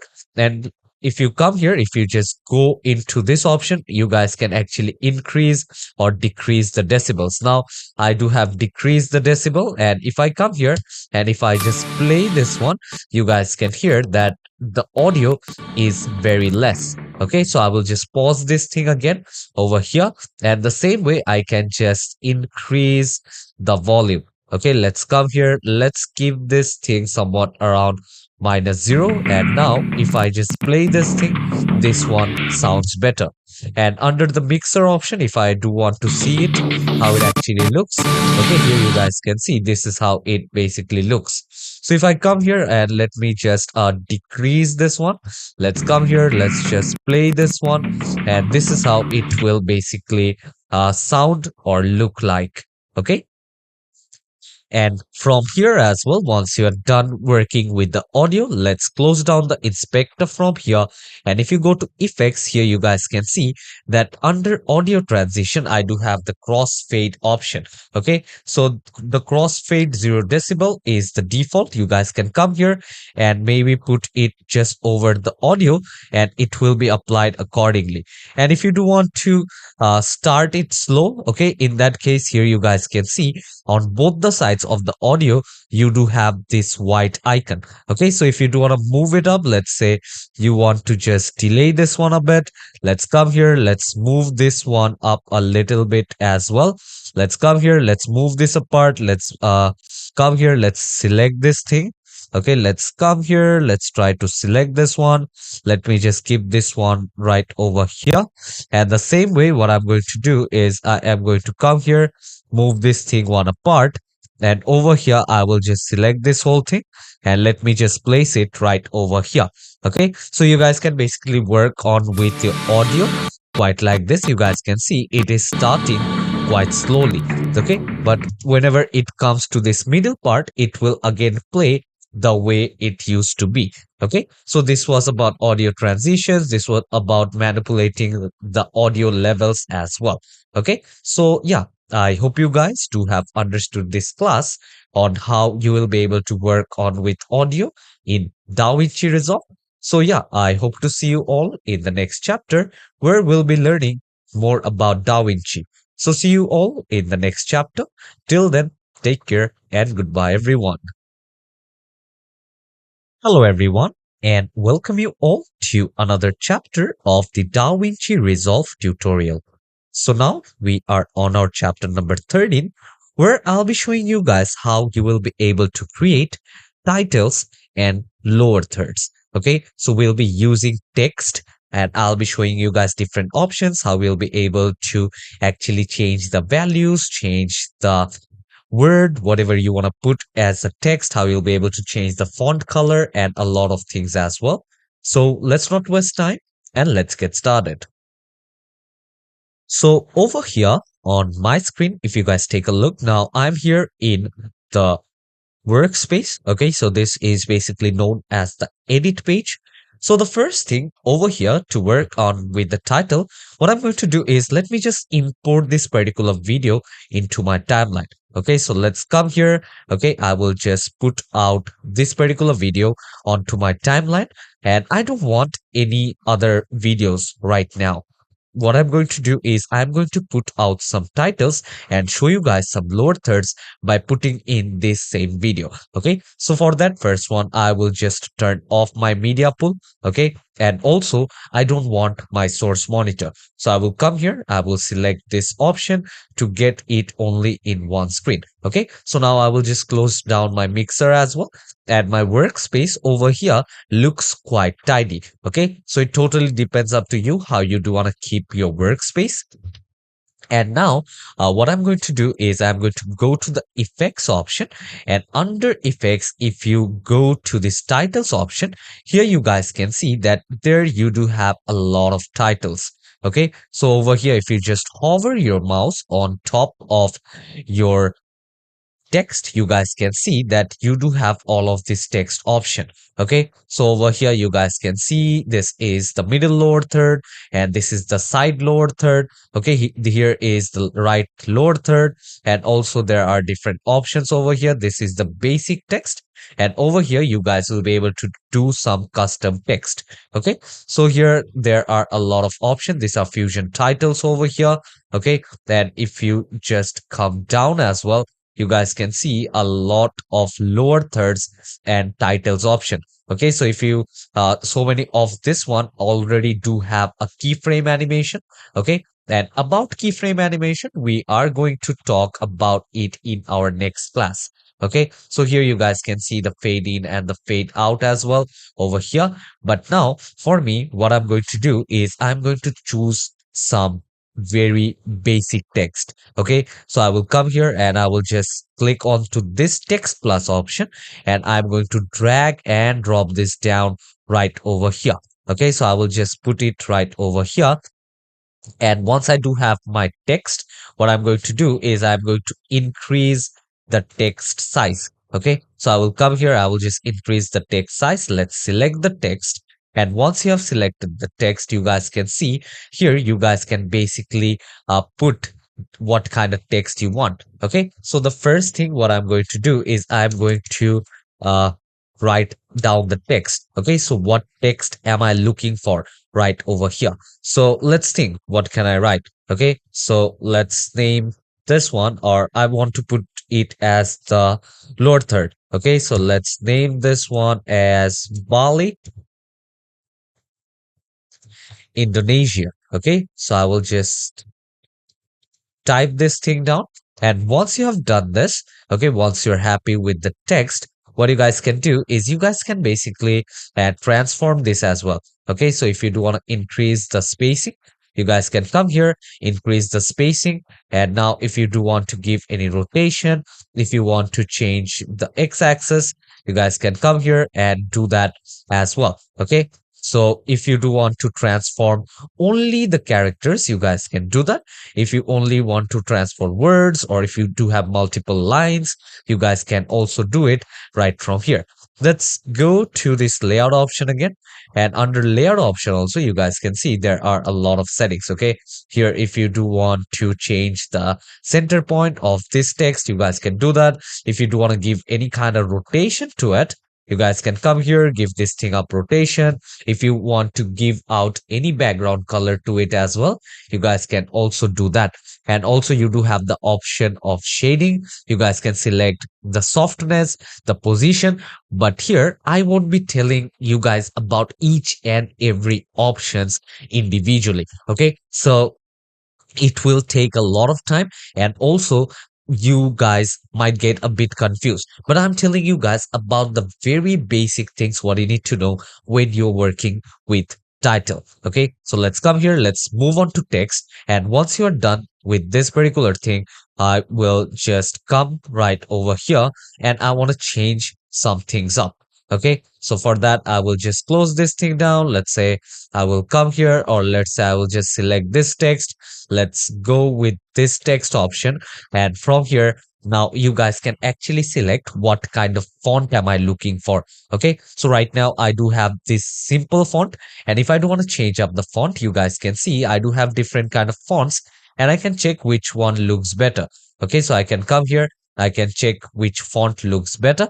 And also I can select what I want. Okay, like what is going to be the subcategory of the font. Do I want it as bold? Okay, so it totally depends up to the font I am choosing. Okay, let's see if I go with something bold. Okay, let's come here, let's go down. Okay, and you guys can basically select this text, and also you guys will be able to select the color of the text. Okay, so I will come here, I will just take out this black color and I will just click on OK right over here. Okay, so once you have selected the color, what I can do is I can just select the size of this text as well. Okay, so let's come here, and what you can actually do is I will just come here, delete this. Let's click on enter.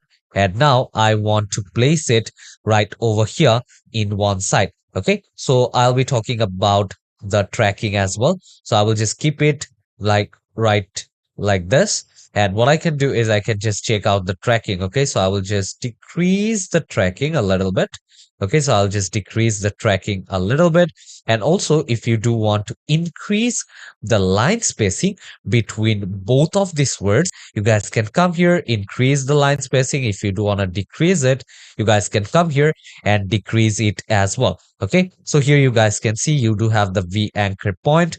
Okay, if you do want to activate it, if you do want to keep it on the middle, or if you want to keep it over here on the top, you guys can do that. And also here you guys can see if you do want to bring it down, or here if you do want to bring it on top, you guys can basically do that. Okay, so let's come here, let's go on top. And also here you guys can basically justify these lines. If you do want to, you guys can actually do that over here as well. And also just underneath, you guys can see if you do want to justify the H line, you guys can come here, and also you guys can choose the direction, in what direction you want. And if you do want to actually put up a strikeout to all of this, you guys can come here, put up a strikeout. Otherwise, if you do put up an underline, you guys can come here and you guys can basically put up an underline over here as well. Okay, and here this is the right on effect if you do want to put it as the right on effect, and this is also known as the typewriter effect over here. Okay, so if you do want to select it, at what point you want it to start, at what point you want it to end, you can come here, and let's say if I just choose this one as 2, okay, I can come here, and let's say if I just play this thing up, okay, here you guys will be able to see out the difference as well. Okay, so for that I just need to make sure that I manipulate it quite nicely. So let's come right over here. You guys can just put on all of these keyframes over here, and once you put on those keyframes, it will work better. Okay, so let's go to the layout option. If you want to work with this, you guys can work with that as well. Let's come here, let's turn off the strikeout as well as the underline. Okay, so I will just turn off both of this, and under this here you guys can see I do have these settings. So in settings, what I'm going to do is I'm going to move this thing up right over here. Let's say I will just move this thing up a bit, and also I will just move it up here in the y-axis as well. Okay, so now this one basically looks good. So here this is how it will basically look like. Okay. Then also there are different options. Let's go to title. Here you guys can see this is the transform option. If you want to share it, you guys can come here and you guys can share it as well. Okay, so here you guys can see now I am able to share this thing up. And if you do want to share it in the y-axis, you guys can see you are able to share it in the y-axis as well. Let's go back to default. Okay, so I will just go back to default again right over here. Okay, and also you guys can select what is going to be the size. Okay, so if you do want to select the size, if you do want to increase it, you guys can come here and you see how bold it looks. And the same way, if you do want to increase the size from the y-axis, you guys can come here and change it towards the y-axis as well. Okay, so now I will come here and let's just place this one again right over here. And under this, you guys can see there are also a lot of option, a lot of text things which you guys can use as well. And if you do have any subtitle, make sure to put out this subtitle option just anywhere you like. So yeah, I hope you guys do have understood this class on how you will be able to use text in DaVinci Resolve. Okay. So in next class, we'll learn that how you will be able to do some basic keyframe animation over here. So see you all in the next chapter. Till then, take care and goodbye everyone. Hello everyone and welcome you all to another chapter of the DaVinci Resolve tutorial. So now we are on our chapter number 14 where we'll be doing the keyframe animation. Okay, so in last class we do have learned about how you will be able to actually create text and titles. Here into this particular class we will be learning that how you will be able to animate those according to yourself. Okay, so we'll be learning about all these things over here into this particular class in detail. So let's not waste time and let's get started. So over here on my screen, as you guys can see, now I'm here in the same workspace in which I do have worked on in my last class. Okay, so this is the same project. So now over here, we'll be learning about the keyframe animation. Okay, so you will be able to use keyframe animation in both of this part.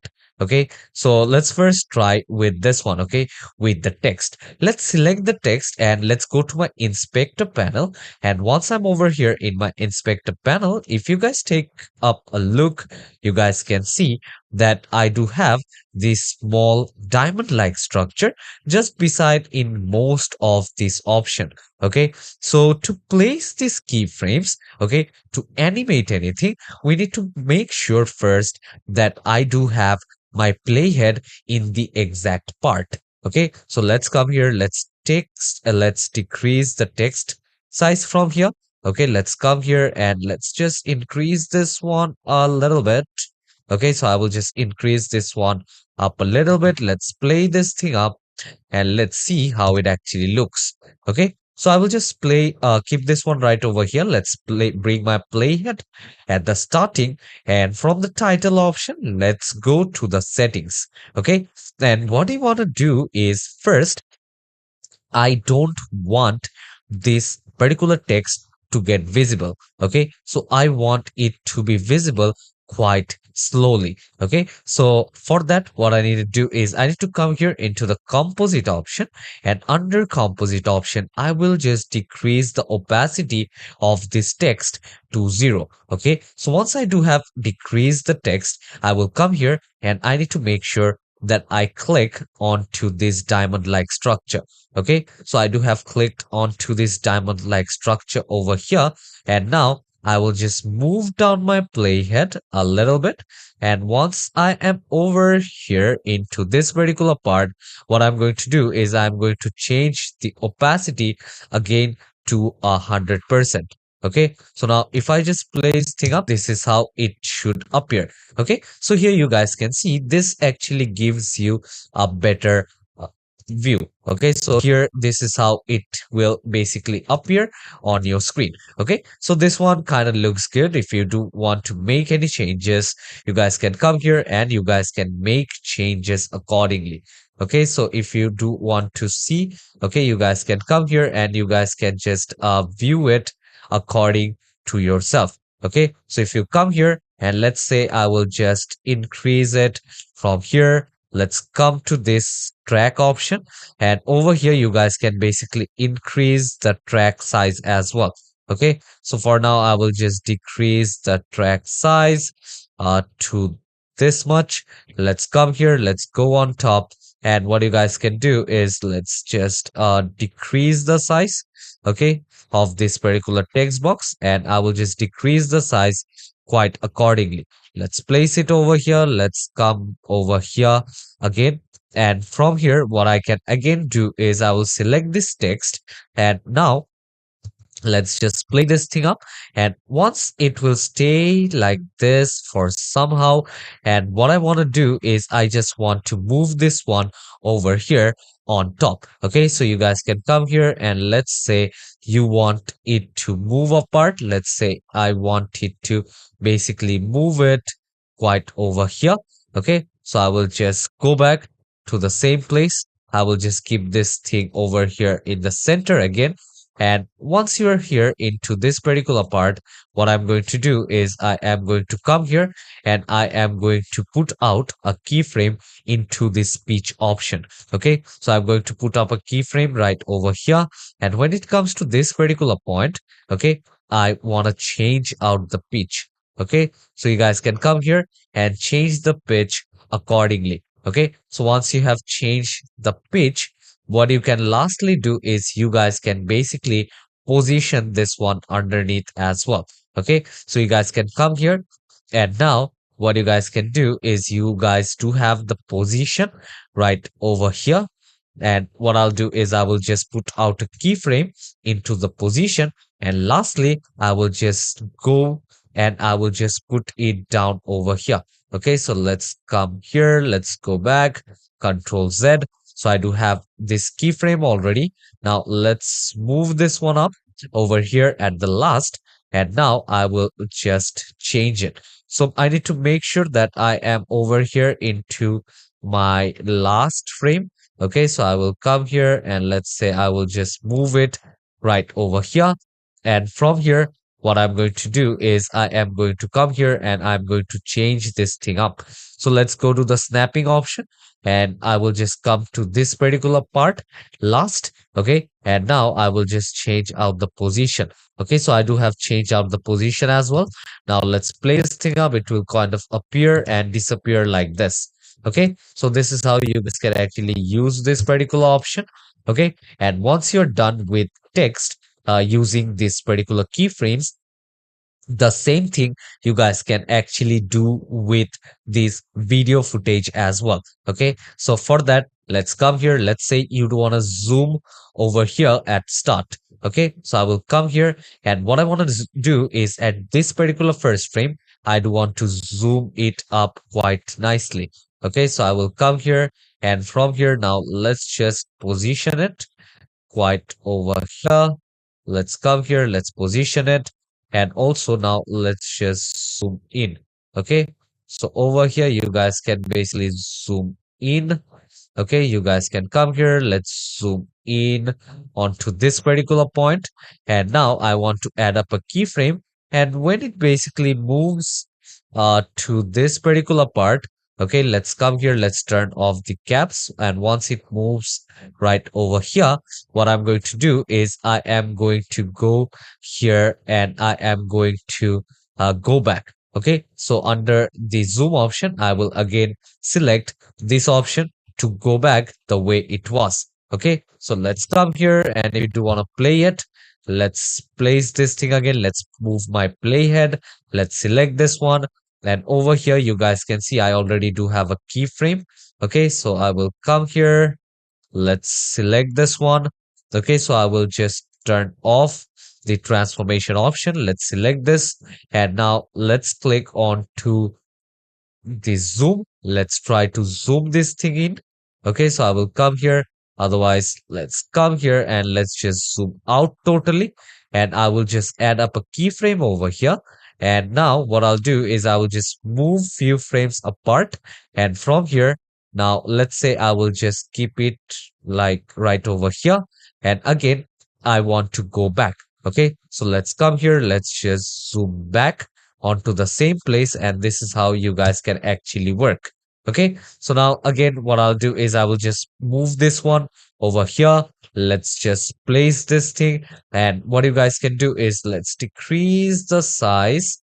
Okay, so I will just decrease the size from here, and I do have I already added a keyframe. Let's move it right over here, and I will just select this whole thing into the zoom. Let's put on 1, and now I will just click on enter. And if you do want to change up the rotation, you guys can come here, and let's say I will just go to the rotation option, and I'll just put on 0 as well. And under position, I will just position it quite well. Okay, so let's come here, let's position it quite well. And now let's see, this is how it will look. Okay, and this is how it will basically appear. Okay, so you guys can use this keyframe option in all of this. I have just showed you guys in the simplest way, which is using the zoom and the position option. And for text, I have showed you guys over here. Okay, I have actually used the zoom, position, and also the pitch yawn. Okay, you guys can also use the dynamic zoom. I have already told you guys about the dynamic zoom, but I hope you guys are basically now clear about how you will be able to do animation using keyframes. Okay, so yeah, I hope you guys do have understood this class. So I hope to see you all in the next chapter, where we'll be learning more about DaVinci Resolve. So see you all in the next chapter. Till then, take care and goodbye, everyone. Hello, everyone, and welcome you all to another chapter of the DaVinci Resolve tutorial. So now we are on our chapter number 15, where I'll be showing you guys about color grading in DaVinci Resolve. Okay, so I'll be showing you guys how you will be able to color grade into your video in DaVinci Resolve, some of the basic things which you need to know while color grading over here into this particular software. So let's not waste time and let's get started. So over here on my screen, as you guys can see that now I'm here in the workspace, or here in the edit page of the DaVinci Resolve. Okay, so for the thing, what you guys can basically do is you guys can check out all these videos using which you do wanna work. Let's come down. Let's take out this particular video. Okay, let's check this one right from here. If you want to see the preview a little bit, you guys can come here and check the preview. And after that, let's bring this one down over here into my timeline. Okay, so I will come here. I will just bring this particular thing over onto my timeline. Let's place it right over here, and I'll just place it exactly over here onto my timeline. And the total duration of the video, which I do have it here on my screen, is around 9 seconds and 13 frames. Okay, so once you are done with this particular thing, and if you do want to do the color grading from the page here underneath, you need to go here into the color page. Okay, so once you are over here into the color page, you guys can see you will have an interface quite like this. Okay, so if you do want to come here, you guys can see that you do have a lot of options regarding this. Here you guys can see you guys will be able to put on different kind of keyframes. Here you do have the preview window, and after that over here you will be able to do or you will be able to work using the nodes. Okay, so here you guys can see that over here you guys will be able to add different kind of nodes over here. Okay, so if you don't see this kind of interface, you guys can come here, go to your workspace, and you guys can actually reset the UI layout. Okay, so make sure to select the reset the UI layout, which will actually reset your whole workspace back again to the same way. Okay, so let's come over here and let's try to understand that how you're going to work with all of these options. Okay, so here you guys can see here you do have different kind of curves. Okay, So for that, if I come here, let's say I do want to increase the size a little bit. Let's come here, and if you do want to make this one a bit bigger, you guys can come here and make this one up a little bigger as well. Okay, so over here, first thing first, I will come onto the curves option. Okay, and onto the curves option, I'll be doing two things basically. Okay, so first thing first, I will come here and I will just work over here. Okay, so I will come here and basically I will work on color grading first. Okay, so over into this particular footage, what I can do is I can basically put on some color correction over here. And if I right click, if you do want to add any kind of node, you guys can come here and you guys can actually put up another node, and you guys can select this one as the corrector, and there you guys can basically do the color grading. Okay, so the first one is color correction, and afterwards you guys can add another node in which you guys can do your color grading. Okay, so DaVinci is basically known for its ability for color grading because it actually does a higher level of color grading. So for that, as you guys can see, I do have this particular curve right over here.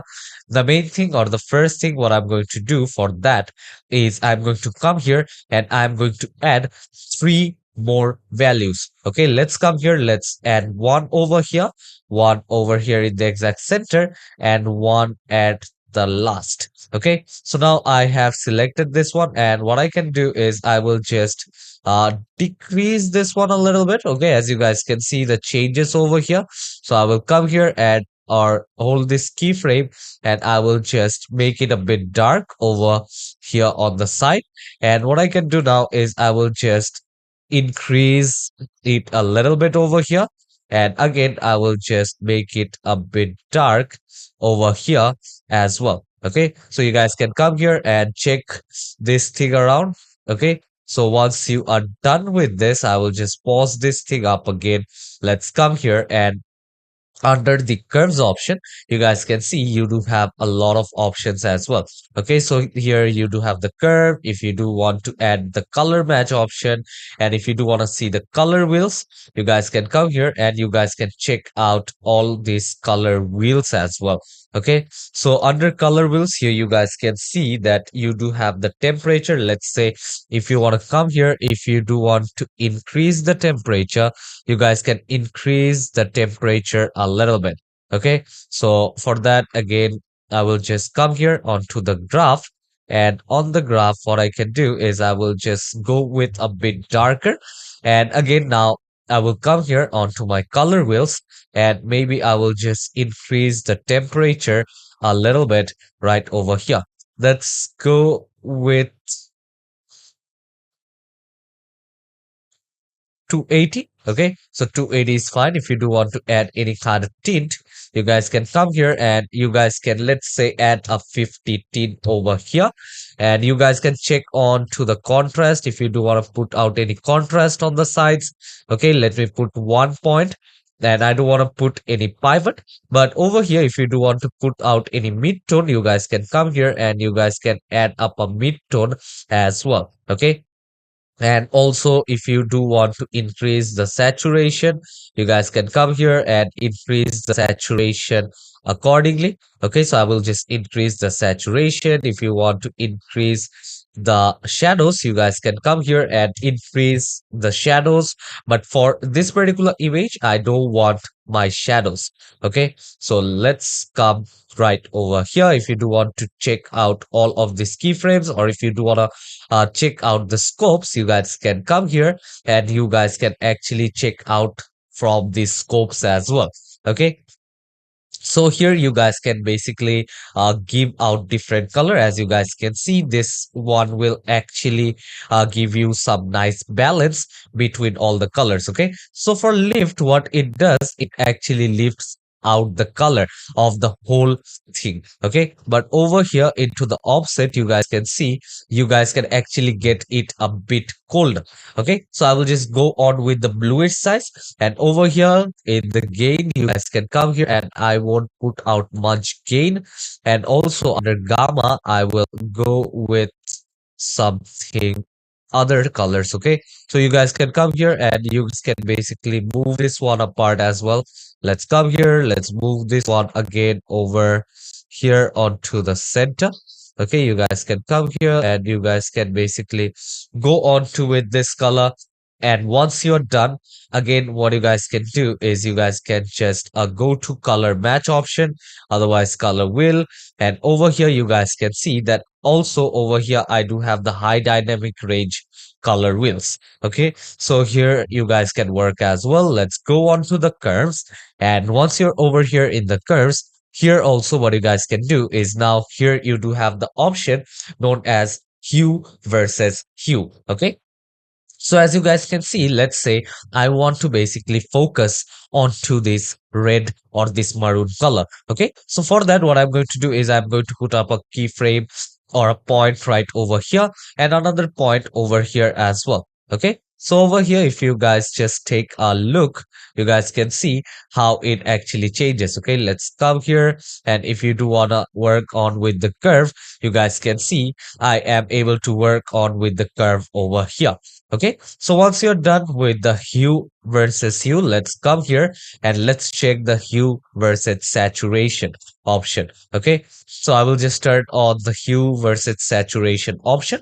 And what I want to do is I just want to focus more. Okay, let's come here and over here now, let's go with this particular color right here. And you guys can actually check how it will basically work. Okay, and if you want to come here, if you do want to delete it, you guys can come here and delete these points as well.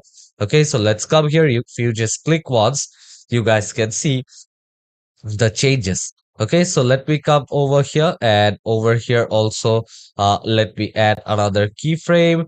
Let's come here and let's put this keyframe right over here and also this keyframe right over here again. Okay, so once you're done with this part, let's go to hue versus sat. Okay, and from here now I need to choose what color am I exactly looking for. Okay, so over here onto the background, if you guys take up a look, that they do have something like a brown color. Okay, so I can come here and I can just add up a frame over here.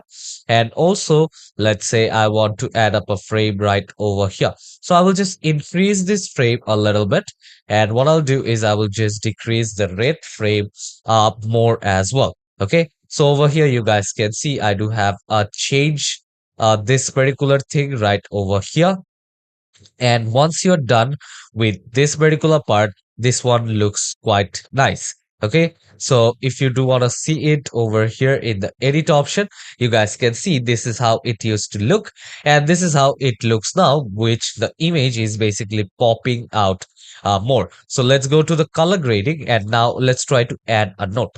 So let's click on add node and let's go to character, and now I do have added this particular node. So I will just come here, join this particular thing right over here. And again, once you're done with this hue and set, I will come here and now I want to work on with the hue and the luminance. Okay, so for that, again, I will just add a keyframe right over here, another keyframe over here again. And now let me just decrease it right from here. Okay, let me go with a bit darker. Okay, so here you guys can see the tone over here is actually decreasing as well. Let's come down a little bit, and here you guys can see how it actually looks. Okay, so once you're done with that as well, let's go to the loom and stat. Okay, so under the loom and stat option, what I will be able to do is I will come here, and from here I need to focus on the dark zone and also the lighter zone. Okay, so I will add both these keyframes over here. First, let me just focus on the darker side. Okay, so I will just increase the darkness in my image, and what I'll do is I will just decrease the whiteness of my image a little bit. Okay, so over here now again, let's go to the edit photo, and here you guys can see this is how it will look. Okay, so let's go to the color grading option again. Okay, so from the color grading option, here you guys can see you do have the saturation versus saturation, You do have the luminance versus saturation. Okay, so I won't overuse all of these things up. Okay, so I'm not trying to use overuse all these things over here. And what you can do is you guys can just place both of these things side by side. Let's come here. Let's place both of these things side by side, which looks quite great. And if you don't want to zoom into this clip, you guys can come here and basically zoom into this node area over here as well. Okay, so once you are done with this particular part, what you guys can also do is you guys can actually go here, and let's say I just want to see this clip and I want to work with the LUTs right now. Okay, so you guys can check what kind of LUTs are you looking for. Okay, so you guys can come here and you guys can basically check all these LUTs. If you do want to put out any LUTs over here, you guys can also do that. Otherwise, you guys can just right click and you guys can go to LUTs and basically put the LUTs from here as well. Okay, so over here there is adding node option. Over here there are a lot of things which you guys can use over here. So let's say if I just come here, apply this one. Let's say if I come here and if I just apply this particular thing as well. Otherwise, let's go to this data to video option. And over here, you guys can see there are a lot of options which you guys can basically use. Okay, so you guys can come here and use those things up. Okay, so for now, I'm not trying to apply this once. Okay, so for that, you guys can basically come here. You guys can check that do you have any favorite LUTs or not. Okay, so if you do have any favorite LUTs, you guys can come here and add those as well. So now again, let's go to the curve, and here you guys can see that I do have this custom curve option, and let's just add few of these things up. And what you guys can do is you guys can basically work on with these frames. Okay, so let's select this one, and over here you guys can see that I am able to work on with this particular frames right over here. Let's put it right here, and once you're done, you guys can basically save. Okay, so if you want to see before and after of this image, now this one looks more popped up. Okay, so I do have added this keyframe which I will just undo. Okay, so I will come here and let's say I will just undo this particular part, and I can basically find out uh balance between that. Let's come here, let's just delete this. Let's come here, I will just right click over here and also towards this frame. Okay, I will just come here and I want to just apply some right color. So let's come here, let's apply this over here. And also if you come here, if you want to go to the gallery, if you want to upload anything, you guys can come here and do these things as well. And also if you just go to this effects option, and under effects, if you want to search, and let's go with the vignette, and from here I can basically apply this vignette over here as well. Okay, so for that you guys can come here and you guys can just apply the vignette option over here. Let's say I will come here and I want to add it right onto this particular frame. Okay, so I do have added the vignette over here into the second frame, and what I can do is I can just click on to the basic option, and now I will just decrease the vignette size. Okay, so let me just go with 0.8 and let's click on enter, and now you guys can actually select the softness as well. Okay, so let's come here and let's just take out the softness as 0.75. Let's click on enter, and here you guys can see I do have applied vignette over here as well. Okay, so once you are done, you do have applied LUT as well. Okay, you do have applied all those things. If you want to check out the note color, if you do want to change it, you guys can come here and you guys can change the note color over here as well. Okay, and if you guys do have used any other software before, okay, you guys know that here this is the composition mode, especially if you do have used the Photoshop. Okay, so I hope you guys do have understood a basic about how you will do color grading, how you will put different kind of effects inside that. Okay, so this one is basically the color correction page. Okay, so if you do want to turn it off, you guys can come here and you guys can turn it off as well. But once you come here, and let's say I will just come here and link this one with this spacing as well. Here you guys can see how the color basically pops up. Okay, so this is the before and this one is the after. Okay, so let's come here, and if you do want to match, okay, you guys can come here and you guys can just match frames. Okay, so here this is how it used to look before, and this is how it used to look now after you did the color grading. So yeah, I hope to see you all in the next chapter where I'll be showing you guys how to export your file once you're done with each and everything. So see you all in the next chapter. Till then, take care and goodbye everyone. Hello everyone, and welcome you all to another chapter of the DaVinci Resolve tutorial. So now we are on our chapter number 17, where I'll be showing you guys once you are done working with each and everything, you need to export your file. So I'll be telling you guys how you will be able to do that the most efficient and the best way possible in this particular software. So let's not waste time and let's get started. So over here on my screen, as you guys can see, this is basically the home page of the DaVinci Resolve. So from here, I will choose out any project. Let's say I want to choose this video effects project and I want to import that as well. Okay, so let me just open this thing up. And as you guys can see, I do have different clips in all of these tracks. And now I want to export it. Okay, so I have done about the fusion. I have done the color grading. We do have talked about how you'll be able to adjust these audios.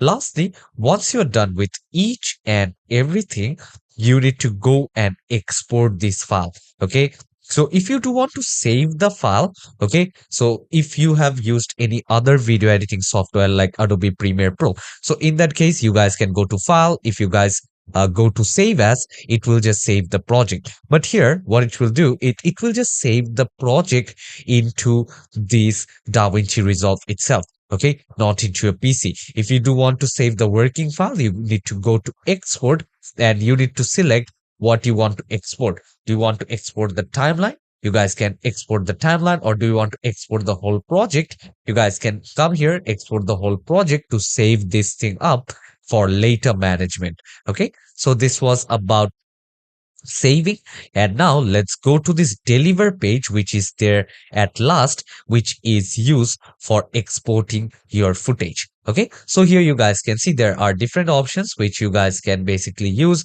if you directly want to upload your video into your YouTube account, and also they'll be showing you at what pixels you do want to upload it. Do you want to upload it in a 720p? Do you want to upload it in a 1080 or into a 1440p?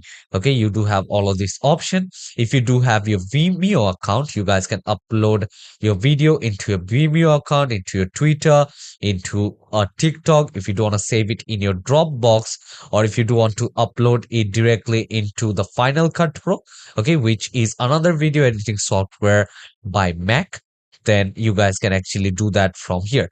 Okay, so there are a lot of options. If you want to upload a MP4 file, you guys can come here and select the H.264 option. Okay, so let's try to talk about all these options available over here.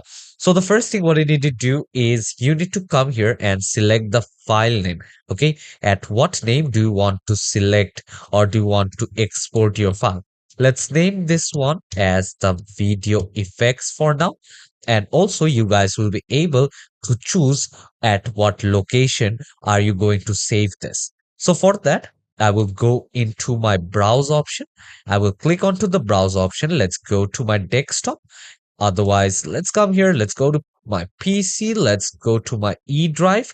And from here, I will just select this option. Let's go to large icons, and I want to save this file as the video effects. Okay, so I will just click on to save and it will be saved on my resource file.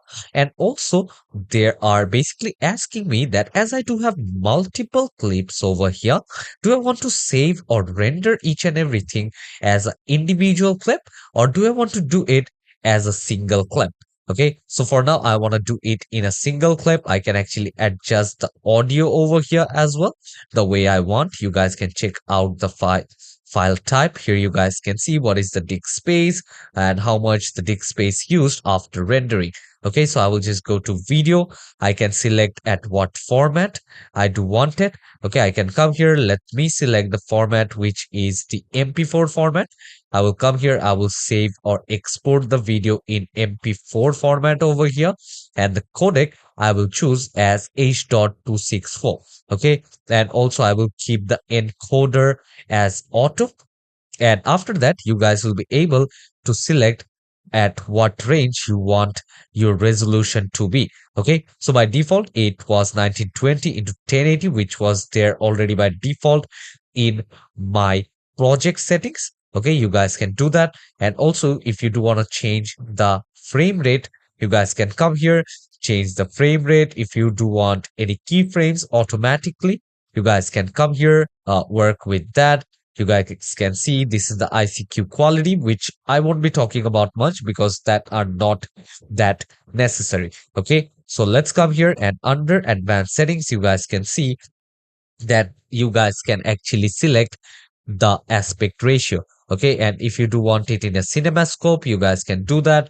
You guys can see the color space tag, the gamma tag as well. So I will come here, I will just close this thing down, the advanced setting option. And if you do have any kind of subtitles, you guys can come here and you guys can actually check out the subtitle settings as well. Okay, so what format you are putting your subtitle as, and how do you want to export this thing as well. So I will come here, I will just close this thing down again. And once you are done with this part, the next thing what you need to do is you need to come here and click on add to render queue. And before rendering, you need to make sure that you check each and everything one more time. Okay, because if you are not able to export the exact file, all of your effort which you do have put while editing the video have gone into vain. Okay, so again, you need to do again that particular hassle. So to avoid all of this, make sure to check twice any of your work. Okay, so now let's click on to add to render queue option. And over here, once I do have clicked on add to render queue, you guys can see that onto the right hand side corner here on top under the render queue, I do have this particular video. So if I don't want to do this thing with multiple clips, I can come here and I can do it with multiple clips. Okay, so if you do want to change anything, if you do want to save the render job, I will come here, I will just cancel this one now, and I can have multiple footages, and I will just click on save. And once you're done, I will just click on render all, and it will basically be saved into my resource file. Okay, so let me just click on render all when it will get rendered. So over here, as you guys can see that now I am done rendering this file. Okay, so once I'm done, again, I can just go back onto my edit page. And if I don't want to see the footage, okay, let's come here. Let's go to my file. And from here, what I need to do is I need to go into my resource file. So for that, I'll go to this PC. Let's go to my E drive. And from here, let's come to this image and let's go to the videos option. And under videos, you guys can see I do have a lot of videos, but let's come here. Let's just go on to this. And here you guys can see this video is being saved in an MP4 format. Okay, so let's double click. Let's check this video out over here. Okay, and over here you guys can see this is the video which I do have basically edited and I do have exported as well.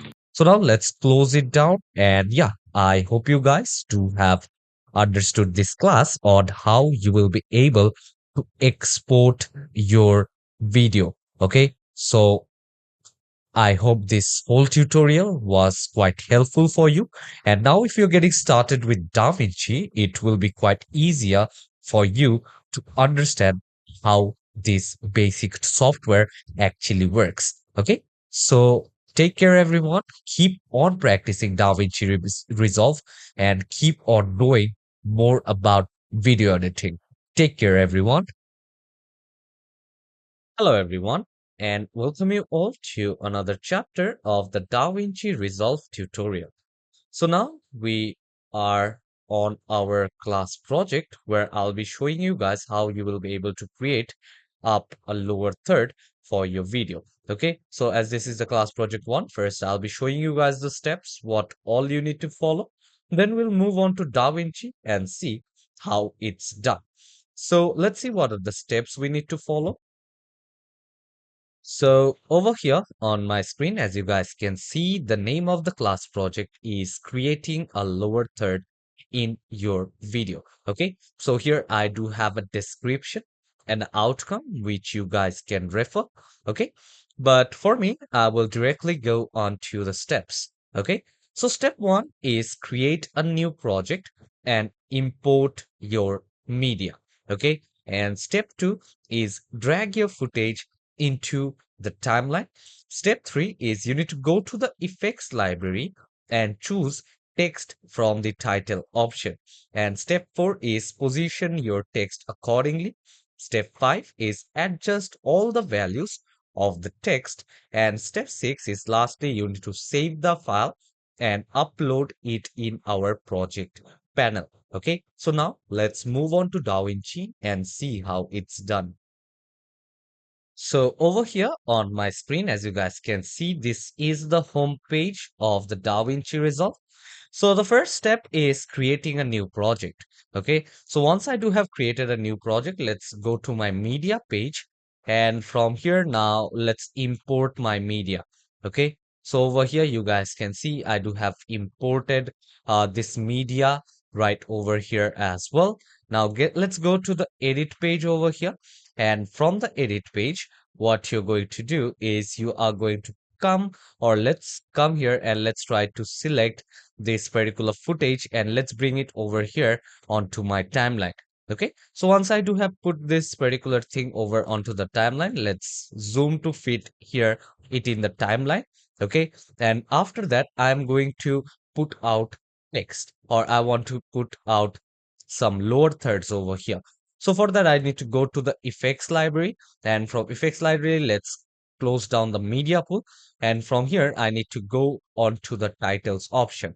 Okay, so from the title option I will come here, and if I do want to put out any kind of lower third, here you guys can see I have this left lower third option. Okay, so I will come here, I will just put out this lower third frame just on top, and after that once I will select this one, let's go to my inspector panel, and from the inspector panel let's put out my text. Okay, so from here I will just put out the first text, let's say Emma. Okay, so I will just put Emma over here. Let's come to this particular place and I will just write Emma Watkins. Okay, so I will just name her as Emma Watkins over here. And what I can do is I can just select the type of text. Let's come here, let's select this marker and let's delete this one. And once I have applied this, let's come here and now I will just select this one and I will try to select what kind of font am I looking for. Okay, so let's take this one. And after that, what I can do is I will just select the bold and now I will just select the color. Okay, so I will just select this color over here and I will click on OK over here as well. Let's come down, and also you guys can actually increase the size accordingly. Let's say I want to go with 50. Okay, so let's come here 50. Let's click on enter, and yeah, this is kind of too small. Let's say 75 and let's click on enter. Okay, so once I do have applied this, what I can do is I can actually select the tracking as well. Okay, so how do I want to track and where do I want to put this anchor point? Let's come here and let's position this one in one side. Okay, let's position this one and let's just move this down a little bit as well. Okay, let's come here, and if you do want to use any other thing, let's say if you want to come here, let's type over here CEO of ABC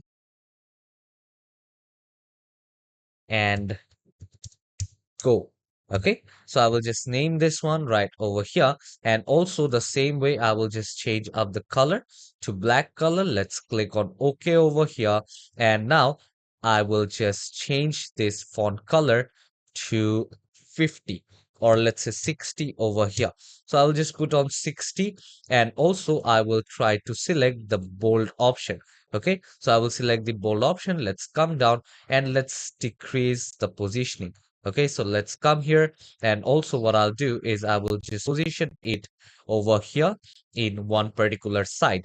Okay, so once you are done with this particular thing, if you want it to be more visible, you guys can come here and you guys can actually change out the stroke, or if you do want to add any kind of background, you guys can come here and you guys can actually change the background over here. Let's click on OK, and if I just click on OK, let's come to this particular option. And if you do want to put out any kind of stroke or any kind of boxes, you guys can also do that right over here. If you want to put out any outline width and stuff, you guys can come here and you guys can actually put out the width. You guys can select what is going to be the height in the background. Let's come here and let's go with a white color, and I will just click on OK. And also you guys can actually come here. Let's try to select the color, and I will click on OK over here. Okay, and now let's try to select this background.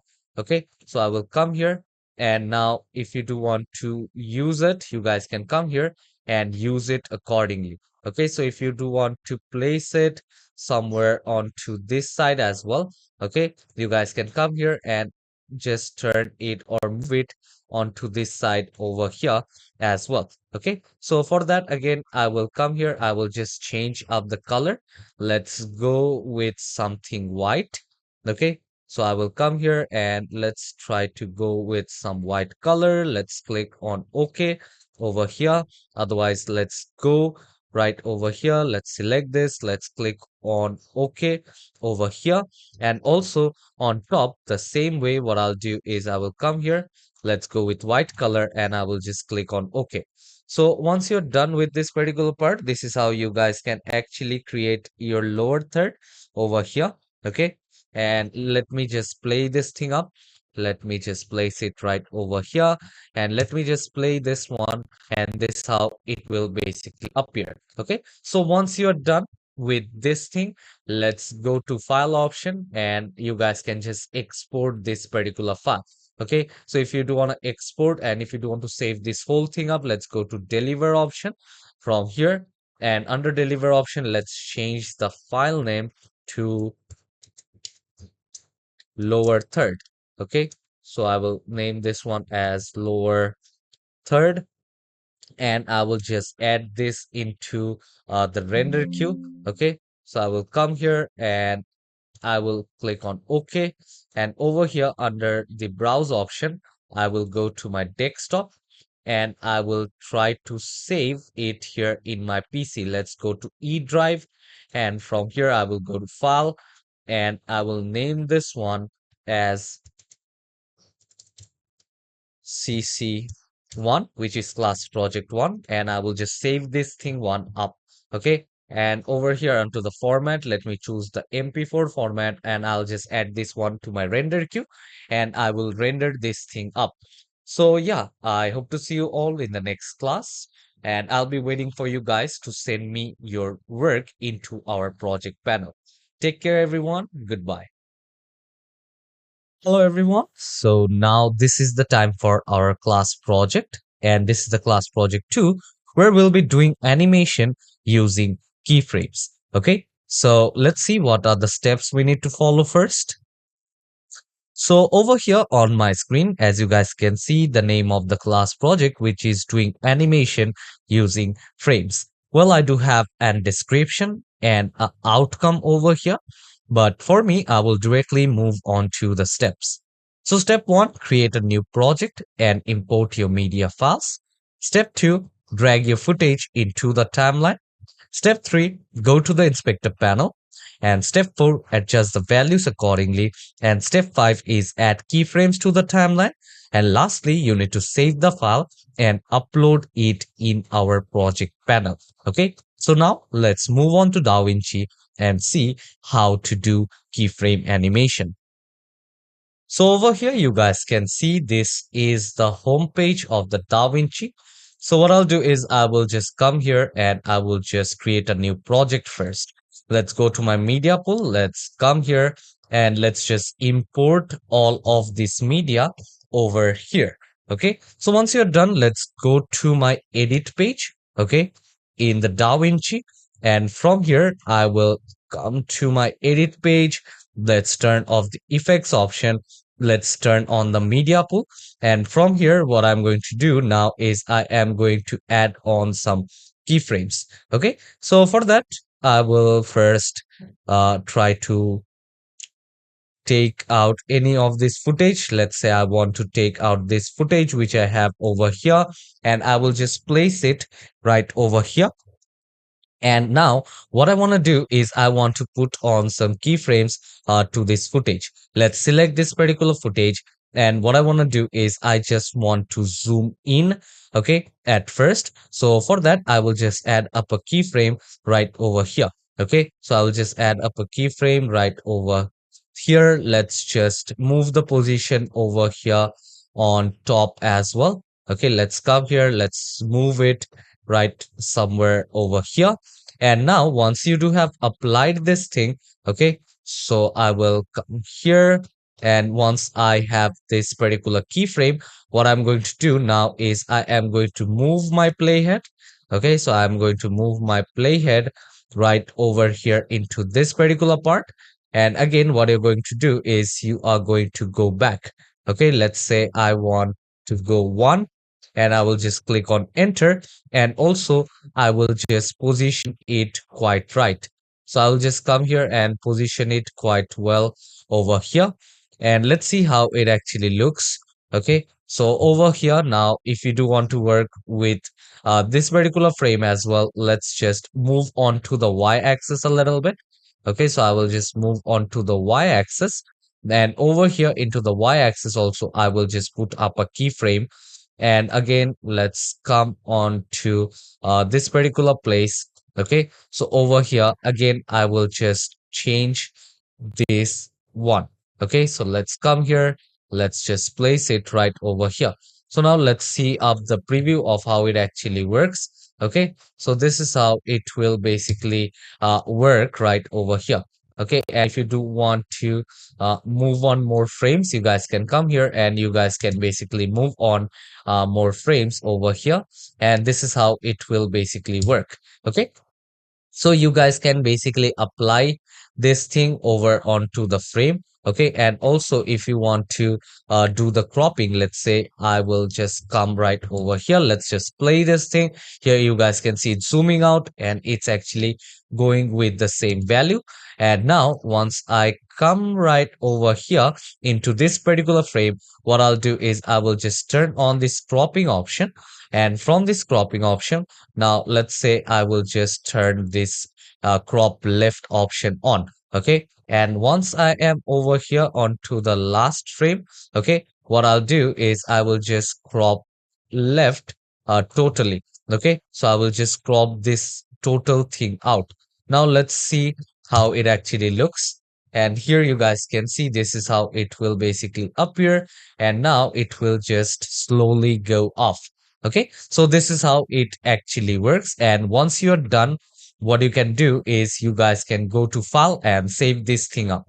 So this is how you guys can actually use a keyframe animation and do some animation using this particular keyframes right over here. Okay, let's go to the deliver option.